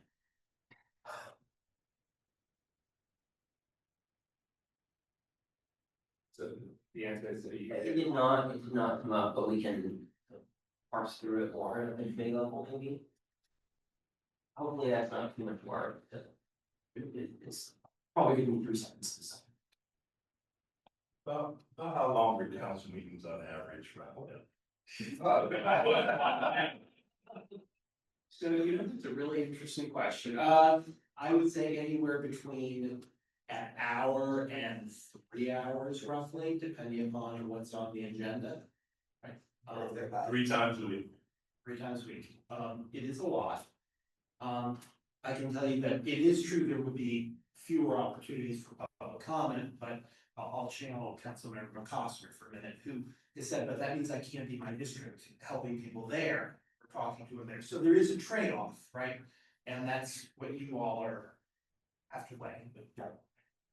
By the way, it's very rare anybody actually gets arrested in council. I mean, you have to work hard. At least that's not a challenge, Commissioner. That's not a challenge. I'm certainly surrounded me, no. So, we can move it. Okay. The committee will continue working on this. Is there a second? Second. All right, without objection. All right, thank you. Okay, let's go on to expand eligibility and appointment authorities for commissions. Yes, so in this section, our committee did not give any endorsement or approval for these areas. We asked for further research on all of the items. But it's here that I would like the viability of these policy areas, because although it says eligibility and appointment authorities for commission, there's a few catch-all, I often call them catch-all policy recommendations that are thrown in. So if this body wants to dispose any that they think are not practicable for our timeline, please feel free. And then I know that my committee members have really specific thoughts about specific policy areas, so feel free also to share those.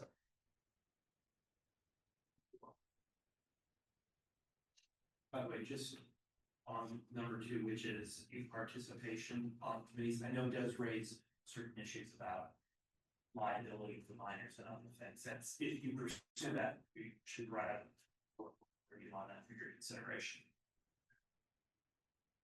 Yeah, I have thoughts on all of them, if I can speak first, Chair, Mr. Chair, please. I guess with the youth participation on boards and commissions, staff made it clear that the boards and commissions that exist in the charter are mostly the full-time commissions, like the Board of Public Works, I believe the Airport Commission as well, among others. So like these specific commissions are very, very time intensive, and then the other commissions actually exist in ordinance. So please feel free to shed some light, but by us putting this in the charter, we would also be putting it on the charter commissions if we so choose, which is a little not probably, in my opinion, the best idea to have a youth on those commissions, and the commissions that are already in ordinance, those can already be amended to ordinance and don't necessarily need a charter amendment to allow youth participation. So to be clear, is there a need to say that our boards and commissions can have youth participants? Or is that already the possibility outside of the charter? Is that, I feel like that's what I'm hearing from you, but I'm not. That's exactly what I had believed when I talked to staff. Max, can you please clarify that? Registered voter to serve on commissions. Yes, and those actions are set before.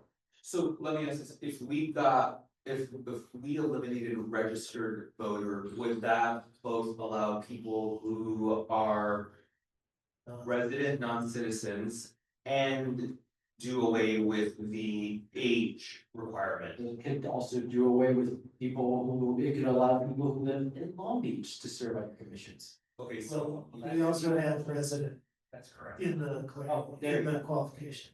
I would say, Maybe, but I'm not sure. I think the answer to your question is yes. Commissioner Mesa, but I'll have to double check. Commissioner Mack. I was just gonna say in kind of the text, one of the examples in which we could model is the IRC. And so what it says is at least 18 years of age, a resident of the city at the time, also resided in the city for at least 5 years before they submit their applications. I think that's just a model that that staff can fit in it. number 3 of the section. That's correct, and I believe when the council was working on the independent redistricting, language, they did consider having, minor people that could be on there, and there were certain kind of concerns with it. I can again find out what those were exactly. Part of them were liability concerns. So that needs to get put in front of you, so you know exactly what you're facing. So. Item 3, from what I heard from you, Chair Meza, is item 3 may cover item 2. Possibly, very. So can we just then, can we just note that in the staff report as a value of moving forward on item 3 as opposed to then have to explore the details of item 2 in itself? Is that helpful, Brendan? I don't actually know the answer because we haven't done the additional research to know. So maybe that's not something we're predicting, yes, we do want to understand the potential for both. Without going into too much Don Rumsfeld, presentation, there's the unknown. I don't know. I have a question. Since only a few of these commissions and boards exist within the charter, and I don't think that the commissions and boards that exist within the charter should have youth on them because it's the Board of Public Works, among others that, I mean, at Board of Public Works, 9-to-5 job. And more. So would we have to, let's say like for a different commission, we wanted to make that youth eligible, would we have to elevate those to charter, or would we have to say in the charter, none of these charter commissions and boards are eligible for youth, but other ordinance level commissions and boards are eligible? Like, what is the, because that's a really weird, catch-22. Or is it that the charter says commission? Yeah. Appointments are, and that ends up covering both charter and ordinance. I think it's what Commissioner Soniger is. That was how I was reading it, so. No, I totally. But I don't know the answer. As long as that's what you're thinking, then I think further research. Okay, so that's what we've just highlighted here in our discussion is something that we need staff to make sure we have clarity on it. So that was useful in that dialogue. Thank you. Since I'm already speaking of the microphone, I have one other request when this comes back, and that is in item 2, you sort of have 2 different strategies. And I would request that you sort of bifurcate them clearly when you make the final recommendation. One is about age and one is about non-citizenship. And I just think we should be dealing with those individually for their different implications. So we need to be clear about that. So we don't have to vote on it as a package. Thank you.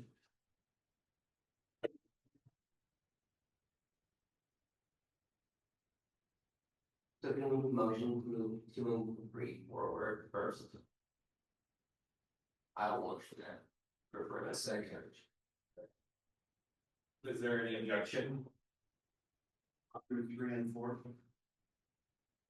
2 and 3 is 4 looped in with those, I guess, yeah, 2, 3, and 4. Or has a longer timeline, so that makes sense. Yeah, 4 is more sort of some technical changes that were requested by the mayor's office to sort of make it easier for them to appoint people. There's also new measures. It's super logical. All right, so the motion is to move forward with 2, 3, and 4. Is there, was there a second? I'll second that. Second by Commissioner Stein. Is there any objection? All right, seeing none, Sorry, can I just ask one question? Yes, Does that mean that you're not moving forward with 1, 5, and 6? We can discuss 1 and 5 as the commission. I parse those out separately on purpose. In other words, all right, you may decide on. 1 and 5 are getting further conversation in committee. Is that what I heard? Yes. Thank you for that. I'm trying to. I said 2, 3, and 4 will get further research. We as this commission right now have not yet talked about 1 and 5, so. Okay. Happy to do that here. Yeah, if we don't take further action, those are just sidelined. Is that what I'm hearing? believe that's how that, yeah, I think if we don't take further action, they just sit or we dispel them. Yeah, that's fine. All right, let's have a discussion on 1 and 5. Then we can. Commissioner Gonzalez, you wanna open it? Sure, 1 and 5 are separate, so we can start with 1, but 1 was to expand the voting electorate in city and LAUSD elections. So what this would do is it would allow non-citizens to vote, and it would lower the voting age to 16, I believe. And our committee did not talk about the viability of those. We did, but we advanced it for research. But I'm happy to dispel those, if we think that's not viable as a commission. I personally am not, and I work with a lot of young kids at college, obviously they're most of them are able to vote, but I just don't think that it's a right issue for right now and for this charter reform process. And I'm not sure if LA should be the leading city on that, on lowering voting age to 16. And non-citizen voting, non-citizen voting right now is currently being litigated at the state level, which I had pointed out and staff had pointed out. So that one's a little contentious because it might not be legal depending on how that lawsuit shakes out. Okay. Commissioner Thomas. Yeah, just would like to say 2 things, is that, I kind of think that, you know, most of our LAUSD, a lot of our students, a lot of students are undocumented. And I think that they need to be, if this was city council, maybe, but because this is LAUSD, I think that students do need to have an opportunity, because there's an organization called Students Deserve. They organize and they push, and they were able to get the police removed from public schools, and that budget went to fund the Black Student Achievement Program. And so that was a major push, major organizing in the midst of also going to school. And so I think that they need to be accountable to the students. I think school districts need to really be accountable to the students, and that students should have the opportunity of deciding whether or not they want certain city council people to represent them while they're yet in school. You know, if you follow what's happening in Texas with a police officer who basically let the gunman be in a school for 77 minutes. That's not okay. You know, and beyond whatever civil lawsuits or whatever that will be filed on behalf of those students that were killed, everybody in that entire school was traumatized. Every parent, every teacher, everybody in that entire school. And what districts often do is cover this stuff up until they can't. And so I would just say that I think it would be brilliant to have students who come up and speak be treated with respect and dignity like the rest of the other voters, but someone. And they can determine whether or not they want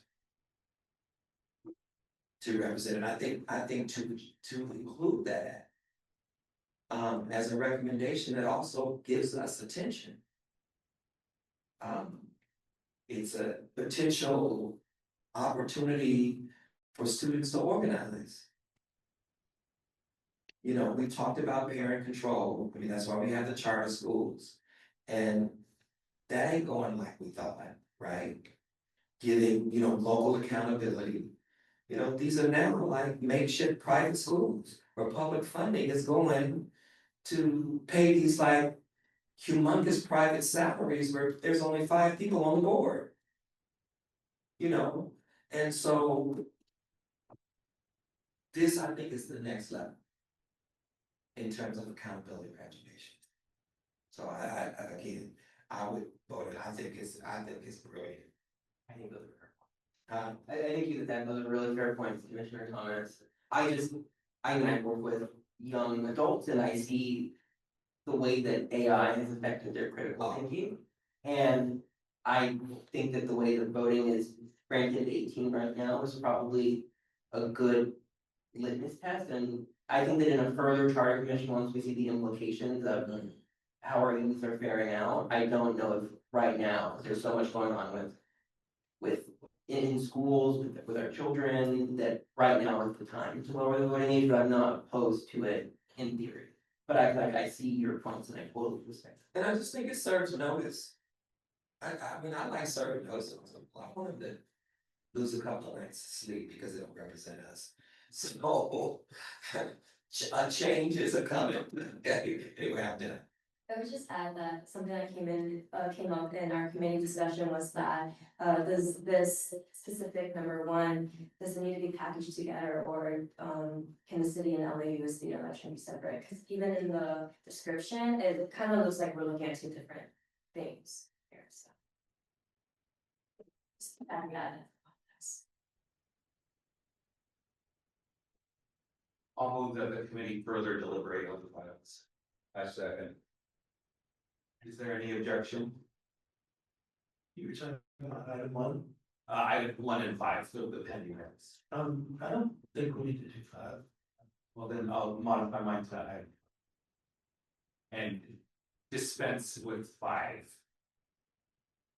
Between that vote or? Well, is there a second? I'll say. Or we On can, one as well. well, we're moving forward with, they'll further deliberate on 1, but we're dispensing with 5.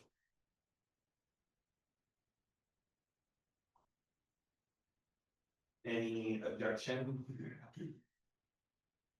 All right, seeing none, so ordered. 5 is 1. Yes. And then also flag, there was an additional ask that I had made that we had approved, just having an additional section about the power of the mayor.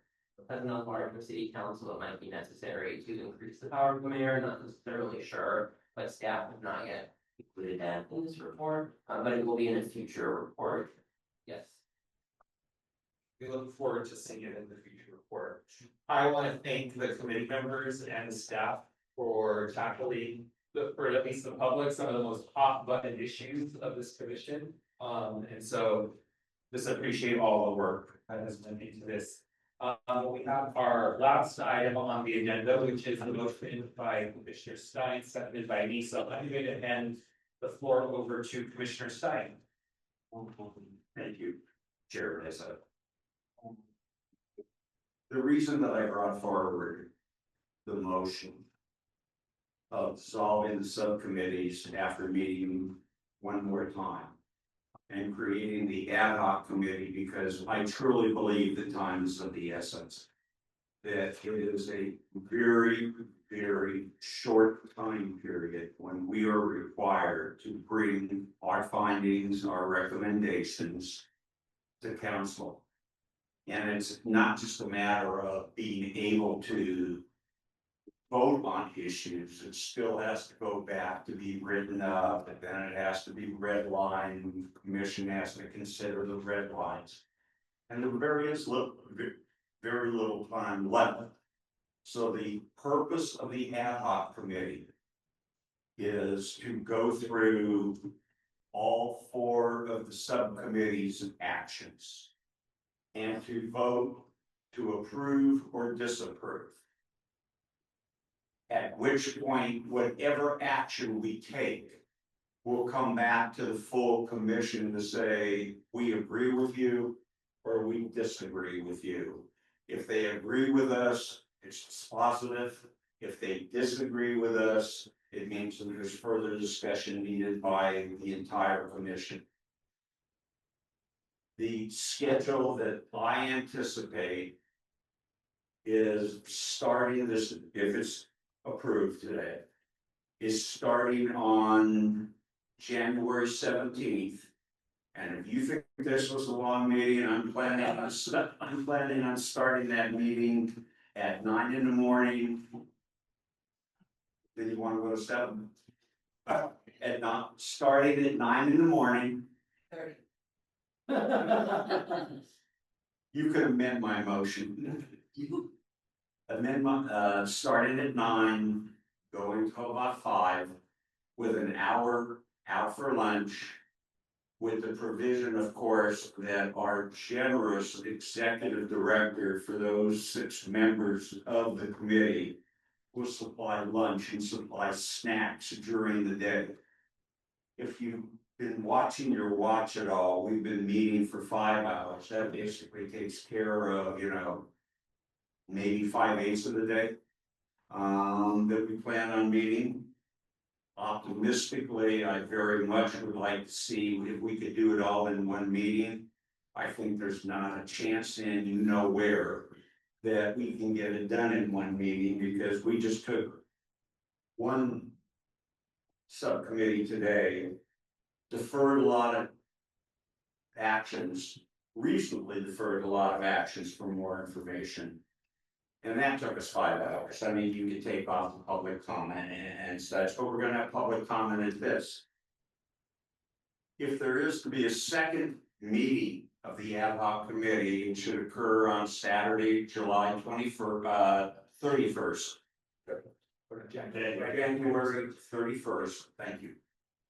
With the hope of not taking the entire 9-hour day, but if needed be, it would be.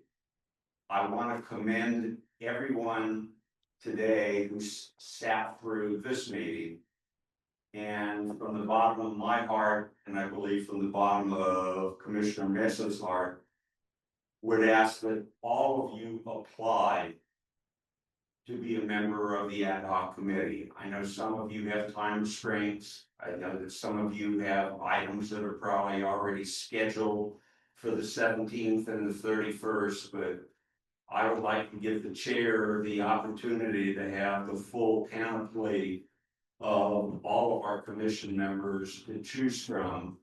And I would ask that we let him know that by Friday, who wants to serve and who doesn't want to serve, and that Commissioner Messa can then make those decisions and get them out to us over the weekend.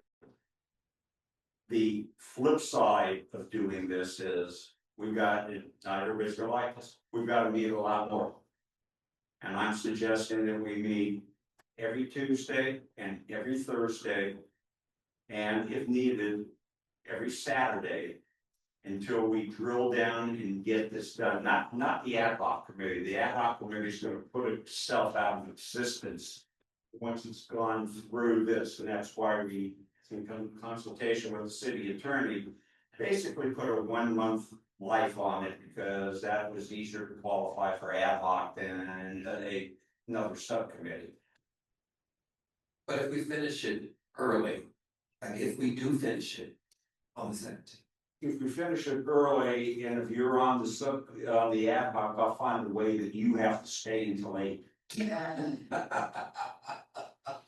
No, obviously, if we finish it early, but of the indication of what we went through today, and I think when we're cutting or voting on actually eliminating items, it's gonna take longer than what we did today, and so that's why I'm not optimistic we're gonna be able to do this in one meeting. I think we can do it in 2 meetings. And I would ask, the other thing is what I want the message to go out, and why I asked Chairman Messa to be the co-chair of this, or to be the second on the motion. It needs to send out a strong message that this commission is going to do business, and that any differences we may have had, that means the chairman and myself, who got into a pretty heated battle for who was going to be chair of this commission. In retrospect, to see what he goes through, what he's gone through, it might be better that he won rather than I did. I think so. But it means that this commission means business, and I'm leading for all 13 of us to work hard, find ways in our schedule, make the time even though it's not convenient, and to push this through so we meet our obligation to the council. And it doesn't stop then. At that point, Commissioner Messa, as chair of this commission, and whoever he wants to take, or if he wants all of us as wallpaper, taking all 12 of us, in the background, asthma control council of what we do in individual meetings with council members. And we'll be cognizant of the Brown Act and ask that. So I'm asking for an aye vote on the motion. And willing to answer any questions that any commissioner has. Before we open it up to questions, I just want to add a few additional things. And first off, I want to thank Commissioner Stein for introducing this motion and for reaching out in such a collaborative fashion to reach all of our shared goal, which is to get a well thought out product to the city council that we will all eventually approve. Just to reiterate a few things and then to add a few items, I have asked Commissioner Stein, he has accepted to be chair of the ad hoc committee. I would like anyone interested in being serving on the ad hoc committee to let me know by the end of the business on Friday. Should that go through staff because it's multiple members? Just have each member, tell the staff whether they want to be on the committee, keeping in mind it's the 2 days that, commissioners sign. Possibly three. Possibly three, but the two for sure, we're very likely. So if you are interested, please let Justin know. He will get me the information so that we do it in accordance by the Brown Act. By the morning, please. Yeah. Thanks. So the date. First is the 17th, second is the 31st of January. I also want to talk about the the ad hoc committee does not have all of the requirements of the Brown Act, but there will still be many Brown Act practices that we are following, and I want to note that for the public and for the commissioners. It is our intent to put out the agenda at least 72 hours in advance for the meeting. There will be public comment also at this meeting.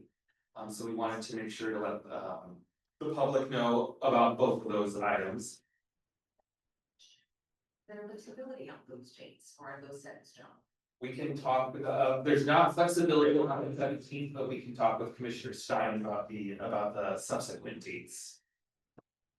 In addition to this, I wanna let everyone know about the commission calendar moving forward. So the committees will dissolve on January 16th. There will be, because I know all of us have careers and different things in life, so I just want to let commissioners know that we will have a standard, we will meet every Tuesday and Thursday in February. And so what, at 4 o'clock? But we can do earlier. We there's the possibility of doing earlier, but what I can guarantee is that there will be a meeting every Tuesday and Thursday in February with the strong possibility of multiple Saturdays as well. And we will flush out the details and make a presentation to either send out an email communication or at the next commission meeting, but I do want to reference the next commission meeting. In order for all of the committees to meet before the date of dissolution on January 16th, there is one committee, which is governance structure, which is scheduled to meet after. What we are going to do, we'll put out a notice, is cancel the full commission meeting next Wednesday. Allow government structure to meet next Wednesday, since you all have that time already slotted. Ad hoc committee will meet on the 17th. Go through as much as they are gonna be able to. Commissioner Stein is generous. I told him go all day, more than 8 hours, but he's a generous guy. That doesn't mean that I'm gonna stop. That's good. And so so that we can get as much accomplished as possible.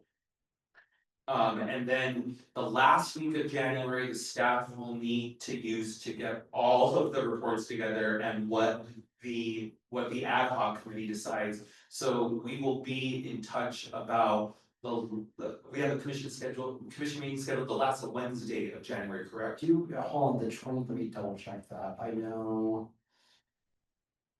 The schedule, so we have one, so the current schedule is, first, 22nd. No, there is nothing scheduled right now that last week. So we wanted to keep it that way. Yeah, we're gonna keep it that way, correct, and then we'll go into February, the Tuesday, Thursday with the possibility of Saturday schedule, so I just want to give everyone. Ample notice, and we will put out a written communication to. We'll do an email blast before the end of the week. And so just so I'm clear, so the Tuesday, Thursday meetings are the full commission meetings, right? Correct. My schedule has changed, Tuesday, Thursday, that was Monday, it was before, but okay. Wait, say that again, I'm sorry. I said my schedule has changed, it was Monday and Wednesday last semester, it's Tuesday and Thursday this semester, I don't know why they do that. But if you all are open to having a meeting in Castleton Lake, I mean, hey, maybe we could do that. We'll have a conversation on the site, Commissioner. That's CD 14, and we saw it out in there yet. You haven't got there yet? Not yet, no, not in sequence, because we gotta get to all of them. And then the last thing is for the last round of committee meetings, we do ask all committees to. If you need to go late on this one, if you do, if there's a committee member that needs to leave, and we still have 2 committee members, please move forward. Because you still have quorum, we wanna make sure to get all your input as much as possible before the ad hoc committee meets, if this motion is approved, so why don't we go to any additional questions? I have one quick question, in terms of, the committee, is there a specific, I guess, level of, I guess, let's say a final deliverable you want all committees to aim for, or is it get as far as you can in terms of what recommendations you wanna send to the ad hoc? Or is there like a specific, like, each committee should recommend X or whatnot? I think more clarity of what the assignment is for committees to wrap up if we move forward with this. I don't know if you addressed the chair or myself. I I would like to have the commission, the subcommittees meet and vote on every issue that's before, because then when the ad hoc takes it up on the 17th, we'll be in a position of saying yes, no, maybe, whatever the case may be. And if it hasn't been determined, since the subcommittee will already be terminated as part of this motion on the 16th, then we're never going to have the benefit of knowing what the subcommittee decided. And is there I'm sorry. No. Go ahead, please go ahead, but get it level. Commissioner. Thank you. I had a follow-up question to that point. Today, a lot was brought up about ICE response as well as immigration intersecting issues. I think the most relevant committee would be tomorrow's committee to bring that issue up in. It would have to be brought up in that committee then, is what you're saying? It couldn't go to ad hoc without being discussed there first, right? Hopefully, by one of the 4 committees, yes. Whichever would have jurisdiction over that. So if it's better government, for example, that would need to be brought up tomorrow before that committee dissolves. One of the things is that even though Mr. Thomas and I don't agree on all issues, so we agree on a lot. I have full confidence, since he's on the Personnel Budget Committee, that committee will take this up before it comes to the ad hoc committee. Question, Commissioner Stein mentioned he would encourage all of us to, I think the word he used was apply. Does that mean, what does it apply entail? Apply means to say, I'll tell Ray, or I guess in this case it's Justin, and Justin will relay it. Say, yes, I'm willing to do it, and then it'll be up to Ray, and I hope he names himself as one of the 6. It will be up to Ray to appoint the 5 other people other than myself. Good. Mr. Slaughter. I'm struggling with something and apologize, because I think the communication of unity and desire to get this, across the finish line is something we all support. What I'm trying to understand here is that we're asking committees to put forth as complete a recommendation as possible, so that it goes to the ad hoc committee for a recommendation to the full commission. How is that added value or more efficient than having the committees put forth their recommendation? Even if that takes 2 meetings instead of 1. And bringing that recommendation to the full commission. So I'm missing the added value, other than the fact that we all would spend in an ad hoc committee an entire 2 days talking about it, which perhaps we should be doing as a full commission. So just help me understand. What I envision is simply that by having everything well, let me step back one point to make my idea. If we just did it through the subcommittees, then we would spend an evening like this evening of going through for 5 hours on one of the subcommittees' points and candidly not making decisions on all of them. By doing it, what I suggested is you will have all the subcommittees who will have their recommendations. The ad hoc will then decide, in their opinion, yes, this should go to the ballot or not. If not, overturned at the next commission meeting by the full commission. Then no, we didn't like the fact that you left out, I'll do a ridiculous one because we've already talked about, council expansion. Ad hoc says, oh, we don't need any expansion. Obviously, that will come back to the full commission, who would overrule it in, in a nanosecond. So I think we will be able to eliminate a lot of issues that may be more limited to 1 or 2 or 3 interest groups. And individual commissioners can just really get to drill down on what is important and put it in the final product in a much more expeditious manner, because I don't think we have the time. So I take it with all your questions, you're gonna sign up to be on. That's another question I need clarification on, but I'm still trying to understand, the committees are asked to put their recommendations forward. Right. The ad hoc committee is validating or refining those such that the commission can deliberate on more of a yes/no question. But I'm unclear why that's happening at the ad hoc committee as opposed to that being the direction to the committee, and then the staff having that time of the 17th to the end of the month to put that forth in what comes to the committee. In either way, a clear yes, no, or option has to be presented in a staff report to the commission.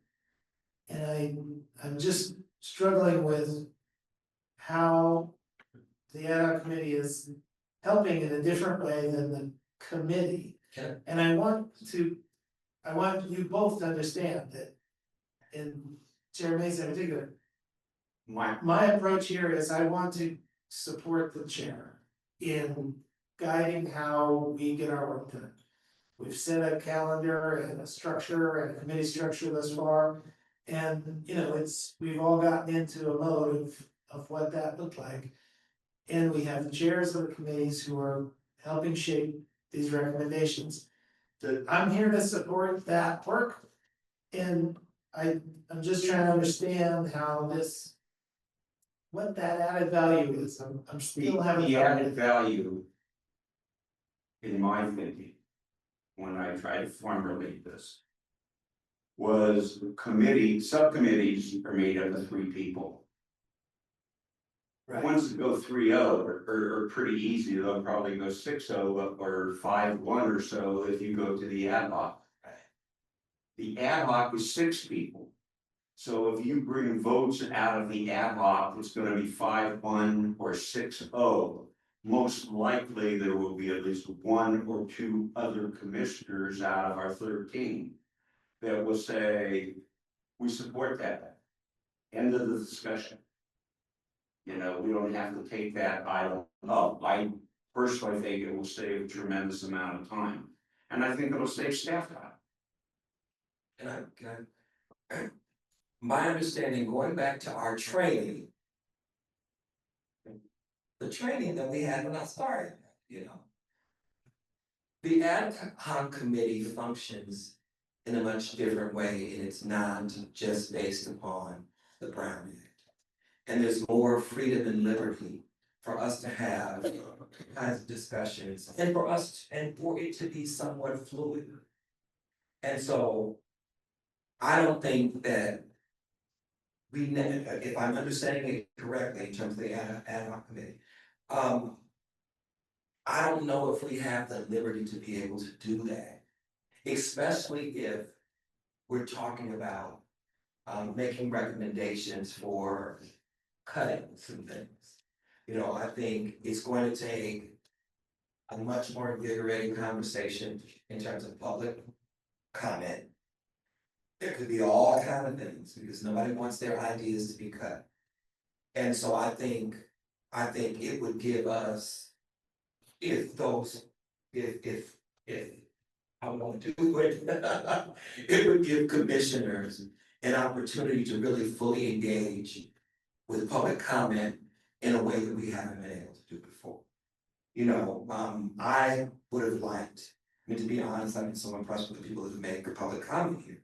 And I would have liked to kind of ask them questions and to probe them. This setting doesn't allow us to do that.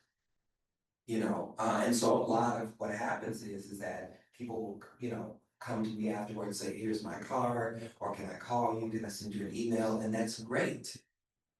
But that's just something that I'm hearing. And so I think that having the 6 people who are hearing this, that's half of us. And, you know, I think that we can be able to say that we have fully considered and vetted public comment on these particular issues.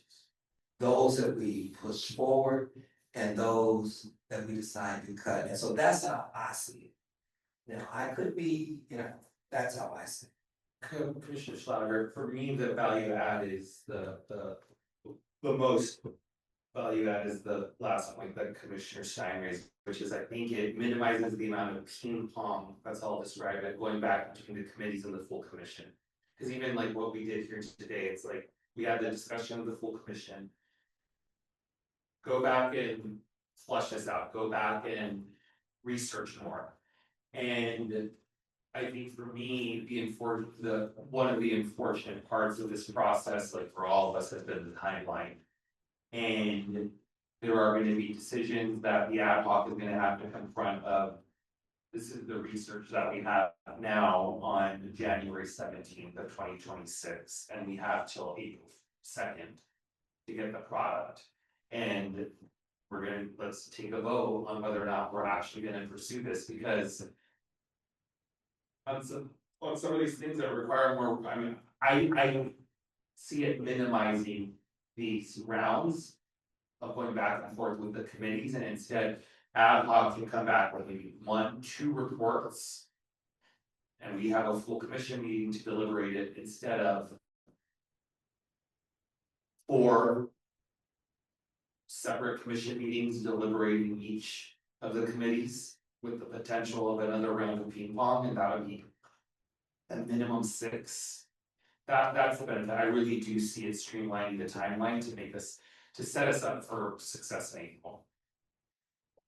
Well, let me just say that I think the ping pong was by design for the place we were in at the moment as a way of full commission getting up to speed about the committee deliberations. And you know, you as chair are empowered to guide us in future meetings to avoid the ping pong and to really shepherd us and jockey us toward the decisions that are most useful. If you feel this is the most useful way to do that, then I will support you. I don't see it as the only way to do that. And I don't wanna do it at the expense of the committees who've put in time and their chairs have been thinking about their process, so I would just ask that, perhaps you consider, the ability to draw upon the committee expertise if you find that valuable still.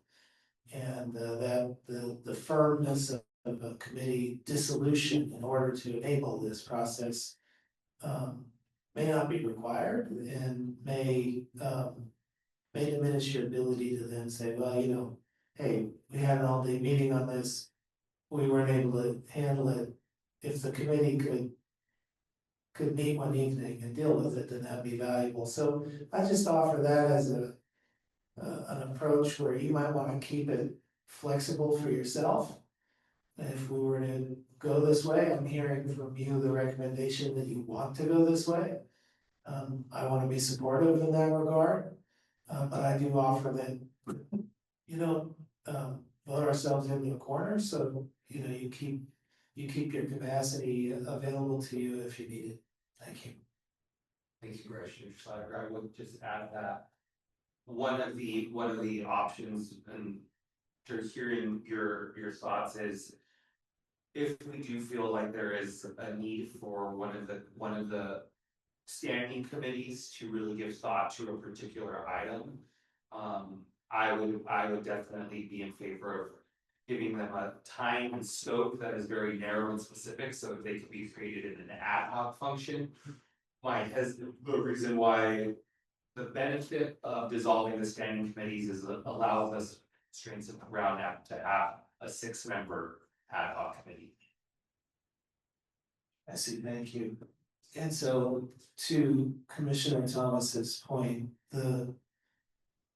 we're using this language ad hoc intentionally. Yes.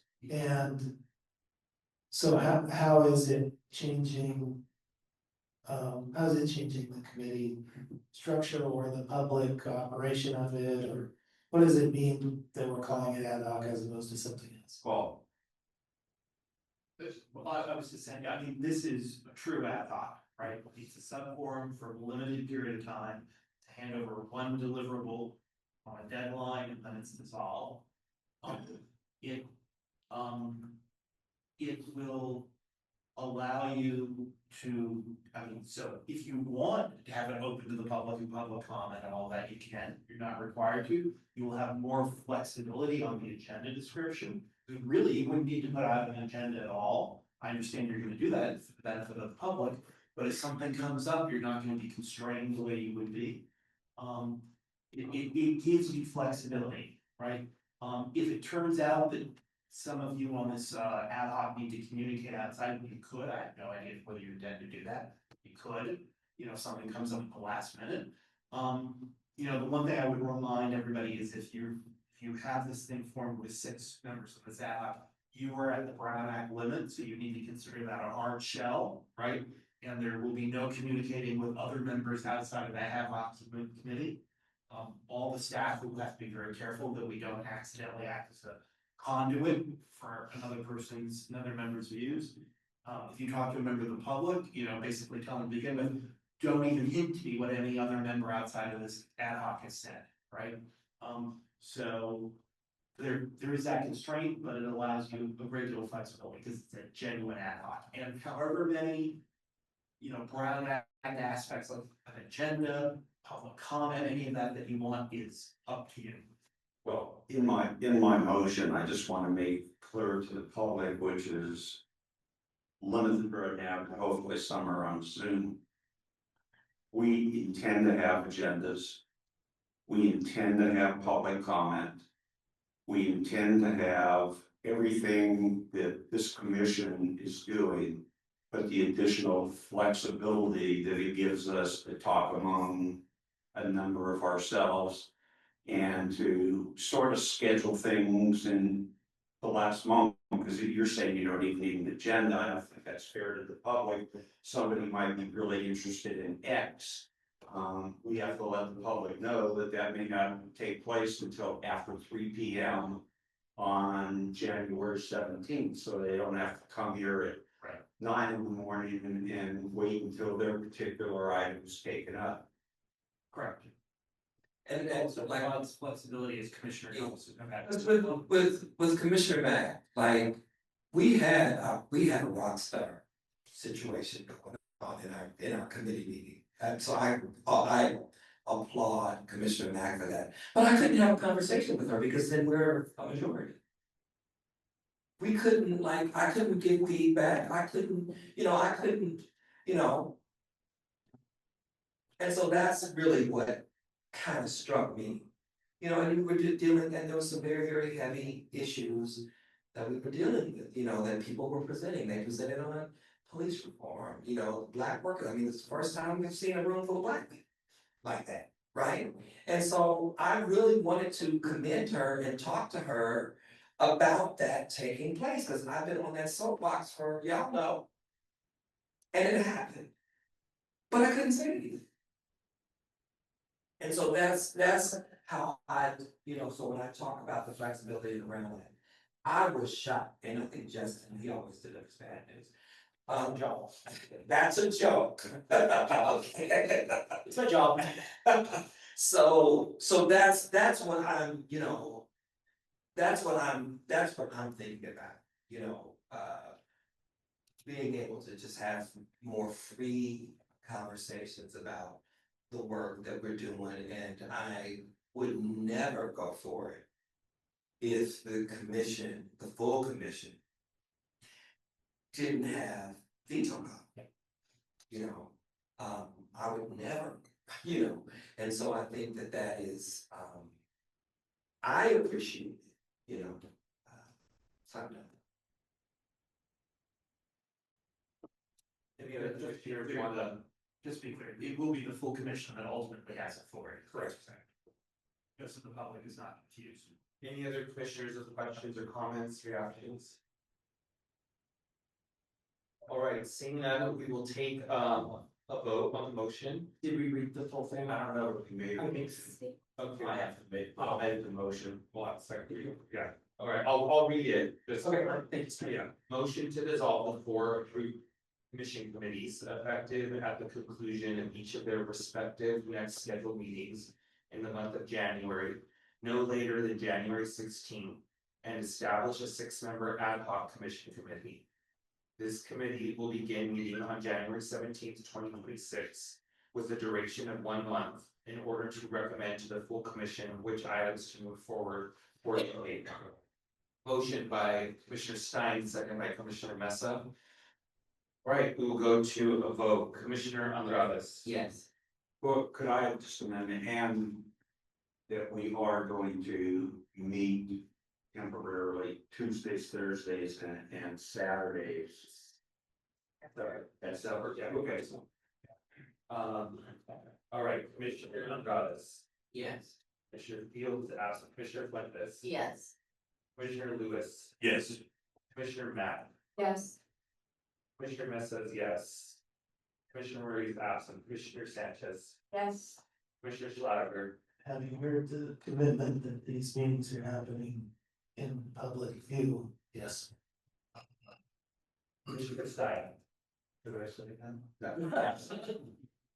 Commissioner Thomas. Yes. Motion passes. Thank you, commissioners. We will follow up on calendar updates in writing by the end of the week to all commissioners. I want to thank commissioners for definitely not our first long meeting, but our first one in a while, and I can anticipate there will be many like this in the future. Thank you, commissioners.